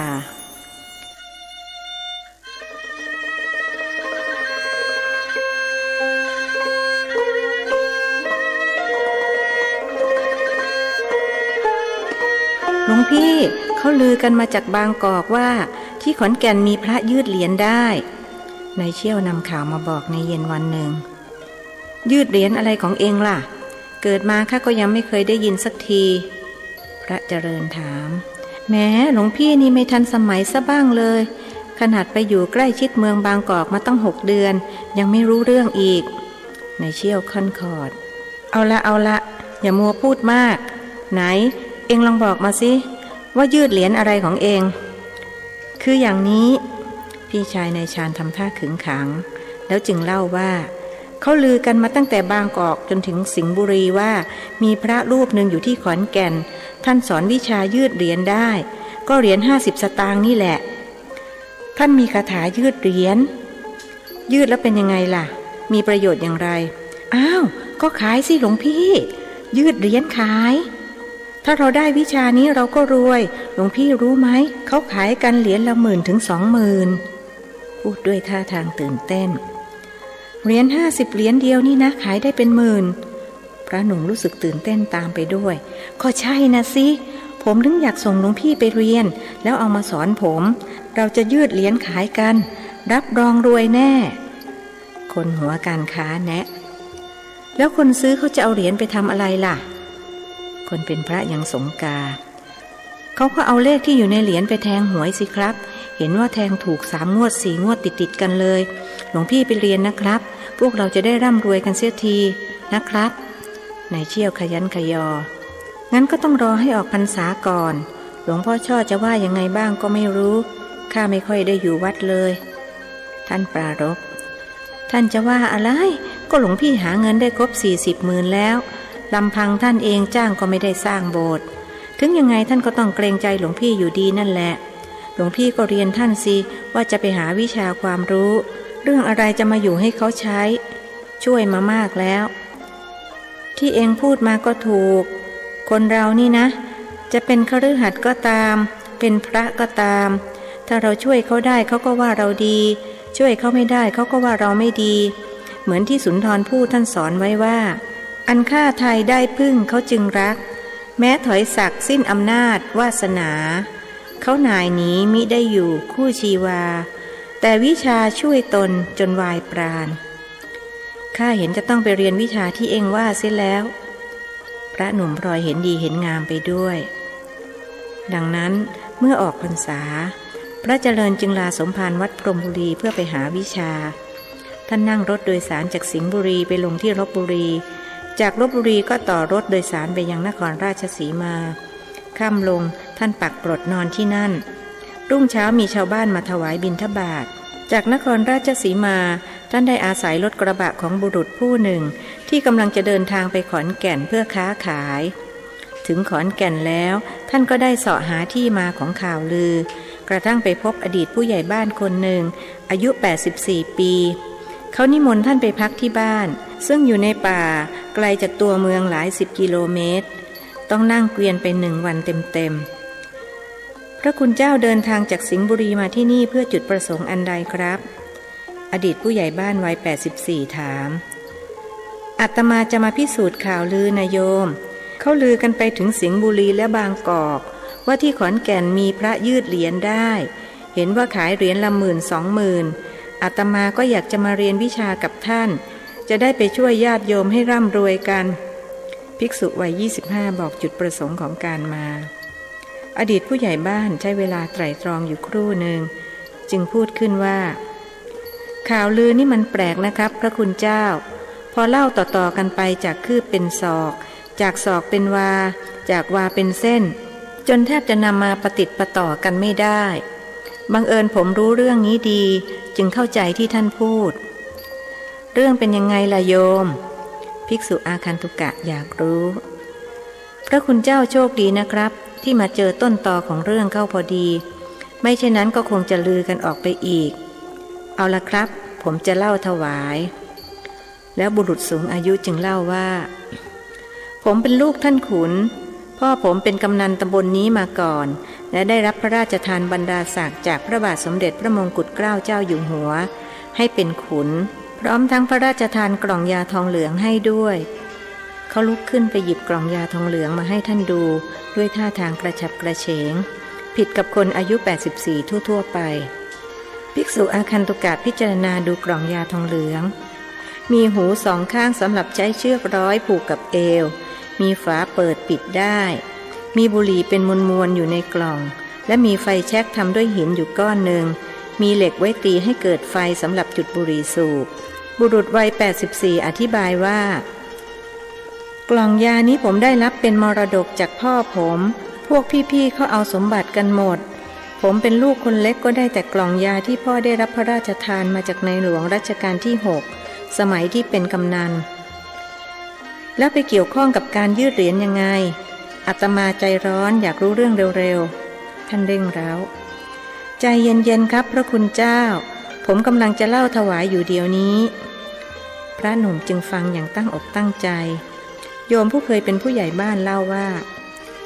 ในกล่องมีเหรียญอยู่เหรียญหนึ่งซ่อนอยู่ก้นกล่องซึ่งผมก็ไม่ได้สังเกตกระทั่งพระท่านทักผมจึงได้รู้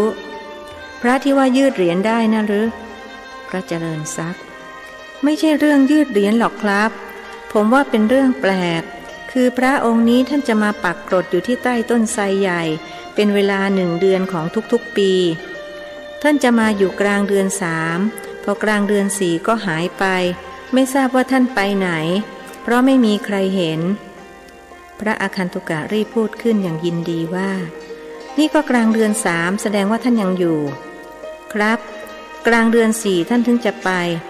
พรุ่งนี้ผมจะพาพระคุณเจ้าไปกราบท่านอยู่ในป่าห่างจากหมู่บ้านไปประมาณ4 กิโลเมตร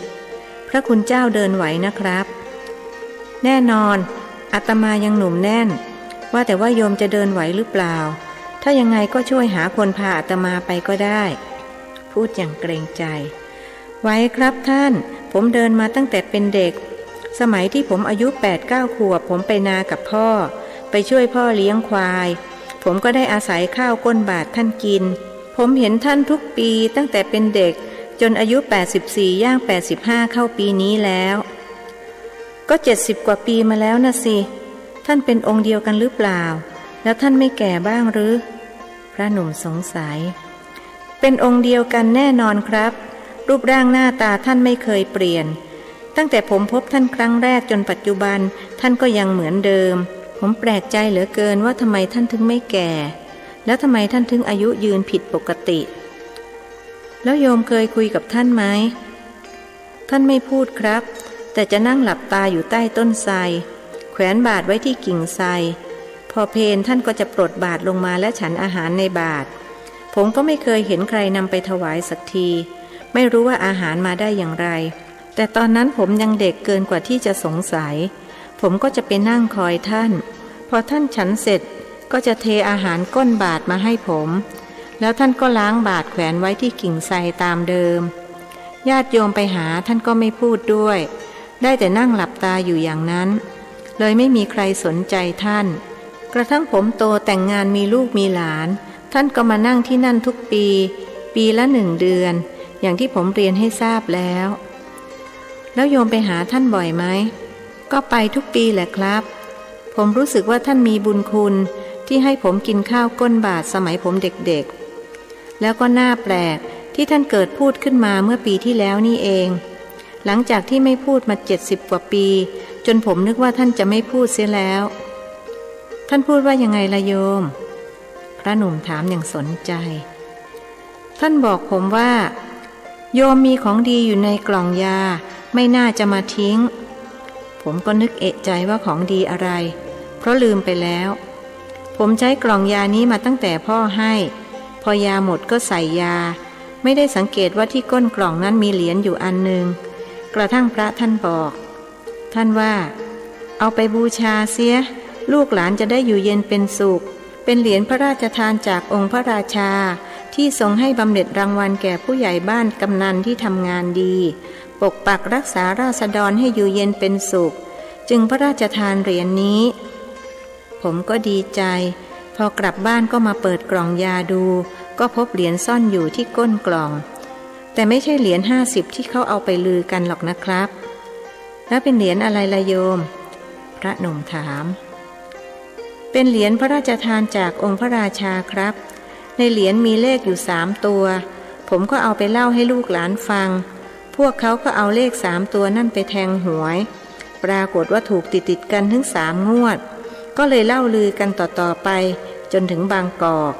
แล้วในที่สุดเลยกลายเป็นว่าเหรียญยืดได้ผู้ใหญ่บ้านเล่าถึงต้นสายปลายเหตุแสดงว่าเหรียญยืดได้ไม่มีใช่ไหมครับถามอย่างผิดหวังเรื่องที่ผมเล่ามาก็มีเท่านี้แหละครับความจริงมีอยู่นิดเดียวแต่พอเล่ากันปากต่อปากจากคืบก็กลายเป็นศอกจากศอกก็กลายเป็นวาอย่างที่ผมกราบเรียนมาตั้งแต่ต้นพระเจริญยังไม่ปักใจเชื่อทั้งหมดท่านยังมีความหวังว่าพระองค์นั้นจะต้องมีวิชายืดเหรียญได้ รอให้ถึงวันพรุ่งนี้เสียก่อนจึงจะพิสูจน์ว่าจริงดังข่าวลือหรือไม่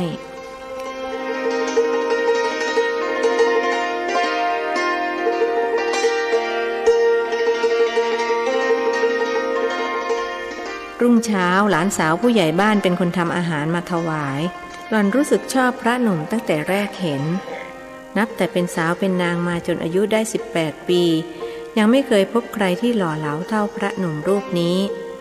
วิธีเดียวที่จะทำให้ท่านสนใจก็คือปรุงอาหารให้สุดฝีมือเข้าตำราเสน่ห์ปลายจวักผัวรักจนวันตายหล่อนตื่นตั้งแต่ตี 4ถือไฟฉายเข้าไปในเล้าไก่จับไอ้โต้งมาตัวหนึ่งจัดการเชือดคอแล้วต้มน้ำลวกเพื่อถอนขนเสียงไอ้โต้งร้องอ๊อกอ๊อกตอนถูกเชือดได้ยินไปถึงหูของพระเจริญท่านรู้ดีว่าเกิดอะไรขึ้นเพราะเคยรับจ้างเชือดคอไก่มาก่อนพระหนุ่มได้แต่แผ่เมตตาให้มันและตั้งใจว่าจะไม่ฉันเนื้อมันเป็นอันขาดเพราะจะเป็นการผิดวินัยของสงฆ์พระพุทธองค์ทรงบัญญัติไว้ว่าห้ามภิกษุฉันหรือรับประเคนอาหารที่ปรุงจากเนื้อสัตว์อย่างหนึ่งอย่างใดใน10 อย่างได้แก่เนื้อมนุษย์เนื้อช้างเนื้อม้าเนื้อสุนัข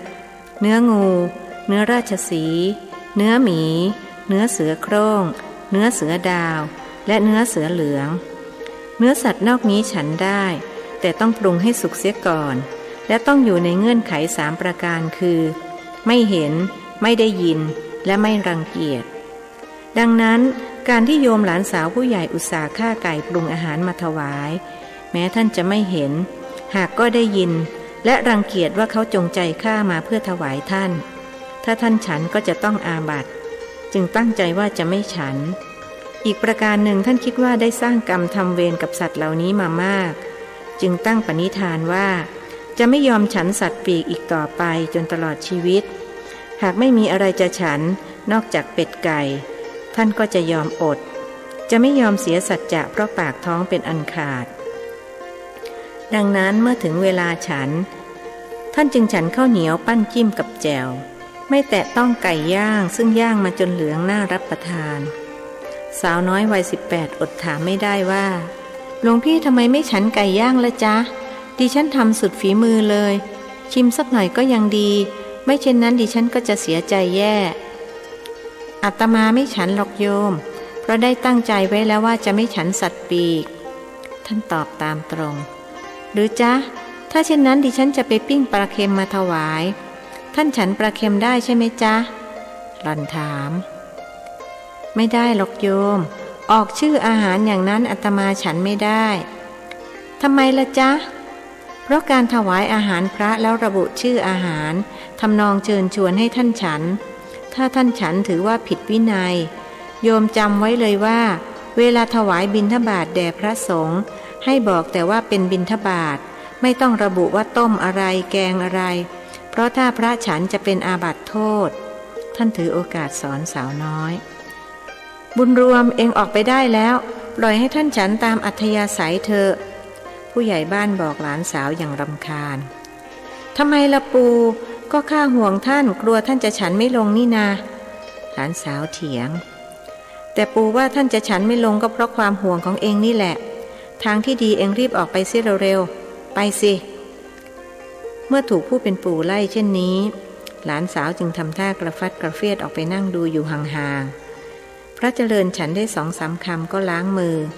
ยกขันน้ำขึ้นดื่มเป็นสัญลักษณ์ว่าอิ่มแล้วผู้ใหญ่บ้านคิดว่าหลานสาวคงจะเป็นสาเหตุให้ท่านฉันไม่ลงจึงรีบพูดแก้ตัวแทนหลานว่าพระคุณเจ้าอย่าถือสานางบุญรวมมันนะครับมันขาดเกินอย่างนี้มาตั้งแต่เป็นเด็กแล้วแม่มันตายตั้งแต่คลอดมันใหม่ๆส่วนพ่อมันซึ่งเป็นลูกชายผมก็ไปได้เมียอยู่บางกอกไม่เคยกลับมาดูแลมันเลยผมก็เลี้ยงมันไว้เอาบุญอาศัยมันหุงข้าวให้กินตักน้ำให้อาบภิกษุวัย25ได้ฟังเรื่องราวของสาวกำพร้าก็ให้รู้สึกสงสารจึงพูดให้กำลังใจว่าดีแล้วล่ะโยมจะได้ตอบแทนบุญคุณคนที่เขาเลี้ยงพ่อของเรามาคนมีความกตัญญูตกน้ำไม่ไหลตกไฟไม่ไหม้แต่พ่อดิฉันเขาไม่เคยเลี้ยงดูดิฉันเลยจ้าหลวงพี่หนีไปมีเมียใหม่อยู่ที่บางกอก เขาคงมีลูกใหม่หลงไหลได้ปลื้มจนลืมดิฉันพูดแล้วก็ทำท่าจะร้องไห้พระหนุ่มจึงต้องปลอบใจว่าเอาเถอะทำความดีเข้าไว้สักวันหนึ่งความดีจะตอบสนองคิดเสียว่าเราคงจะทำกรรมไม่ดีไว้ในชาติก่อนจึงต้องใช้กรรมในชาตินี้ขอให้อดทนทำความดีต่อไปแล้ววันหนึ่งโยมจะได้พบกับความสุขความเจริญขอให้เชื่ออาตมาสักครั้งจ้ะดิฉันจะเชื่อหลวงพี่แล้ววันหลังหลวงพี่ต้องมาแวะเยี่ยมดิฉันนะจ๊ะพระหนุ่มมิได้รับปากด้วยมิรู้ว่าจะมีโอกาสมาอีกหรือเปล่าสิงห์บุรีกับขอนแก่นช่างไกลกันลิบลับนั่งรถเป็นวันๆกว่าจะถึงหลังจากพระเจริญฉันภัตตาหารเสร็จผู้ใหญ่บ้านกับหลานสาวจึงลงมือรับประทานพระหนุ่มสังเกตว่าบ้านนี้มีอยู่กันเพียง2 คนคือปู่กับหลานอยากรู้ว่าภรรยาของแกไปไหนจึงถามโยมอยู่กัน2 คนหรือโยมผู้หญิงไปไหนเสียล่ะท่านถามเมื่อเขารับประทานอาหารกันอิ่มแล้วเขาตายไปแล้วครับพระคุณเจ้าเพิ่งตายไปเมื่อ 6-7 เดือนมานี่เองผมก็เลยอยู่กับหลานสาว2 คนลูกเต้าเขาก็แยกไปมีครอบครัวกันหมดตรุษทีสงกรานต์ทีเขาถึงจะพาลูกๆมาเยี่ยมมารดน้ำดำหัวผู้ใหญ่บ้านวัย84เล่าด้วยเสียงปกติขอประทานโทษโยมมีลูกกี่คนล่ะ14ครับพระคุณเจ้าผู้หญิง7ผู้ชาย7พ่อของนางบุญรวมเป็นคนสุดท้องป้าลุงเข้ามาเยี่ยมปู่ทุกปีมีแต่พ่อดิฉันคนเดียวที่ไม่มาจนดิฉันจำหน้าเขาไม่ได้แล้วป่านนี้คงตายแล้วมั้งหล่อนแช่งส่งไม่ได้โยมพูดอย่างนั้นไม่ได้แช่งชักหักกระดูกบุพการีเช่นนั้นบาปกรรมมากรู้ไหมท่านปรามก็เขาอยากไม่มาหาดิฉันไม่มาหาปู่นี่จ๊ะหล่อนอ้าง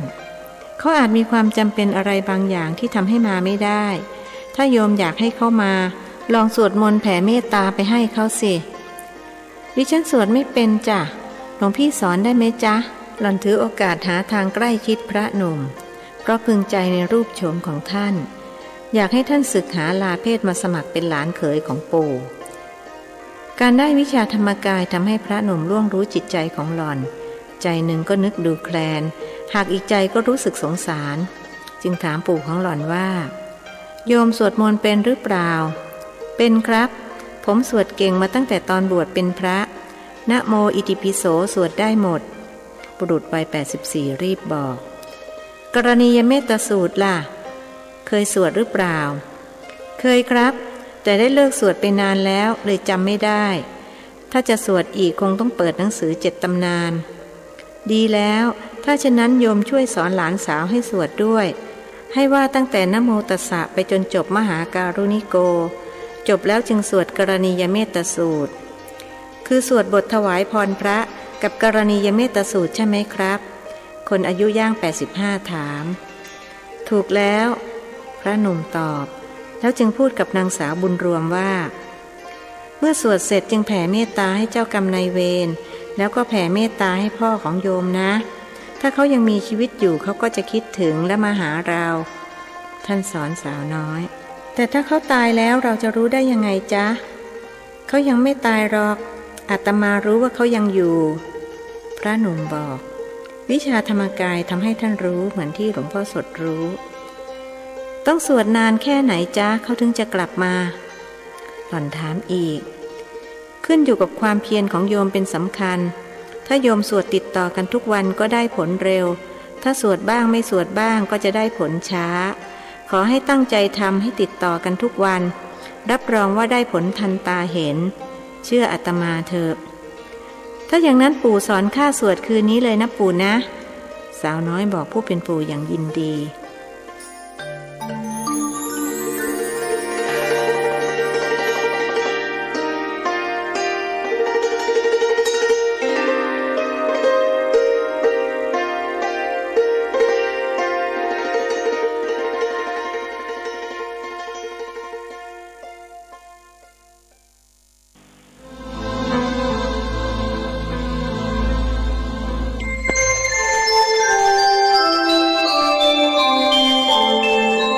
ขณะนี้ท่านกำลังฟัง สถานีวิทยุกระจายเสียงพระพุทธศาสนา FM 104.5 เมกะเฮิรตซ์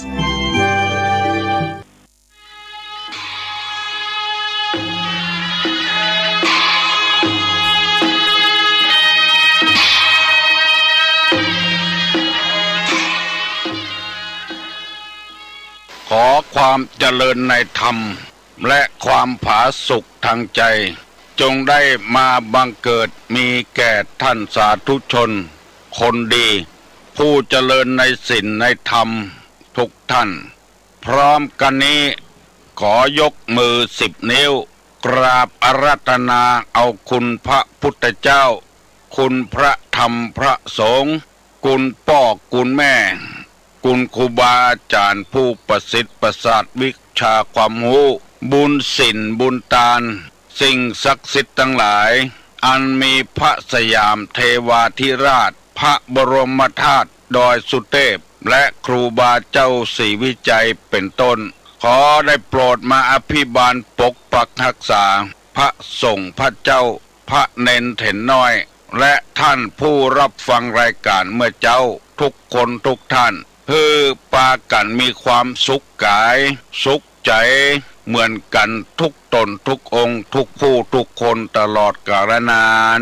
มาแถมแล้วเนอเสียงก้องเสียงกองเสียงมองต่ำเข้าเสียงตุเจ้าเทศนาธรรมมาเยี่ยมมาใจท่านสาธุชนคนดีทั้งหลายถึงบ้านถึงจองเพื่อเอาธรรมะแบบรากหญ้าแบบธรรมดามาฮือพ่อแม่พี่น้องทั้งหลายฟังก่อนที่จะได้ฟังนี้ขอเชิญชวนมวลพุทธบริษัททั้งหลายไหว้พระเหมือนกับนักมวยไหว้ครูระลึกถึงครูบาอาจารย์ก่อนผู้ที่ไปแสวงหาสัจธรรม4 อสงไขยปลายแสนมหากัปและ10 ชาติปางสุดท้ายได้เกิดมาเป็นพญาเวสสันตละตาลเข้าของทรัพย์สมบัติสละบัลลังก์ไปบวชเป็นพระฤาษีตาลเมียตาลลูกบำเพ็ญขนาดนักจนได้ตรัสรู้เฮาไหว้ครูบาอาจารย์เนี่ยก่อนเนออาลังหังสัมมาสัมพุทโธภควาพุทธังภวันตังอภิวาเทมิกราบสวากขาโตภควตาธัมโมธัมมังนัมสสามิกราบสุปฏิปันโนภควโตสาวกสังโฆสังฆังนัมมามิกราบหันทัพไมยังพุทธัสสะภควโตบุพาภะคณะมะกะลังกะโลมาเสนะโมตัสสะภะคะวะโตอะระหะโตสัมมาสัมพุทธัสสะนะโมตัสสะภะคะวะโตอะระหะโตสัมมาสัมพุทธัสสะนะโมตัสสะภะคะวะโตอะระหะโตสัมมาสัมพุทธัสสะพุทธังสรณังกัจฉามิธัมมังสรณังกัจฉามิสังฆังสรณังกัจฉามิตุติยัมปิพุทธังสรณังกัจฉามิตุติยัมปิธัมมังสรณังกัจฉามิตุติยัมปิสังฆังสรณังกัจฉามิตติยัมปิพุทธังสรณังกัจฉามิตติยัมปิธัมมังสรณังกัจฉามิตติยัมปิสังฆังสรณังกัจฉามิอิติปิโสภะคะวาอะระหังสัมมาสัมพุทโธวิชชาจรณะสัมปันโนสุขโตโลกาวิทูอนุตตโลปุริสาธัมมสาละถิสัทธาเทวมนุสสานังพุทโธภควาติสวากขาโตภควตาธัมโมสันติติโกอากาลิโก เอหิปัสสิโกโอปัญญิโกปัจจัตตังเวทิตโพวินยูหิติสุปฏิปันโนภะคะวะโตสาวกสังโฆอุจุปฏิปันโนภะคะวะโตสาวกสังโฆญาญะปฏิปันโนภะคะวะโตสาวกสังโฆสามิเจปฏิปันโนภะคะวะโตสาวกสังโฆญาติตังจัตตาลิปุริสายุคานิอัฏฐ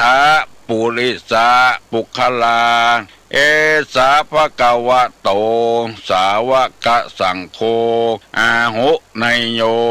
ปาหุไนโยทักขิไนโยอัญจลิกาลนิโยอนุตตะลังปุญญเขตังโลกัสสาติกราบหนึ่งกราบสองกราบสามกาเลนะธรรมัสสวนังเอตัมมังคารมุตตะมังมาแถมละเนื้อพ่อออกแม่ออกพ่อนานพ่อน้อยพ่ออุ้ยแม่อุ้ยพี่ป้านาอาศรัทธาพี่น้องลูกเต้าหลานเลนทั้งหลายมาแถมแล้วเสียงก้องเสียงก้องเสียงมองต่ำเข้าเสียงตุเจ้าเทศนาธรรมคนโบราณถือว่าเป็นเสียงอันเป็นสิริมงคล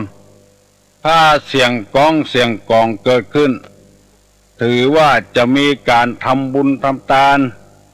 มีการกินการทานเกิดขึ้นเสียงมองต่ำเข้าถือว่าเข้ายังมีในเล้าในหลองอยู่เข้าบ่เสียงเต้อยังมีกลิ่นมีใจอยู่เสียงตุเจ้าเทศนาธรรมเป็นเสียงที่เป็นสิริมงคลที่ว่าธรรมะสากัจฉาเอตัมมังกรุตมังหรือว่าธรรมสวนามัยบุญสำเร็จด้วยการฟังธรรมการสนทนาธรรมเป็นตามกาลเวลาเป็นมงคลประเสริฐเสียงที่เป็นมงคลมาถึงบ้านมาถึงบนเฮือนมาถึงในเฮือนมาถึงในมุ้งในสุดมาถึงหลอดไฟมาถึงห้องน้ำแล้วมาถึงบนรถในรถมาถึงในกาดในลีมาถึงในไร่ในสวนมาถึงกุฏิกุฏางนับว่าเป็นเสียงอันเป็นสิริมงคลยังดีกว่าเสียงสาบกันแจ้งกันด่ากันท้อกันใส่ร้ายป้ายสีซึ่งกันและกันอันนั้นเป็นเสียงที่บ่เป็นมงคลลุกนึ่งลุกอาบน้ำลุกฟังธรรมลุกเงียเวียกเงียการลุกเจ้าได้หลายลุกขวายได้น้อยบ่ตันเปิ้นลุกมาอาบน้ำลุกมาฟังธรรมนึงได้ปะได้ปบกับปอออกไม่ออกคนใดก็ว่าหูตาได้เป่งได้แจ้งเกินแถมจัดนักตั้งแต่วิทยุท้องถิ่นเกี่ยวกับพระพุทธศาสนาเกี่ยวกับการประกาศธรรมของจังหวัดเชียงใหม่เกิดขึ้นมีหลายสถานีประกาศน้ำธรรมคำสั่งสอนเอามาปฏิบัติแล้วรู้สึกว่าดีขึ้นมีคนโทรศัพท์มาหาตุลุงเป็นไม่ออกเป็นไม่ยิงว่าตุลุงขอไว้สาหนึ่งขอขอบคุณตัวเพราะตุลุงก็ว่าไว้สาขอบคุณกับอะไรอย่างเอาบัดได้หูได้หันกำเตื้ออันนี้เป็นความจริงนะไม่ใช่โมนะที่ไหวที่สาที่ขอบคุณตุลุงเพราะว่าทำมือครอบครัวมีความสุขขึ้นบ่ได้สุขเกี่ยวกับถูกหวยรวยเงินบ่ได้สุขเกี่ยวกับอย่างอื่นมั่งมีสีสุขอันใดที่ว่าสุขนั้นก็คือทำครอบครัว ระหว่างผัวเมียอยู่กับกันมีความเข้าใจกันนักขึ้นบางครอบครัวก็ผัวลุงลังเมียดีบัดเดี๋ยวนี้บ่ลุงลังละบางครอบครัวก็บอกว่าเมียลุงลังบ่ฮู้การบ่ฮู้งานบ่ฮู้เก็บหอมรอมริบบัดเดี๋ยวนี้เมียดีขึ้นมาโอ้ตุลุงก็ดีอกดีใจที่เกิดมา71 ชาติหนึ่งได้ทำความดีให้แก่บ้านแก่เมืองโดยที่เฮาบ่นึกเฮาบ่ได้ฝันมาก่อนว่าได้ความดีอันใดเพราะว่าเฮาก็ทำตามหน้าที่ของเฮาเนี่ยโอกาสมันมีจังหวะมันฮึเฮายังเจ็บเป็นเอ็นอุ่นแต่บ่นักหน้าป้าป้านจนลุกบ่ได้ก็พยายามหาธรรมะอันเป็นเครื่องประดับอันเป็นยาอันเป็นเปื้อนฝุ่งทั้งจิตทั้งใจ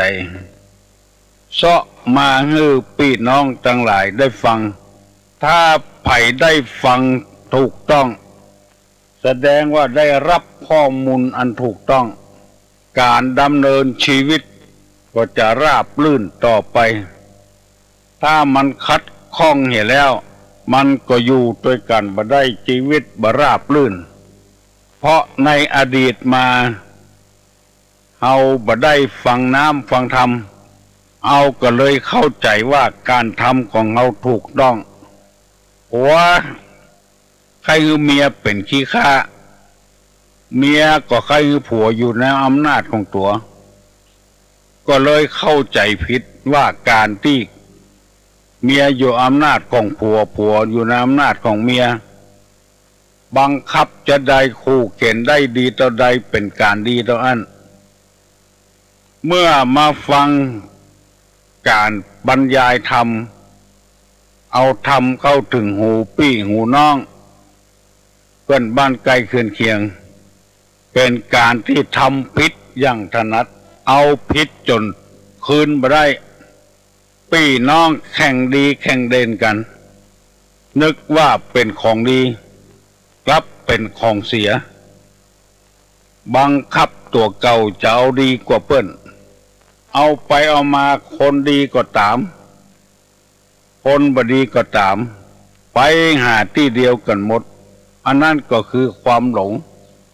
ล่าบ่ล่าผิดหัวกันตลอดบ่ปากห่อบ่คอจำใส่กันกองผิดกองถูกกับกัน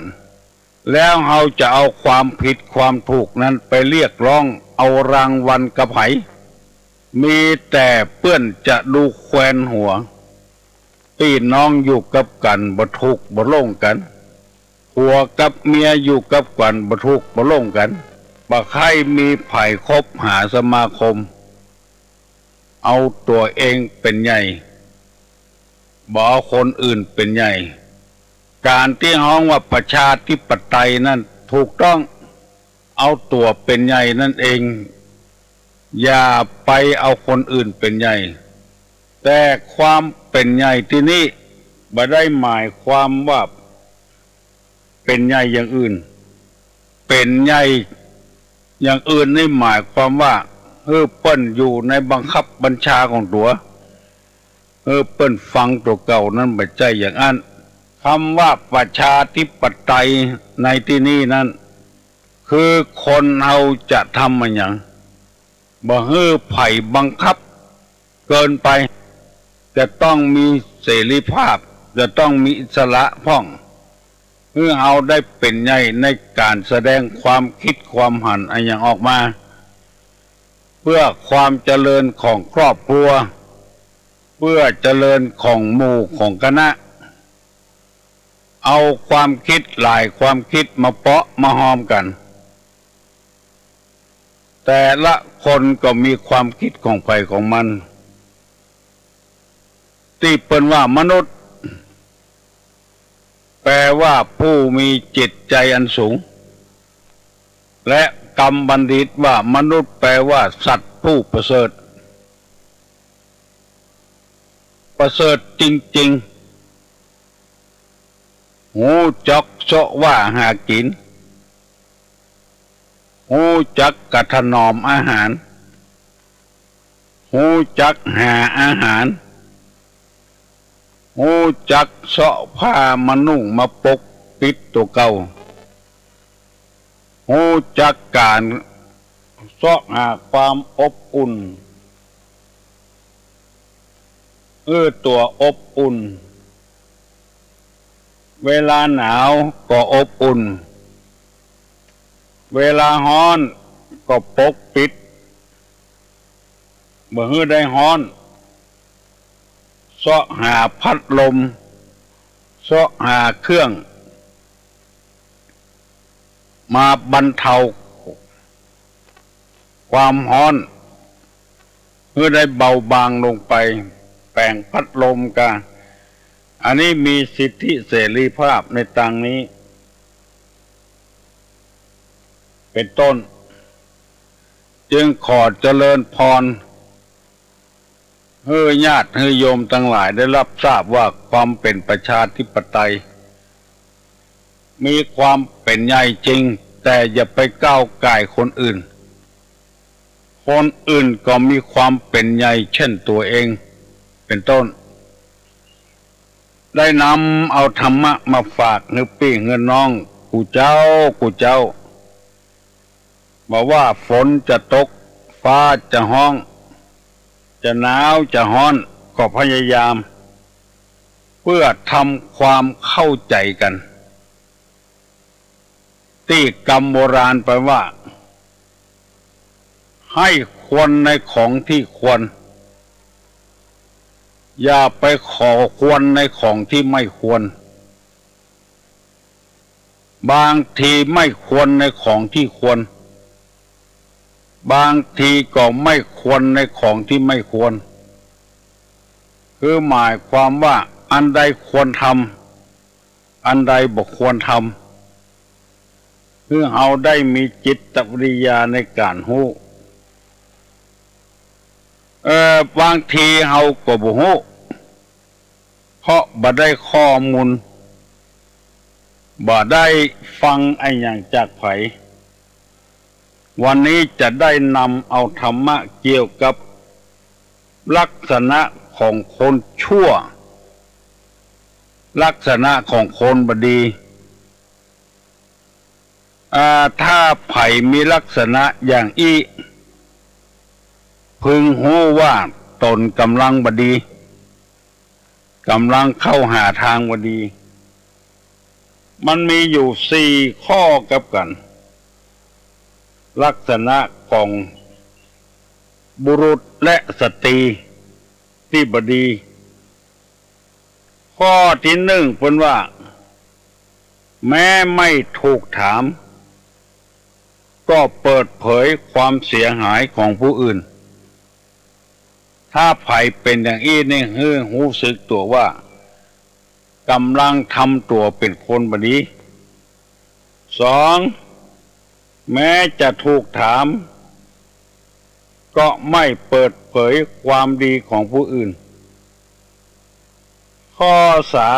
3แม้จะถูกถามก็ไม่เปิดเผยความเสียหายของตน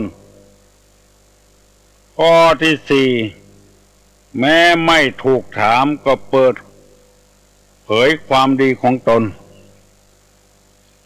เป็นว่าคนใดถ้ามีนิสัยอย่างอี้นะกำลังจะเป็นคนบดีไปเหี่ยแล้วเนอะแล้วตุลงจะได้ขอเมตตาเวลากับท่านผู้ฟังทั้งหลายเพื่ออธิบายให้ท่านผู้ฟังทั้งหลายมีความเข้าใจในเรื่องนี้ปล่อยฟังไปทีน้อยเนอะโอ้รับเถอะละก้าตื่นเนอะฟังดีๆตุลงเสียงอัดเสียงแห้งไปหน่อยวันนี้ก็ขออภัยตามสังขารคนแก่แล้วดักเหี้ยวบ่หมานหัวงอกซุนซานใจการบ่ได้จะได้อธิบายให้ฟังดีๆเนอะถ้าเป็นไปอย่างอี้เพิ่นบอกว่าปอดจายคนนั้นก็ดีไม่ยิงคนนั้นก็ดี กำลังจะบดีแล้ว ข้อที่หนึ่งว่าแม้ไม่ถูกถามก็เปิดเผยความเสียหายของผู้อื่นถ้าใครเงือดีดันอย่าไปเปิดเผยความดีความชั่วของคนอื่นเปิดเผยความเสียหายของผู้อื่นมาว่าผู้นั้นจะเป็นภัยก็ตามบางคนเอาเปิดเผยไปคนที่ได้รับฟังกรรมเอาเปิดเผยความบดีของคนอื่นเขาอาจจะเป็นเปื้อนฝุ่งกันก็ได้ถูกอกถูกใจกันมาก่อนก็ได้ถ้าจะว่าตามความจริงตามภาษาชาวบ้านเขาทั่วไปก็หมายความว่าเล่าขวัญคนอื่นไผบ่ถามสักน้อยก็เปิดเผยความเสียหายของคนอื่นมีหลายคู่หลายคนกันปะหน้าปะตากันก็เอาความชั่วของคนอื่นมาอู้ให้ฟังทำนองที่ว่าเล่าขวัญเปิ้นอย่างตัวแน่เต็มทีนี่เพื่อก็เป็นดีอินดูคนที่ถูกเล่าขวัญบอกหูเรื่องบอกหูราวสักน้อยมีหูบ่มีหูมีพ่องบ่มีพ่องเรื่องน้อยเดียวกลับเป็นเรื่องใหญ่ขึ้นไปแถมใหญ่โตละโหฐานเพราะฉะนั้นเปิ้นบอกว่าคนใดใครเป็นคนดีบ่ต้องไปเปิดเผยความรักหรือความลับของไผในที่นี้เปิ้นบอกว่าอย่างนั้นบ่ถูกถามสักน้อยก็ไปฟ้างเปิดเผยความบดีของคนอื่นถ้าเปิ้นถามก่อนใครโหจริงๆก็ก้อยเปิดเผยความชั่วของคนอื่นเพราะคนที่มีความโหคนที่ฉลาดเปิ้นเข้าใจละว่าเฮานี่เป็นคนเชื้อใดและก็เปิ้นจะอู้กันค่อยบ้านค่อยเมืองเลยว่าหมอเนี่ยปากบดีเฮาบ่ใจถามสักน้อยเอาความบดีบดักของคนอื่นมาเปิดเผยเอาความเสียหายของคนอื่นมาเปิดเผยมันบดีเป็นเรื่องของมันบอดใจเรื่องของเฮาว่าไปแล้วเฮาก็บ่ได้ผลบ่ได้ประโยชน์อย่างกับมันเพราะว่าคนเฮานี่จะต้องหูจักตัวเก่าในธรรมคำสอนเปิ้นว่าเจ้าอันเฮามีหน้าที่ก็ที่เฮาจะไปเปิดเผยความบดีของคนอื่นเฮาบ่มีหน้าที่ก็อย่าไปพูดถ้าเฮาเป็นพ่อเขาแม่เขาต้องการให้เขาเป็นคนดีเฮาเป็นครูบาอาจารย์เขาต้องการให้เขาเป็นคนดีอันนี้ก็ควรจะพูดควรจะอู้แต่บ่อู้ทำนองเล่าหน้าจากขวัญคนอื่นเปิ้นสอบเปิ้นหันละเปิ้นหูละเปิ้นได้ยินละบางทีตุลุงก็โดนเหมือนกันคนที่มันเล่าให้ฟังเฮาบ่ฮู้จักสักหน่อยบ่ใจเป็นอะไรอย่างกับเฮาเล่าให้เฮาฟัง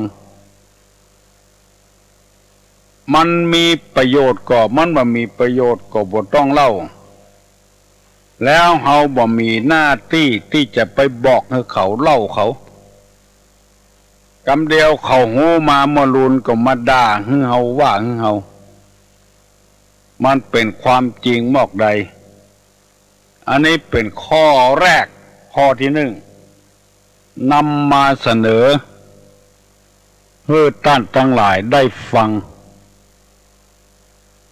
เป็นข้อใหญ่ใจความ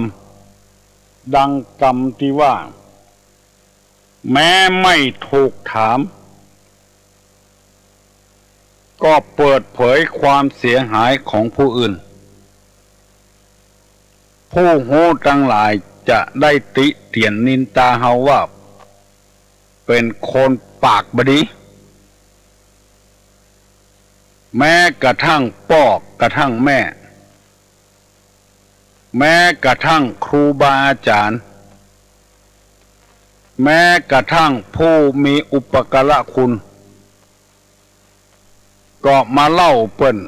เปิดเผยให้เปิ้นอันนี้ตุลุงบัดได้ว่าให้ไผนำมาเสนอให้ฟังเพื่อเฮาได้สังเงียมเจียมตัวเพื่อได้ปรับปรุงนิสัยตัวเก่าให้เป็นคนดีในบ้านในจองในสังคมฝากฝังไว้เนอะขอเชิญชวนมวลต้านสาธุชนทั้งหลาย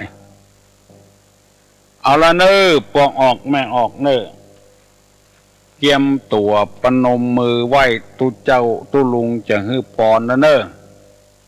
เพื่อฮื้อเป็นสิริมงคลกับตัวกับบ้านกับจองต่อไปเวลามันจะจับพอดีละยกมือไหว้เนอะจะปั่นปอนละอายุวัฏโกธนะวัฏโกสิริวัฏโกยัสสะวัฏโกปละวัฏโกวันนะวัฏโกสุขะวัฏโกโหตุสัพพตาทุกขโลกาพญาเวลาโสกาจันตุจุปตวาอเนกาอันตระญาปิวินาสันตุจเตจสาใจยะสิทธิธนังลาพังโสถีภคยังสุขังพลังสิริอายุจะวันโนจะโภกังวุธิจะยะสวาสตาวาสาจะอายุจะจีวสิทธิภวันตุเตสัพปีติโยวัจจันตุสัพพะโรโกวินัสตุมาเตภวะตวนตะลาโยสุขีติคายุโกภวะอภิวาตานะสีลิสนิจังวุธาปจายโนจัตตาโลธรรมาวัฏันติอายุวันโนสุขังปลัง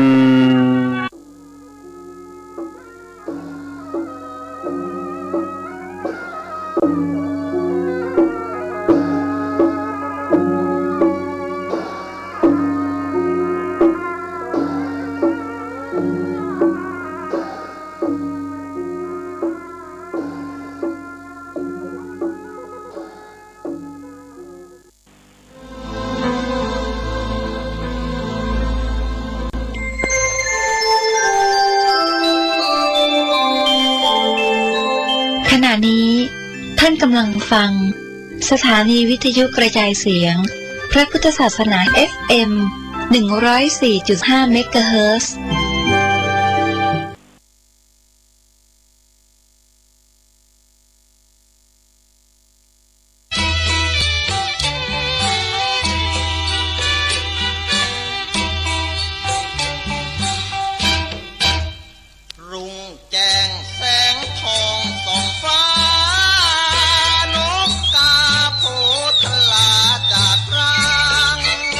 เสียงนกกาเป็นสัญญาร้อง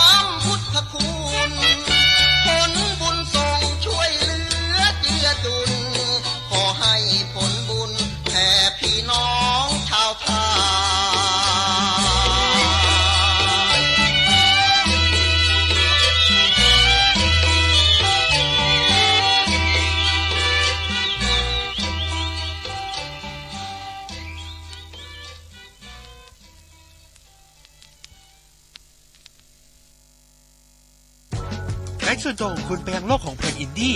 รับสิทธิ์ทดลองใช้ YouTube Music Premium ฟรีวันนี้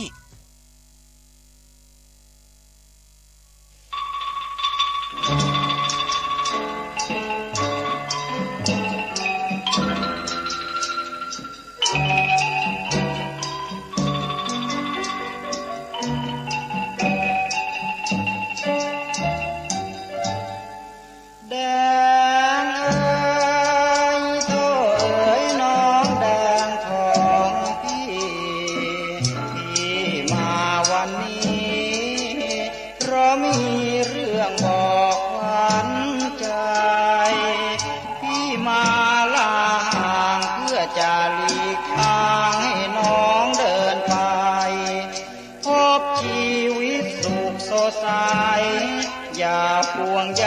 ให้ทุกข์ละทมแดงเอ้ยพี่รู้ว่าพี่ต้อยต่ำถูกคนประณามทุกยามไหลความรื่นรมขอจงลืมพี่แต่งกับคนดีที่เขาคอยชมพี่เลวพี่ต่ำไม่สมพี่ขอก้มหลีกหนีน้องไปเจ้าอย่ามองอย่าร้องไปเลยการดาพี่มาลาควันตาจงอย่าเสียใจเช็ดน้ำตาสิจ๊ะอย่าร้องไห้โปรดยิ้มให้พี่ชื่นใจในวันสุดท้ายของเราแดงเอ้ยพี่ขอลาแล้วน้องพี่อยู่เถิดคนดีน้องพี่จงอย่าโศกเศร้าถึงพี่ไกลห่างก็จะไม่จางจากรักของเราส่งใจติดตามดังเงาจวบถึงคราวพี่จะสิ้นใจแดงเอ้ยพี่ขอลาแล้วน้องพี่อยู่เถิดคนดีน้องพี่จงอย่าโศกเศร้าถึงพี่ไกลห่างก็จะไม่จางจากรักของเราส่งใจติดตามดังเงาจวบถึงคราวพี่จะสิ้นใจ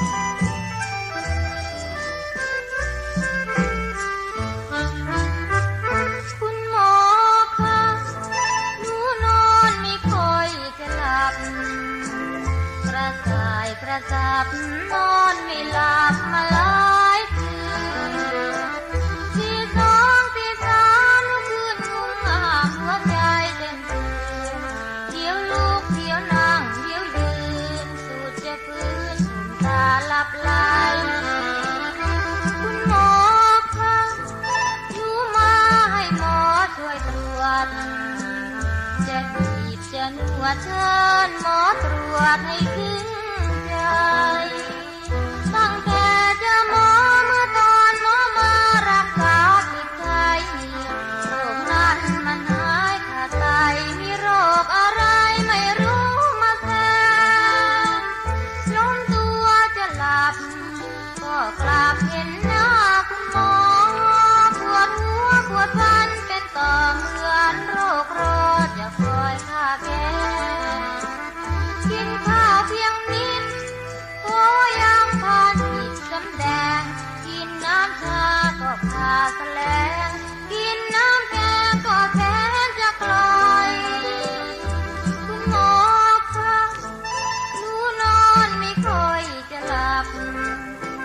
โรคใหม่มันทับคอยหมอกลับมาหาหน่อยยาฉีดยากินทั้งวิตามินหรือยาช่วยย่อยรักษาโรคคงไม่ปล่อยเพราะโรคมันคอยแต่คิดถึงหมอ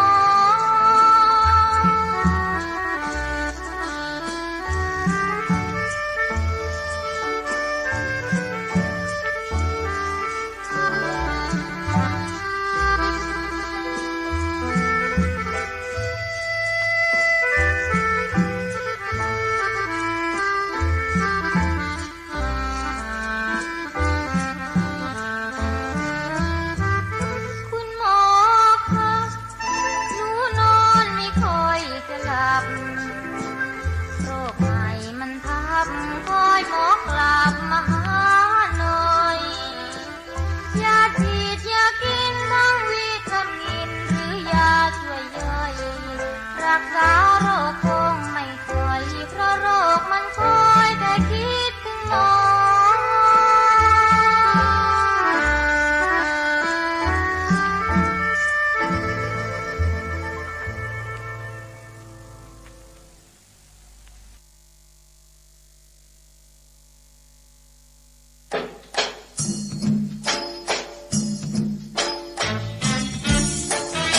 เพลงนี้ขอมอบให้บรรดาผู้ที่ไม่ยอมแก่ทั้งหลาย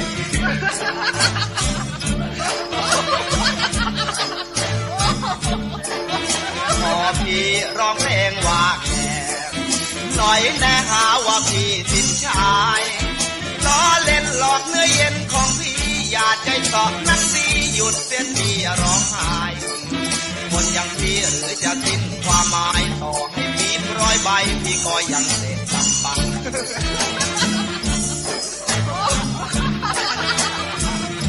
พี่ยังไม่แก่หรอกน้อง พอพี่ร้องเพลงว่าแก่หน่อยแน่น้องทำเป็นเกลียดชังคนอย่างพี่หรือจะสิ้นหมดภูมิยอมแพ้ความเป็นหนุ่มน้องควรคิดดูบ้างถึงพี่แก่พี่ยังแน่นวลนางต่อให้ช้าง100 ตัวพี่ก็ยังไม่กลัวมัน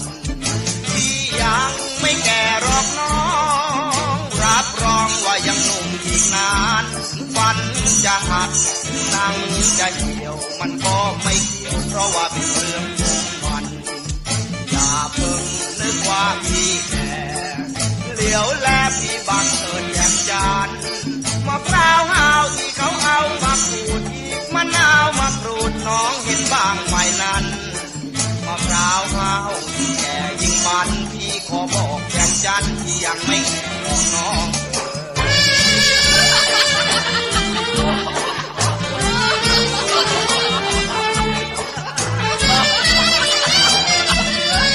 ยังไม่แก่หรอกน้องพอพี่ร้องเพลงว่าแก่หน่อยแน่น้องทำเป็นเกลียดชังคนอย่างพี่หรือจะสิ้นหมดภูมิยอมแพ้ความเป็นหนุ่มน้องควรเห็นใจมั่งถึงพี่แก่พี่ยังแน่นวลนางต่อให้ช้าง100 ตัวพี่ก็ยังไม่กลัวมันพี่ยังไม่แก่หรอกน้องรับรองว่ายังหนุ่มอีกนานฟันจะหักถึงหนังจะเหี่ยวมันก็ไม่เกี่ยวเพราะว่าเป็นเรื่องของมันอย่าเพิ่งนึกว่าพี่แก่เหลียวแลพี่บังเอิญแยมจานมะพร้าวหาวที่เขาเอามาขูดอีกมะนาวมากรูดน้องเห็นบ้างไหมนั้น มะพร้าวขาวยิ่งแก่ยิ่งมันพี่ขอบอกแจ่มจันทร์ว่ายังไม่ถึงน้อง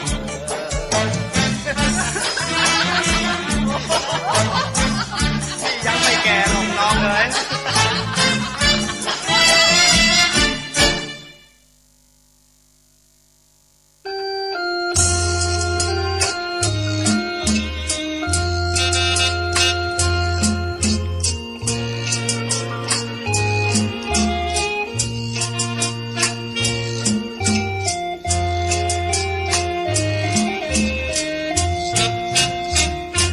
หอมเอ่ยหอมดอกคำ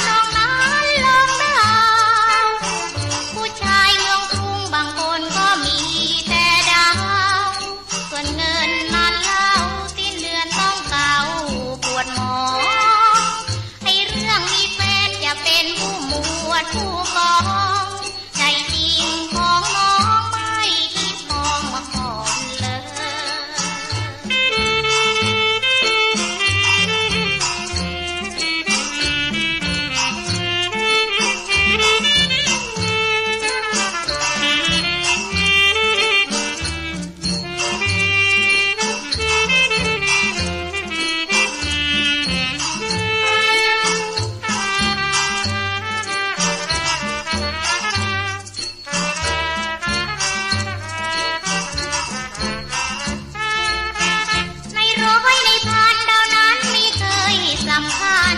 คำว่าเงินทุกคนต้องการอย่าว่าน้องนายลองดาวผู้ชายเมืองกรุงบางคนก็มีแต่ดาวส่วนเงินนั้นเล่าสิ้นเดือนต้องเก่าปวดหมอ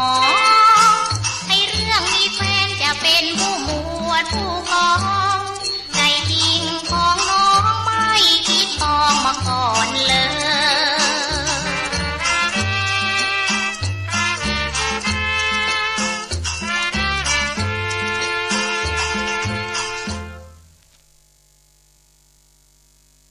ชมคู่มือเลี้ยงลูกแบบไม่มีโฆษณาคันให้ลูกคุณหลับแบบไม่มีสะดุดลองใช้แพ็กเกจสำหรับครอบครัว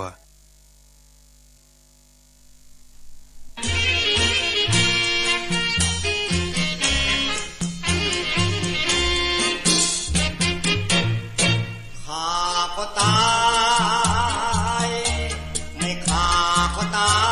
ยสัตว์ทั้งหลายไม่อยู่คำฟ้าฆ่าสัตว์ก็บาปที่สุดยังฆ่ามนุษย์เหมือนปูเหมือนปลาใครไม่มีหมอโรคที่รอยาอยู่ในดงในป่าใครไม่ฆ่าเขาก็ต้องตายใครเลือดมากบริจาคอาชาติอย่าเก่งกาจอวดกล้าท้าทายไปเที่ยวยืนแอดให้พวกเสียบอกโลหิตมันหกเห็นแล้วเสียดายตัวคุณก็จะตายเสียดายกำลังของชาติพวกญาติก็จะน้ำตานอง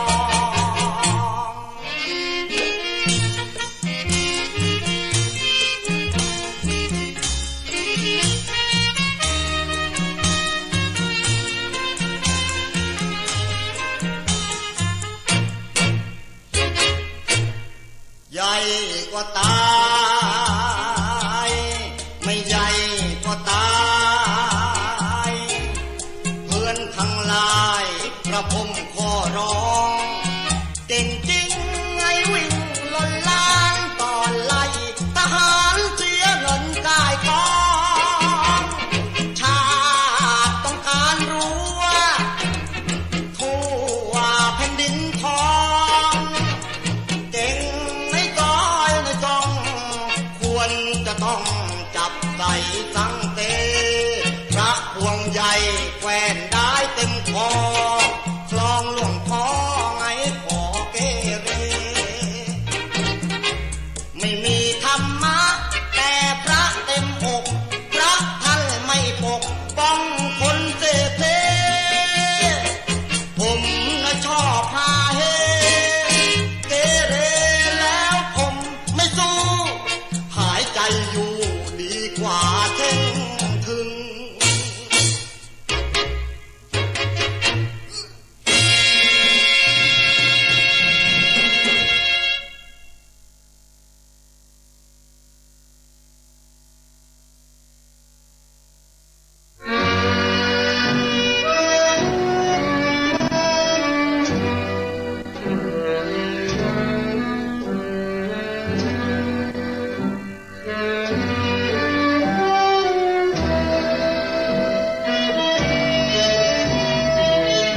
สุดคลองบางกอกน้อยพายเรือตามหาบัวลอยจนเหงื่อพี่ย้อยโสมกายปากพี่ตะโกนขู่ถึงยอดชูเพื่อนร่วมตายไม่รู้ว่าเจ้าจมหายลอยไปแห่งไรเล่านาใจพี่แทบขาดแล้วมือคงยังจำยังแจ้วตามหานางแก้วดวงตาศพน้องเจ้าลอยล่องอยู่ใต้ ของสุธาราหรือว่าลอยออกนอกเจ้าพระยาจึงค้นหาไม่พบศพบัวลอยโอ้เจ้าว่ายน้ำไม่เป็นยังลงว่ายเล่นเพียงเห็นชื่นเย็นนิดหน่อยน้ำเชี่ยวยิ่งเหลือเจ้าจึงเป็นเหยื่อคลองบางกอกน้อยจิตใจพี่ให้เศร้าซ้อยถึงบัวลอยแม่จอมกวางสุดลาสุดฟางเขียวเธอเป็นแม่พระองค์เดียวที่เหนียวใจรักคงมันเจ้าสิ้นใจต่อหน้าด้วยพี่คว้าเจ้าไม่ทันเหมือนพี่ขาดเด็ดดวงชีวันจอมขวัญนงนุษสุดบูชา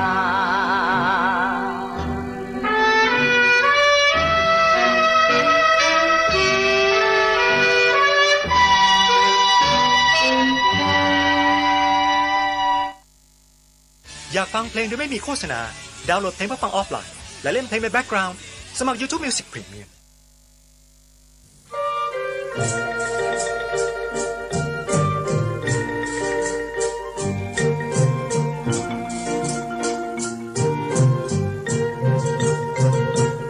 ลมโชยชิ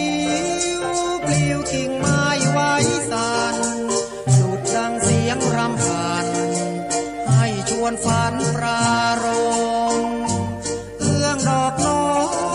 ยลอยกลิ่นตามสายลมอบอวนหวนชวนดมชื่นอารมณ์ไม่ไหวลมพัดร่วงหอมชื่นสวงปรีพรวงกระจาย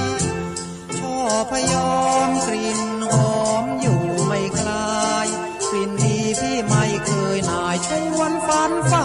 ถึงสาวกระท่อมน้อยเนินร่มริมสายทานเปรียบดังทิพย์วิมานร่มเงาไม้ทองกวางนวลเจ้าเอ๋ยพี่ได้เคยพบเจ้าก่อนเคยว้าวจำนันสร้างสวรรค์จากใจคำทุกคำที่โจดจำคอยคำให้ไว้ช่อทองวาวดอกพร้าวอยู่สวายที่เคยโน้มดึงมาให้แซมผมใส่ให้นาน้องพี่เอ๋ยพี่ไม่เคยคิดนายพี่ยังรักไม่คลายไม่ลืมเนื้อนวลปรางรักยังฟังใจพี่หวังทุกอย่างกลับมาหมายพบนางอย่างเคยว้าวเฝ้าวอนทูลหัวพี่หายโกรธที่เถิดดวง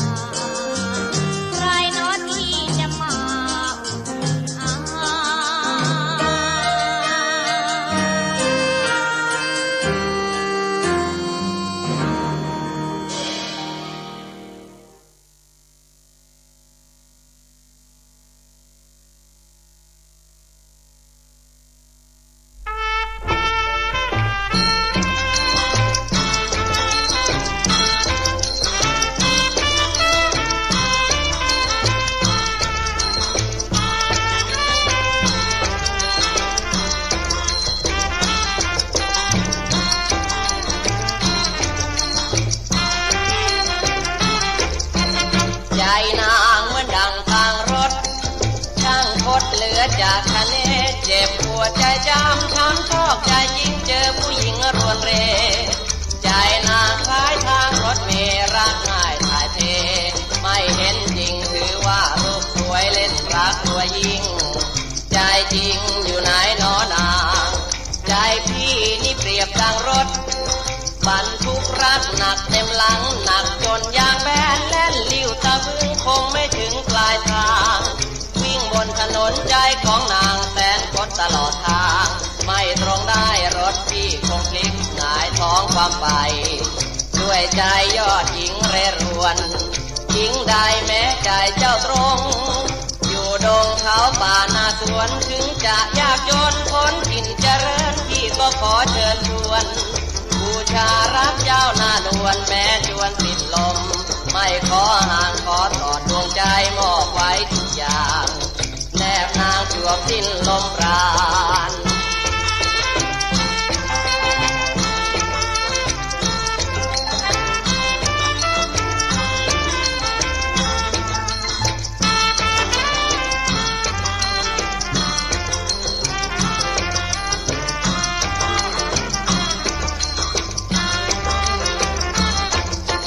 ใจนางเหมือนดังทางรถช่างคดเหลือจากทะเลเจ็บปวดใจจำช้ำชอกใจจริงเจอผู้หญิงรวนเรใจนางคล้ายทางรถเมล์รักง่ายถ่ายเทไม่เห็นจริงถือว่ารูปสวยเล่นรักตัวยิ่ง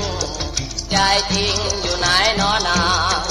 ใจพี่นี่เปรียบดังรถบรรทุกรักหนักเต็มหลังหนักจนยางแบนแล่นลิ้วตะบึงคงไม่ถึงปลายทางวิ่งบนถนนใจของนางแสนคดตลอดทางไม่ตรงได้รถที่คงพลิกหงายท้องความไปด้วยใจยอดหญิงเร่ร่วนหญิงใดแม้ใจเจ้าตรงอยู่ดงเขาป่านาสวนถึงจะยากจนพ้นถิ่นเจริญพี่ก็ขอเชิญชวนบูชารักเจ้าหน้านวลแม้จวนสิ้นลมไม่ขอห่างขอถอดดวงใจมอบไว้ทุกอย่าง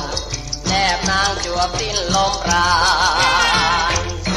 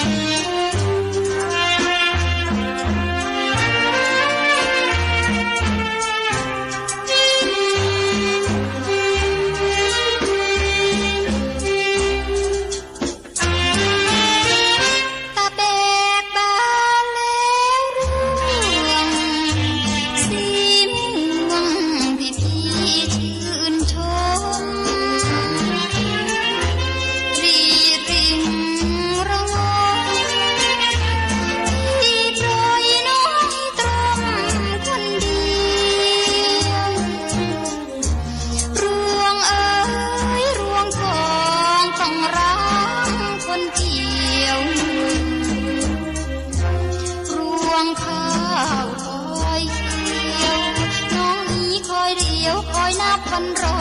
พี่มากลับเถิดนาสาบานนายังคง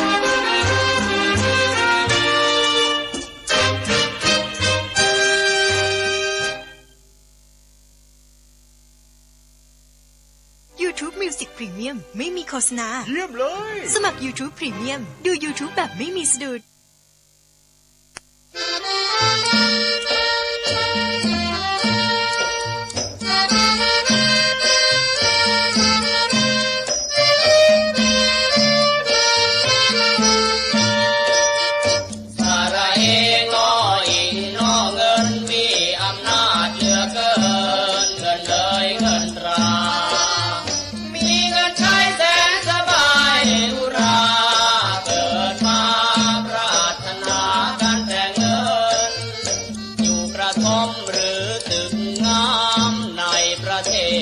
สยามหรือว่าจีนขาวลาวพม่าเป็นข้าหลวงหรือพวงประชาหนุ่มหรือแก่ชราต่างไปหากันแต่เงินหมู่ลิเกร่อนเร่แสดงเล่นกายกรรมพลาดแหลงหรือว่าแสดงจำบวชเป็นทหารหรือเป็นตำรวจเป็นหมอบีบหมอนวดนักดื่มนักตรวจยังต้องการเงินสาระเองออีนอเงินมีอำนาจเหลือเกินเงินเอ่ยเงินรามีเงินใช้แสนสบายอุราเกิดมาปรารถนาการแต่เงินเป็นนักมวยแม่เต้นกาเป็นนักเรียนนักศึกษาหรือว่าชาวนาชาวไร่เป็นแมงดาถ้ามีปีกนั้นไม่เท่าไรแต่สองขาเดินได้ตัวนั้นแหละชอบไทยเงินอยากได้สาวสวยเฉิดฉายที่เป็นดาราเมืองไทยหรือว่าดาราเมืองนอกอยู่อเมริกาหรือใต้ฟ้าบางกอกได้ไม่ยากนักดอกถ้าหากว่าเรามีเงินสาระเองอ้ออิงนอเงินมีอำนาจเหลือเกินเงินเอ่ยเงินตรามีเงินใช้แสนสบายอุราเกิดมาปรารถนาการแต่เงินผัวและเมียเคยสุขสันต์แต่ก็เมื่อวันวานผัวสีเมียเพราะเสียภัยหนุ่มชวนสาวหนีตามกันไปเพราะพ่อตาแม่ยายรังเกียจว่าชายไม่มีเงินตัวผมเองแม่นอนหนาวเพราะไร้ทั้งญาติขาดทั้งสาวปวดร้าวดวงใจคมคืนคนชอกช้ำคนระกำมีชื่นต้องกล่ำกลืนอาบเฉาเพราะเรามันไม่มีเงินสาระเองอ้ออิงนอเงินมีอำนาจเหลือเกินเงินเอ่ยเงินตรามีเงินใช้แสนสบายอุราเกิดมาปรารถนากันแต่เงินเกิดมาปรารถนากันแต่เงิน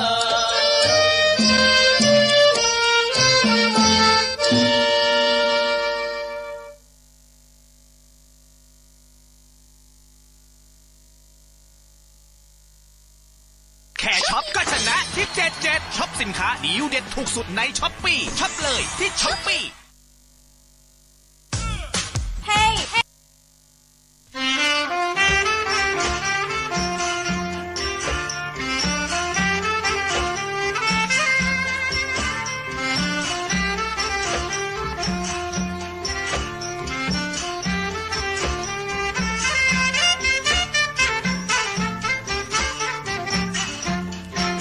พี่เกี่ยวไม่เป็นโนแม่เนื้อเย็นก็ไม่มองพี่ได้แต่จองเฝ้าบอกรักเธอเอาไว้ในใจเจอเอ่ยว่าจาก็กลัวควันตาเจ้ามีอะไรกลุ่มกลาดตรงในโดยกลัวว่าใครเอาเธอไปครองโอ้แม่แจ่มจันทร์พี่ควันถึงเธออยู่ทุกนาทีเรื่องเกี่ยวนารีผู้ชายเช่นพี่เชิงฉันเป็นรองจะพูดยังไงให้เธอเพ้อใจลงรักและมองวาสนาพี่ดองจะแล้วแม่ช่อสะดาวพูดไปสองไผ่เบี้ยนิ่งเสียเธอ จะเป็นของเขาจะบอกว่ารักก็แสนจะหนักใจเราเห็นเขาขึ้นภูเขายังเบากว่าร้อนรักร้อนใจร้อนเหมือนไฟที่ไม่ลามป่ารู้จักรักไม่รู้จักพูดสุดปัญญาโอ้เธอจ้าพี่เกี่ยวไม่เป็น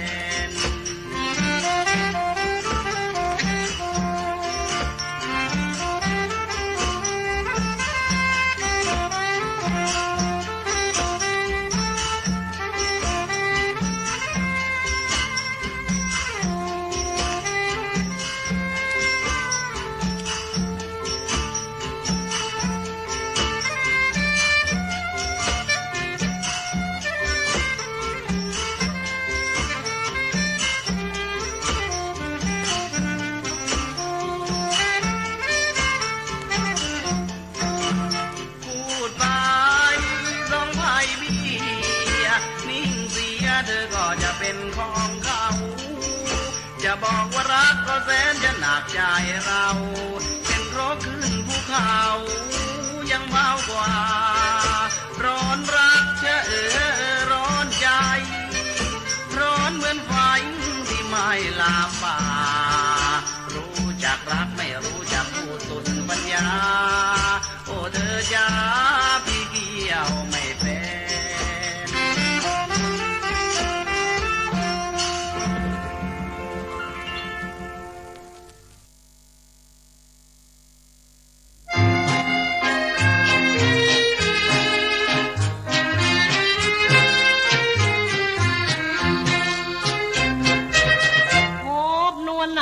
กลางป่าดังธิดาสวรรค์ส่วนสัตว์ราศีนารีงามผ่องพันโอดชาคิ้วเจิดจันพวงนั้นตึงพึงพายจมูกงามรับพลางดังเสกสรรเนตรนั้นว่ากลมคงคายปากเรือแดงไฟดำเมื่อยามเจ้าชายมีวายเฝ้าเมื่อมองน้องคงเป็นจอมไพรจึงใช้ลายไม่หม่นมองช่างประหลาดล้ำเมื่อยามชายเนตรมองที่กลางไทยฝ่ายปองมองน้องจนลุ่มหลงกุหลาบถึงบ้านในไพรสนเกิดล้นงามทวนนวลนงดังถูกของต้องมนเมื่อโยนตัวทรงลาบดงเผาใจให้อาวรลงรักน้องใจแทบขาดสายสว่างเริงเราร้อนฟังหลักความรักอะไรปักตึงหรือไทยไม่เกลื่อนคลอนไม่หลอกไม่หลอนสามวัยถ้าได้นวลน้องนางมาแนบสวงที่จะหวงไว้จิตสนิทกายจะไม่ห่างเอินมางเมินจากไกลจากถนอมจอมใจขอตายเคียงผู้นางน้องเป็นนางกลางดงใจน้องคงอ่างว่างโอ้เป็นกุศลช่วยดลที่จ้องทางให้มาพบประสบนางใจมีจางฝ่ายฝันเสน่ห์นางเนื้อนวลชวนไปถึงซ่านซึ้งเกินคำรำพันหากว่าบุญชักไปใจตรงต่อกันจะเก็บนางนั้นไว้กลางแนบวางใจ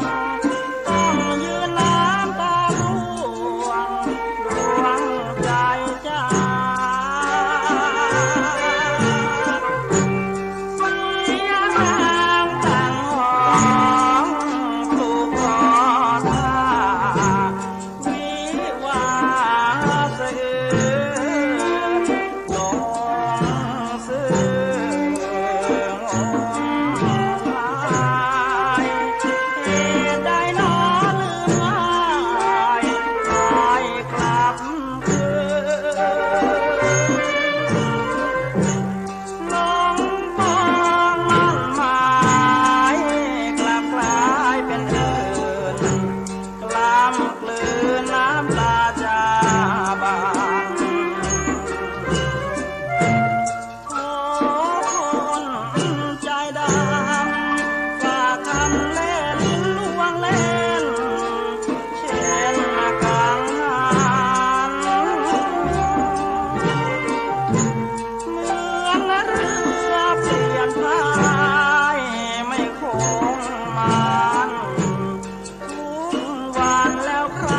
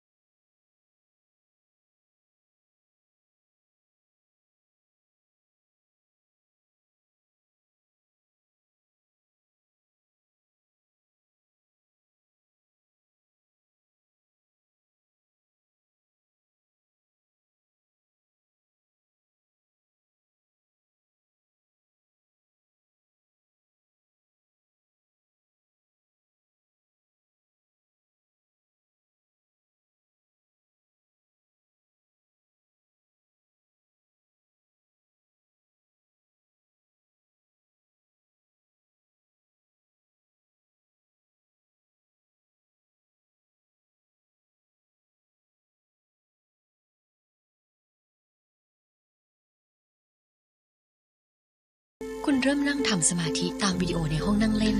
ตอนนี้คุณอยากจะออกไปฝึกนั่งทำสมาธิข้างนอก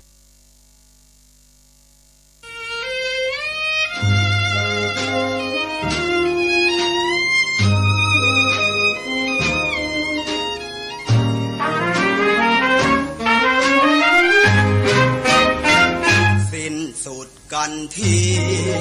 ไม่ว่าชาตินี้ชาติไหนเท่านี้ก็สาแก่ใจทราบถึงสวงในอกเราโบราณท่านว่าบรรดาช้างสารงูเห่าอีกทั้งข้าเก่าเมียรักท่านเปรียบไว้นักอย่าได้วางใจเช่นดังตัวผมต้องตรงดวงใจสุดทนเมียรักที่เคยกอดนอนต้องมาหนีจรจากไปลืมผัวทิ้งลูกปลูกฝังคิดคบชูใหม่เมียเอ๋ยช่างเลวเหลือร้ายผีป่าหรือไรสิ่งใจแม่นางลืมน้ำพริกผักจิ้มไตปลาเจ้าลืมแม้กินปลาเจ้าลืมกระทังปลายางเจ้าไม่ทวินจึงโบยบินคิดติดปีกห่าง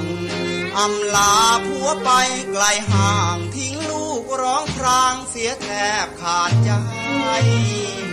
สิ้นสุดกันเถอะนาแม่นางโมราใจสองชาตินี้ไม่ขอไฟปองให้มามัวมองต่อไปสงสารแต่ลูกต้องมาคร่ำครวญร้องไห้ลูกเอ๋ยแม่จากเจ้าไปพ่อยังเลี้ยงได้นะลูกยาถึงแม้พ่อมียศอย่าโทษสองบังไม่ใหญ่ไม่โตเจ้าไม่ต้องกลัวน้อยหน้าพ่อจะส่งเสียให้เจ้าได้รับการศึกษาต่อไปในภายภาคหน้าเจ้าจะได้มีวิชาติดตัวสิ้นชาติขาดกันตั้งแต่วันนี้เถิดนานางหญิงใจสามชั่วช้าเยี่ยงนางโมราคาผัวไม่เคยนึกทิมชอบชิมรสกามเมาม่วงจนลืมรักลูกรักผัว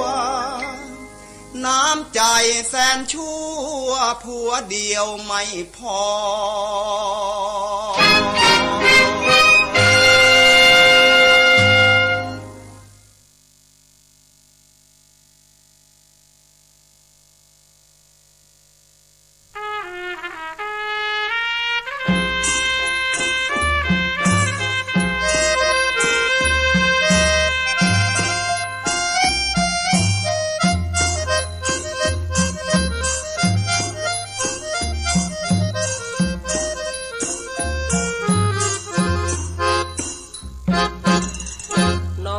เกิดมาเป็นคนจะรวยหรือจนก็หนีไม่พ้นเป็นคนเช่นกันมีหูมีตามีหน้ามีปากมีฟันถึงต่างเพศผิวพรรณก็คนเหมือนกันนั่นแหละนะถึงพี่จะเป็นคนจนตากแดดตากฝนก็สุขใจล้นเป็นคนบ้านนะพอถึงวันโกนวันพระก็เข้าวัดว่าฟังเทศน์ของหลวงตาแล้วเก็บเอามาคิดเป็นกำไรหลวงตาท่านว่าไว้ข้อหนึ่งยิ่งคิดยิ่งซึ้งเข้าสู่หัวใจว่าคนชื่อน้อยบางทีรูปร่างโตใหญ่บางคนชื่อยิ้มทำไมถึงได้หน้าบึ้งอยู่ตลอดวัน น้องเอ๋ยเกิดมาเป็นคน จะรวยหรือจนก็หนีไม่พ้นความตายเช่นกัน เราเกิดเป็นคนมองเห็นคนไม่สำคัญคิดเหยียบย่ำยามกันเขาว่าคนนั้นมิใช่เป็นคน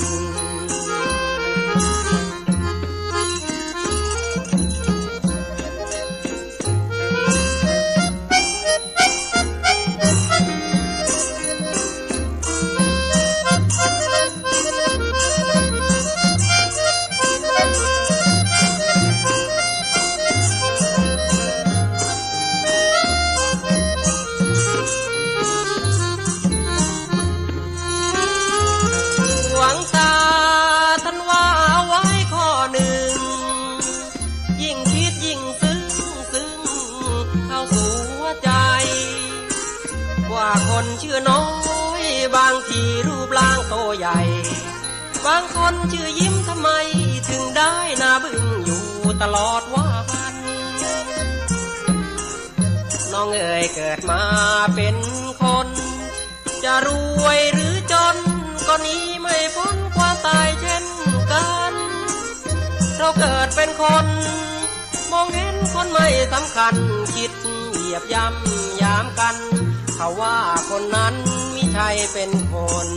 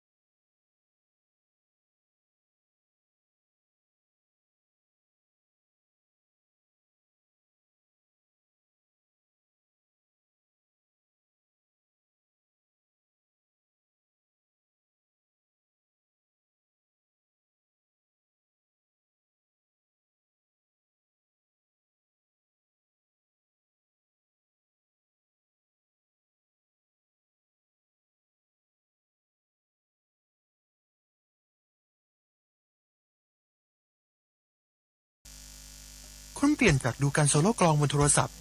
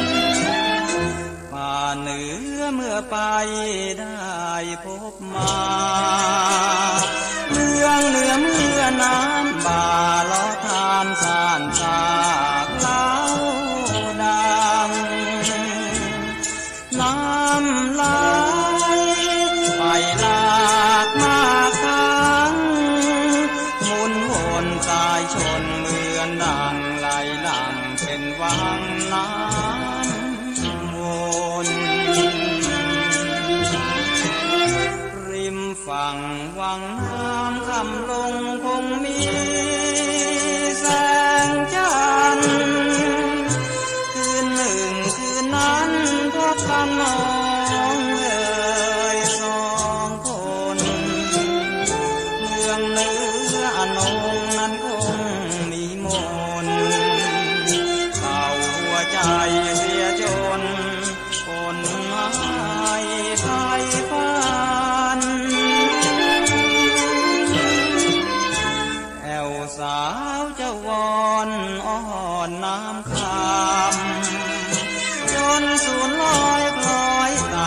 ายันเย็นยำทุกวันแล้วจะไหนจะให้ลืมมันแม้นใครได้ไปเที่ยวพลันลงมันในเมืองเนื้อแอวสาวจะวอนอ่อนน้ำคำจนสูญลอยคล้อยต่ำสายันเย็นยำทุกวันแล้วฉะไหนจะให้ลืมนั้นแม้นใครได้ไปเที่ยวพลันลงมันในเมืองเนื้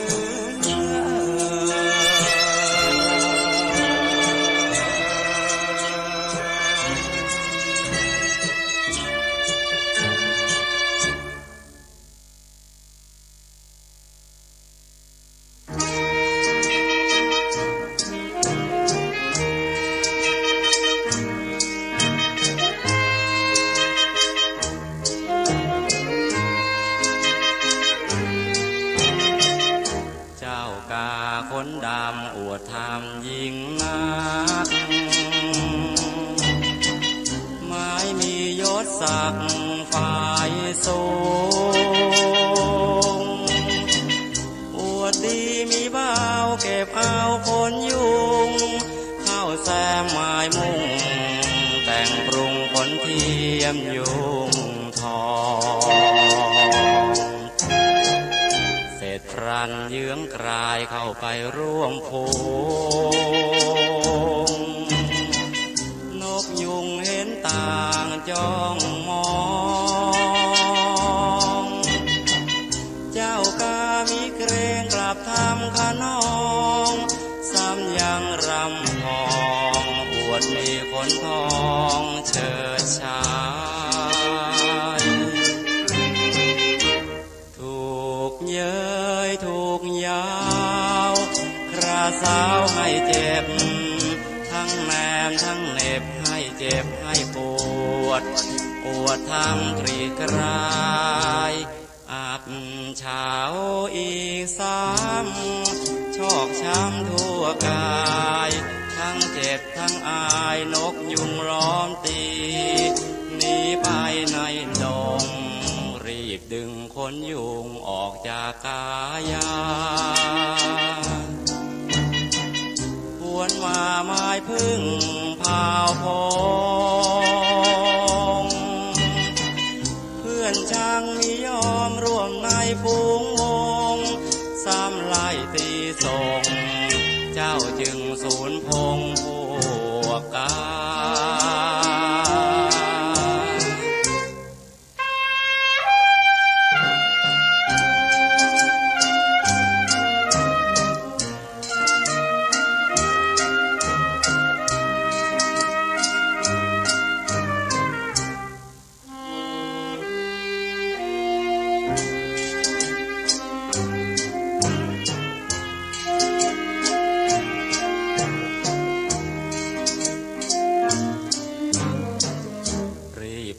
ขนยุงออกจากกายา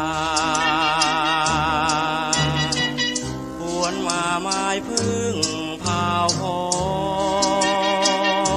งเพื่อนช่างมียอมร่วมในฝูงวงซ้ำไล่ตีส่งเจ้าจึงสูญพงพวกกา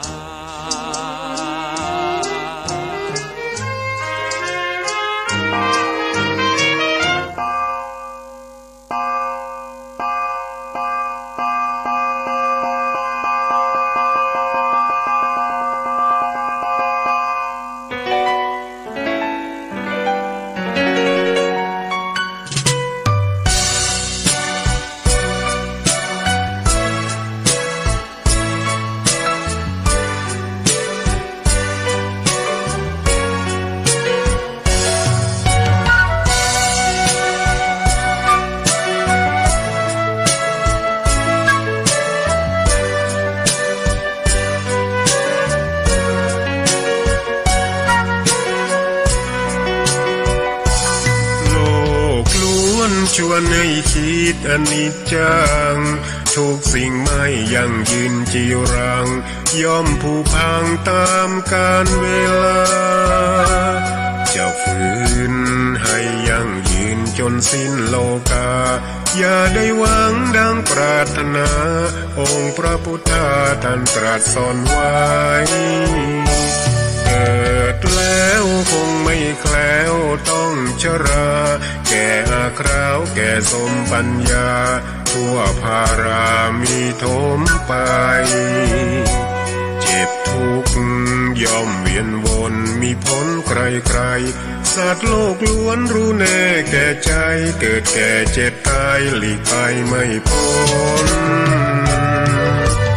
ใครหลงคิดหลงติดอัตตาว่าใจแจ้งกมลแม้นใครปลงได้คงสุขล้นชีวิตมีมองมนเกิดมาเป็นคนสมบูรณ์ดับหายเพียงร่างกายไว้ชีวาแต่กุศลผลกรรมทำมาย่อมแปลงค่ากลายเป็นทุนส่งผลให้ทุกคนเวียนวนไม่สูญสุขและทุกข์เป็นไปตามทุนที่พวกคุณได้ก่อทำมา